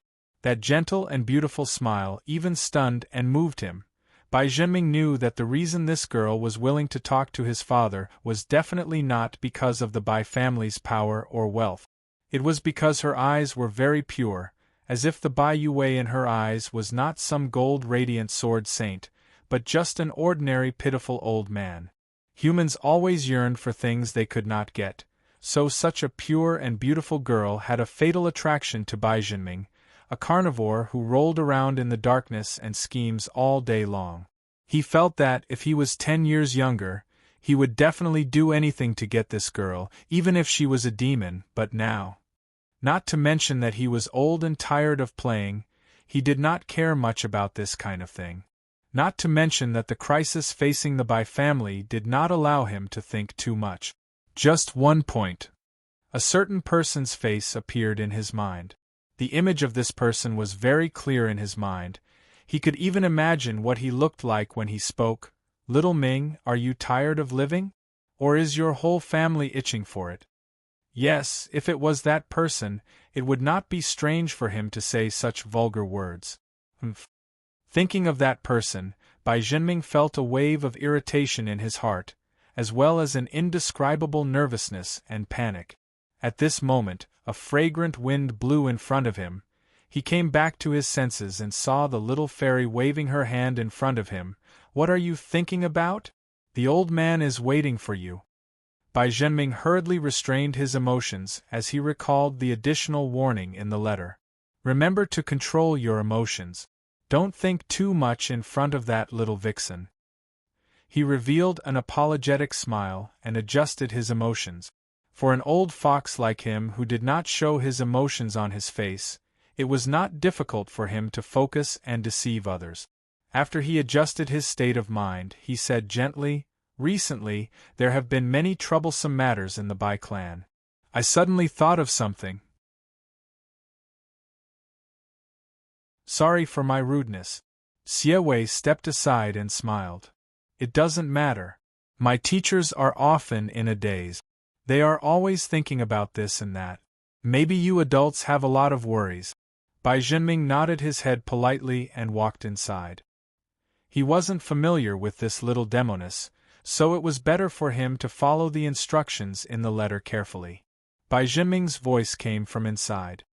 "Is father well? Your son is here to pay his respects." Then there was Bai Yue's slightly embarrassed response. His mind was now similar to that of a child. Suddenly, he had such a big son. Anyone would feel restrained and awkward. Oh, except for Sun Lang. This guy could get into the state as quickly as possible and beat his son up. Xie Wei was just about to close the door when Ji Du, which was hanging from his waist, vibrated. The B*TCH personality said through the spiritual link, "There's something wrong with Bai Jinming's eyes. Use your mind-reading skill to see what he's thinking." The little fairy sighed. "It's very impolite. Besides, there's nothing wrong. Isn't it normal for men to have lustful eyes? And there's no desire or malice in his eyes, so it's okay." The sword spirit laughed. "Wow, you've really become an experienced and sharp-eyed woman in the past 2 months. Are you going to fish for men next?" "Not at all." While bickering with a B*TCH in his heart, Xie Wei went to the next room. It was carefully cleaned up. It was very clean and tidy. There was a soft bed and there was a fragrant smell in the air. It should be the fragrance of the expensive wood of the furniture. In short, Bai Yue's living environment was much better. But his personal situation hadn't improved in the slightest. First, his memory hadn't recovered and his mind was still that of a 7 or 8-year-old. Second, he was still being physically detained by the so-called herring golden lock formation. At this time, Bai Yue was sitting on the bed, holding a steel pipe. His whole body was wrapped in chains, and there were several small yellow cans hanging from them. He looked very funny. But Xie Wei couldn't laugh, because he could feel the sadness in Bai Jinming's heart. After all, seeing his father being manipulated like this while he couldn't do anything, he would definitely feel sad, lost, and upset. Even now, although Sun Lang had gone out to handle some matters, he still didn't dare to untie his father's chains. Even if it was only for a short while, he still didn't dare to. At this time, the sword spirit said, "I have to give you a heads up. If he talks to you about unlocking Bai Yue's chains, you must not agree to it. You can't agree to it no matter what." The little fairy said in a bad mood, "I know, Sister Lu. You've said it several times. I'm not stupid. I've already remembered it." A B*TCH said, "Oh, you little girl still dare to be impatient? Who do you think I'm nagging for? If Bai Yue doesn't have the chains and goes crazy, he can beat you into a meat patty with one punch." Okay, I know Sister Lu loves me." Xie Wei was like coaxing a child. "In short, I will definitely not agree. You can rest assured." She entered the room, and Bai Jinming had already moved the table. He took out the food box one by one and introduced tonight's meal to his father. 4 colored stir-fried dishes, 4 colored cold dishes, porridge, steamed buns, soup and pastries. These were all ordinary dishes, but after all, they were made by the famous chef of the Bai family. Compared to the cooking of ordinary people, the taste was really different. The tempting aroma of the dishes drifted in the air. The color of each food was so attractive. The so-called color, smell, and taste were all perfect. Everything was done to the extreme. Even though Xie Wei had been living a good life in the Bai family for several days, seeing the delicious food in front of him still made him feel hungry. Bai Yue looked at the little fairy, showed a silly smile, and said, "Come, come, let's eat together." Xie Wei smiled. "I'd better go back and eat. You father and son rarely see each other. Take this opportunity to have a good talk. I'll come and play with you later." It had been like this for the past few days.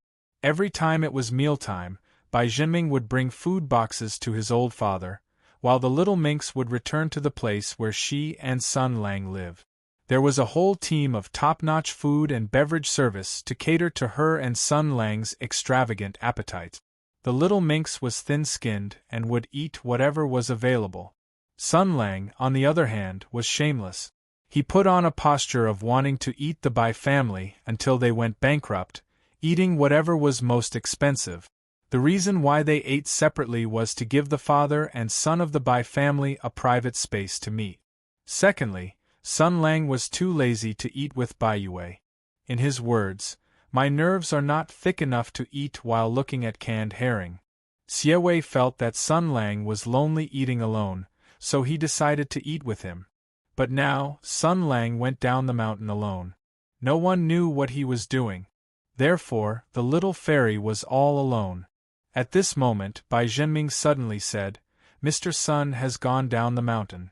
I'm afraid he won't come back tonight. There are many dishes here and the two of us can't eat. Why don't you stay and eat with us?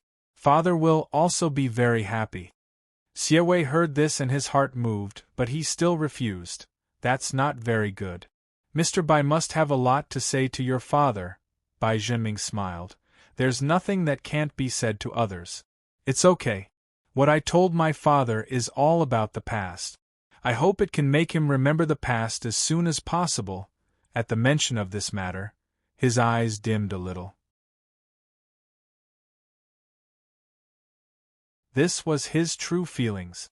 Now that the Bai family had undergone drastic changes, the enemy was in front of them, and the family was in danger of being destroyed. All the burdens were on his shoulders.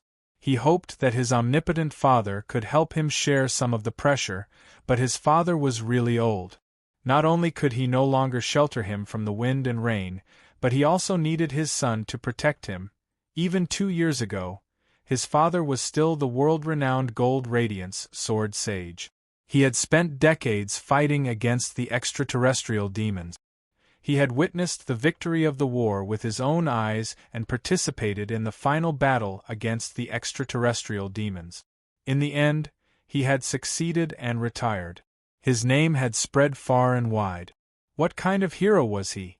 But no one would have thought that in just 2 years, he would become like this. The little fairy was soft-hearted. When she saw the tears in Bai Jinming's eyes, her attitude softened. Moreover, this was not a difficult request. "In that case, I'll disturb you." Bai Jinming smiled gratefully, while Bai Yue cheered and urged, "Quick! Quick, give her a pair of chopsticks." Bai Jinming complied and took out a bowl and chopsticks from the food box. Xie Wei hurriedly took it and moved a stool to sit down. Bai Yue's hands and feet were locked, so it was difficult for him to move. He relied on Bai Jinming to feed him. The dignified patriarch of the Bai family didn't show the slightest impatience. His movements were very gentle, just like an ordinary son taking care of his old father. Xie Wei saw this and whispered, "You have a very good relationship with your father." Bai Jinming smiled. He couldn't help but think of the flattery from before. He had also praised him for his deep relationship with his father, but Xie Wei's praise was 100 times better than the former. "What a good girl! What a pity, what a pity! Although I don't know what the mystery of that inexplicable request is, I don't know why that mysterious person wants me to do this, but since it's related to her, it means that this innocent little fairy is also being targeted. It's a pity. You're a good girl. It's a pity that I can only do this for my father and the Bai family." He recalled the contents of the letter in his mind and tried to figure out the process.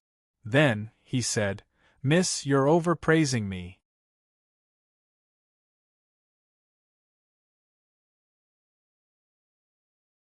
Chapter 651. Bai Zhenming's expression was very calm. It was as if he was doing something very ordinary. In fact, it was indeed very ordinary. Although he was the head of the Bai family and the local tyrant of Sichuan, he was still a human and had human emotions. As a son, it was only natural for him to be filial to his father. Anyway, that was how he explained it to Xiawei. This explanation also hid some things. For example, if Bai Yue was not the gold-radiant sword sage, not an elder of 3 dynasties, not a hero of Tianyuan who had brought countless glory and benefits to the Bai family, and not a pillar of the Bai family, would Bai Jinming be as filial and patient as he was now? There would probably never be an answer to this question, because in this world there was no if. The little demoness had lacked the love and care of her parents since she was young. Although she had kind teachers and gentle and considerate friends to accompany her, and had beautiful memories of growing up, she still yearned for kinship. Seeing Bai Jinming's pure kindness and filial piety, she felt very touched. Very good, this was also a very normal thing. Therefore, she looked at Bai Jinming with even more kindness. The head of the Bai family did not bat an eyelid and cleverly changed the topic back to his old father. So, feeding my father and serving him is nothing strange. Speaking of which, I actually don't want to do this kind of thing. I don't want to see the omnipotent and majestic father in my memory fall to the point where he needs me to serve him. I want to see him live a long and healthy life with a big appetite. Bai Yue looked at him blankly, only confusion and embarrassment on his face. With his current IQ and EQ, he did not understand these things. The little fairy understood and said softly, I also hope that Mr. Bai can get better soon. Although he is carefree and happy now, he is not the real him. Bai Jinming nodded and said, Thank you for your kind words. Day after day, there is still a long way to go. One day, my father will get better. He then went to feed his father porridge, and picked up some food. As he did so, he asked, Father, did you remember anything today? Yesterday, you told me about the juniors in the family, Yue, Zilin, and Xiaofu. Their names were all personally chosen by you. Bai Yue shook his head blankly. He still couldn't remember anything. Bai Jinming didn't get angry and said softly, That was 10 or 20 years ago. It's normal that father can't remember it. Then let's talk about what happened a few years ago. Bai Yue glanced at Xie Wei and saw the encouraging smile on the little vixen's face, so he nodded. You can tell me, but I don't know if I can remember it. Bai Jinming smiled and said, Father, you don't have to feel burdened. Just treat it as a story. Since you seem to remember Mr. Sun, then let's start with his name. You are the Gold Radiance Sword Saint, one of the marshals of the Imperium. You are a famous general in the army. You have a lot of old friends under your command. Many heroes of the Heaven's Origin sector who fought side by side with you on bloody battlefields. Perhaps the stories of those people can awaken some of your memories. Then he began to talk about the names of those people, their deeds, their famous achievements, and interesting things that people didn't know about. According to him, these were all things that Bai Yue had told him in private. Now, he was returning these memories that he had inherited from his old father to his father. It was like a reincarnation. However, Bai Yue was still confused. The names of those who had gone through fire and water with him didn't stir up any waves in his heart. However, Xie Wei listened with great interest. She heard many familiar names that she had read in the Book of Heroes of the Heaven's Origin sector. The official Epic of Heroes was far less vivid and interesting than the private narration of the people involved. The little vixen was very interested in the War of Heaven's Origin. To be precise, she was very interested in the heroes of the Heaven's Origin sector because her parents had died heroically in this war. This made her sad and proud. Therefore, she had a positive view of the War of Heaven's Origin and a friendly attitude towards all the heroes.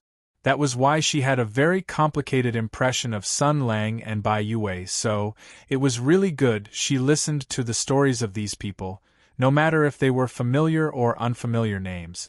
These people were all heroes who had fought for the survival of their race and their country in that war. Some of them had achieved success and made their ancestors proud. Some of them had left their lives on the battlefield to pave the way for victory. Although those heroes had died, many people still remembered their names, whether it was in the history of the heroes, the wordless monument, the remains of the battlefield, the rumors spread by people, or just like today, when the father and son whispered under the lamp. In the end, there were people who remembered them, remembered their names, remembered their deeds, and remembered the heroes and the past. As the little vixen listened carefully, she couldn't help but think, what about my parents? Would father and mother be like these heroes? Would their names be mentioned by different people at different times and places? Would they be engraved in their memories? Then her expression changed and she looked at Bai Jinming, or, did he know? Mr. White said that everything he knew was told to him by old Mr. White. Old Mr. White recognized my horn and my identity as a horned tiger, which meant that he also recognized other horned tigers. He might have mentioned something about my parents. Bai Jinming noticed the little vixen's eyes. She seemed to want to say something, as if she was expecting something, but she was hesitating. Here it comes. He felt a chill in his heart and said to himself. He thought of the last request in the letter. It was just asking him to do a small thing and casually say a few words. It was very puzzling. But since he had already made up his mind, and this request was indeed very inconspicuous and there were no consequences, he decided to do it. It was just a matter of convenience. So he stopped talking and said to Xie Wei, Miss, what's wrong? Are you tired? Can you go back and rest first? After he finished speaking, he seemed to realize that he had said something wrong. He smiled bitterly and said, Of course, I didn't mean to send you away. And please don't worry, I know my limits. Although Mr. Sun is not here now, he will be back tomorrow or the day after. Even if I want to do something, I won't dare. Xie Wei was startled at first, then she quickly waved her hand and said, No, no, no, nothing, I believe you. Besides, I'm not tired. Bai Jinming hesitated for a moment before asking, Forgive this Bai for being presumptuous, but is there anything that this young lady needs help with? Is there anything this young lady can help with? The little vixen was in a dilemma. She didn't know if she should ask and how to ask. If she asked about the horned tiger, would it alert Bai Jinming? If he casually told Sun Leng about this matter, wouldn't it cause more trouble? Alas, if he knew that she was a horned tiger, he would definitely think of her brother, but her curiosity about her parents obviously overpowered her hesitation. She thought for a while and decided to change the topic. I heard from my teachers that the Tianyuan War was not only the history of human heroes, but also the participation of the demon race, right? Here it comes. Bai Jinming looked thoughtful and lowered his head slightly so that Xie Wei couldn't see his eyes. His heartbeat slowly sped up, but it soon calmed down. His spirit was tense like a string. He controlled his emotions according to the instructions in the letter and pretended to think for a moment. He raised his head and said in an affirmative tone, Yes, my father mentioned to me that in the Tianyuan battlefield, the demon race and human race fought side by side. After he finished speaking, he found that the little girl's eyes lit up. Xie Wei leaned forward and said in a slightly excited tone, Did Mr. Bai mention the specific names of the heroes of the demon race? Very well. Why was she interested in this? Was it because she was also a demon? So she wanted to know if there were any seniors of her race among the heroes of the Tianyuan battlefield? Was that why she wanted to know so much? A cloud of doubt appeared in Bai Jinming's heart. Then he felt that this might not be the case. The small task that represented sincerity in the letter was obviously directed at this little demon. Although he didn't know the other party's intentions, he understood that there must be a deeper meaning. Things were not that simple. Then he calmly controlled his emotions and eliminated distracting thoughts. He showed an apologetic expression and said, I'm sorry. I have to think about this. You know, my father usually only interacts with famous generals in the army, and there may be demon heroes in the army who join, but due to various reasons, they usually don't get a lot of military power, so my father doesn't often mention them, Siewei said softly. This is normal. I know that humans are very afraid of or reject demons. How can they let demons command the human army? Bai Jinming smiled apologetically and said while thinking, Yes, I remember that my father should have mentioned something about the heroes of the demon race. When the Tianyuan battlefield was in chaos, the Sky Demon was aggressive. They wanted to exterminate all living things in the world, and even the demon race was no exception. Therefore, it was necessary for humans and demons to fight side by side. The knowledgeable people on both sides started a war and tried to join forces. The little demon nodded vigorously and opened her eyes wide, like the most well-behaved student. Bai Jinming recalled, My father said that the demon race is a magical creature that is different from humans. Regarding the origin of the demon race, the world can't agree, but everyone agrees that the demon race has a magical power based on the bloodline. This power is innate, unlike humans who have to be tempered and cultivated to become strong. Siewei nodded and said, Yes. Just like herself, she was born with the ability to read minds and spiritual power. Then, Bai Jinming said, My father said that different demons have different innate powers that are suitable for different fields.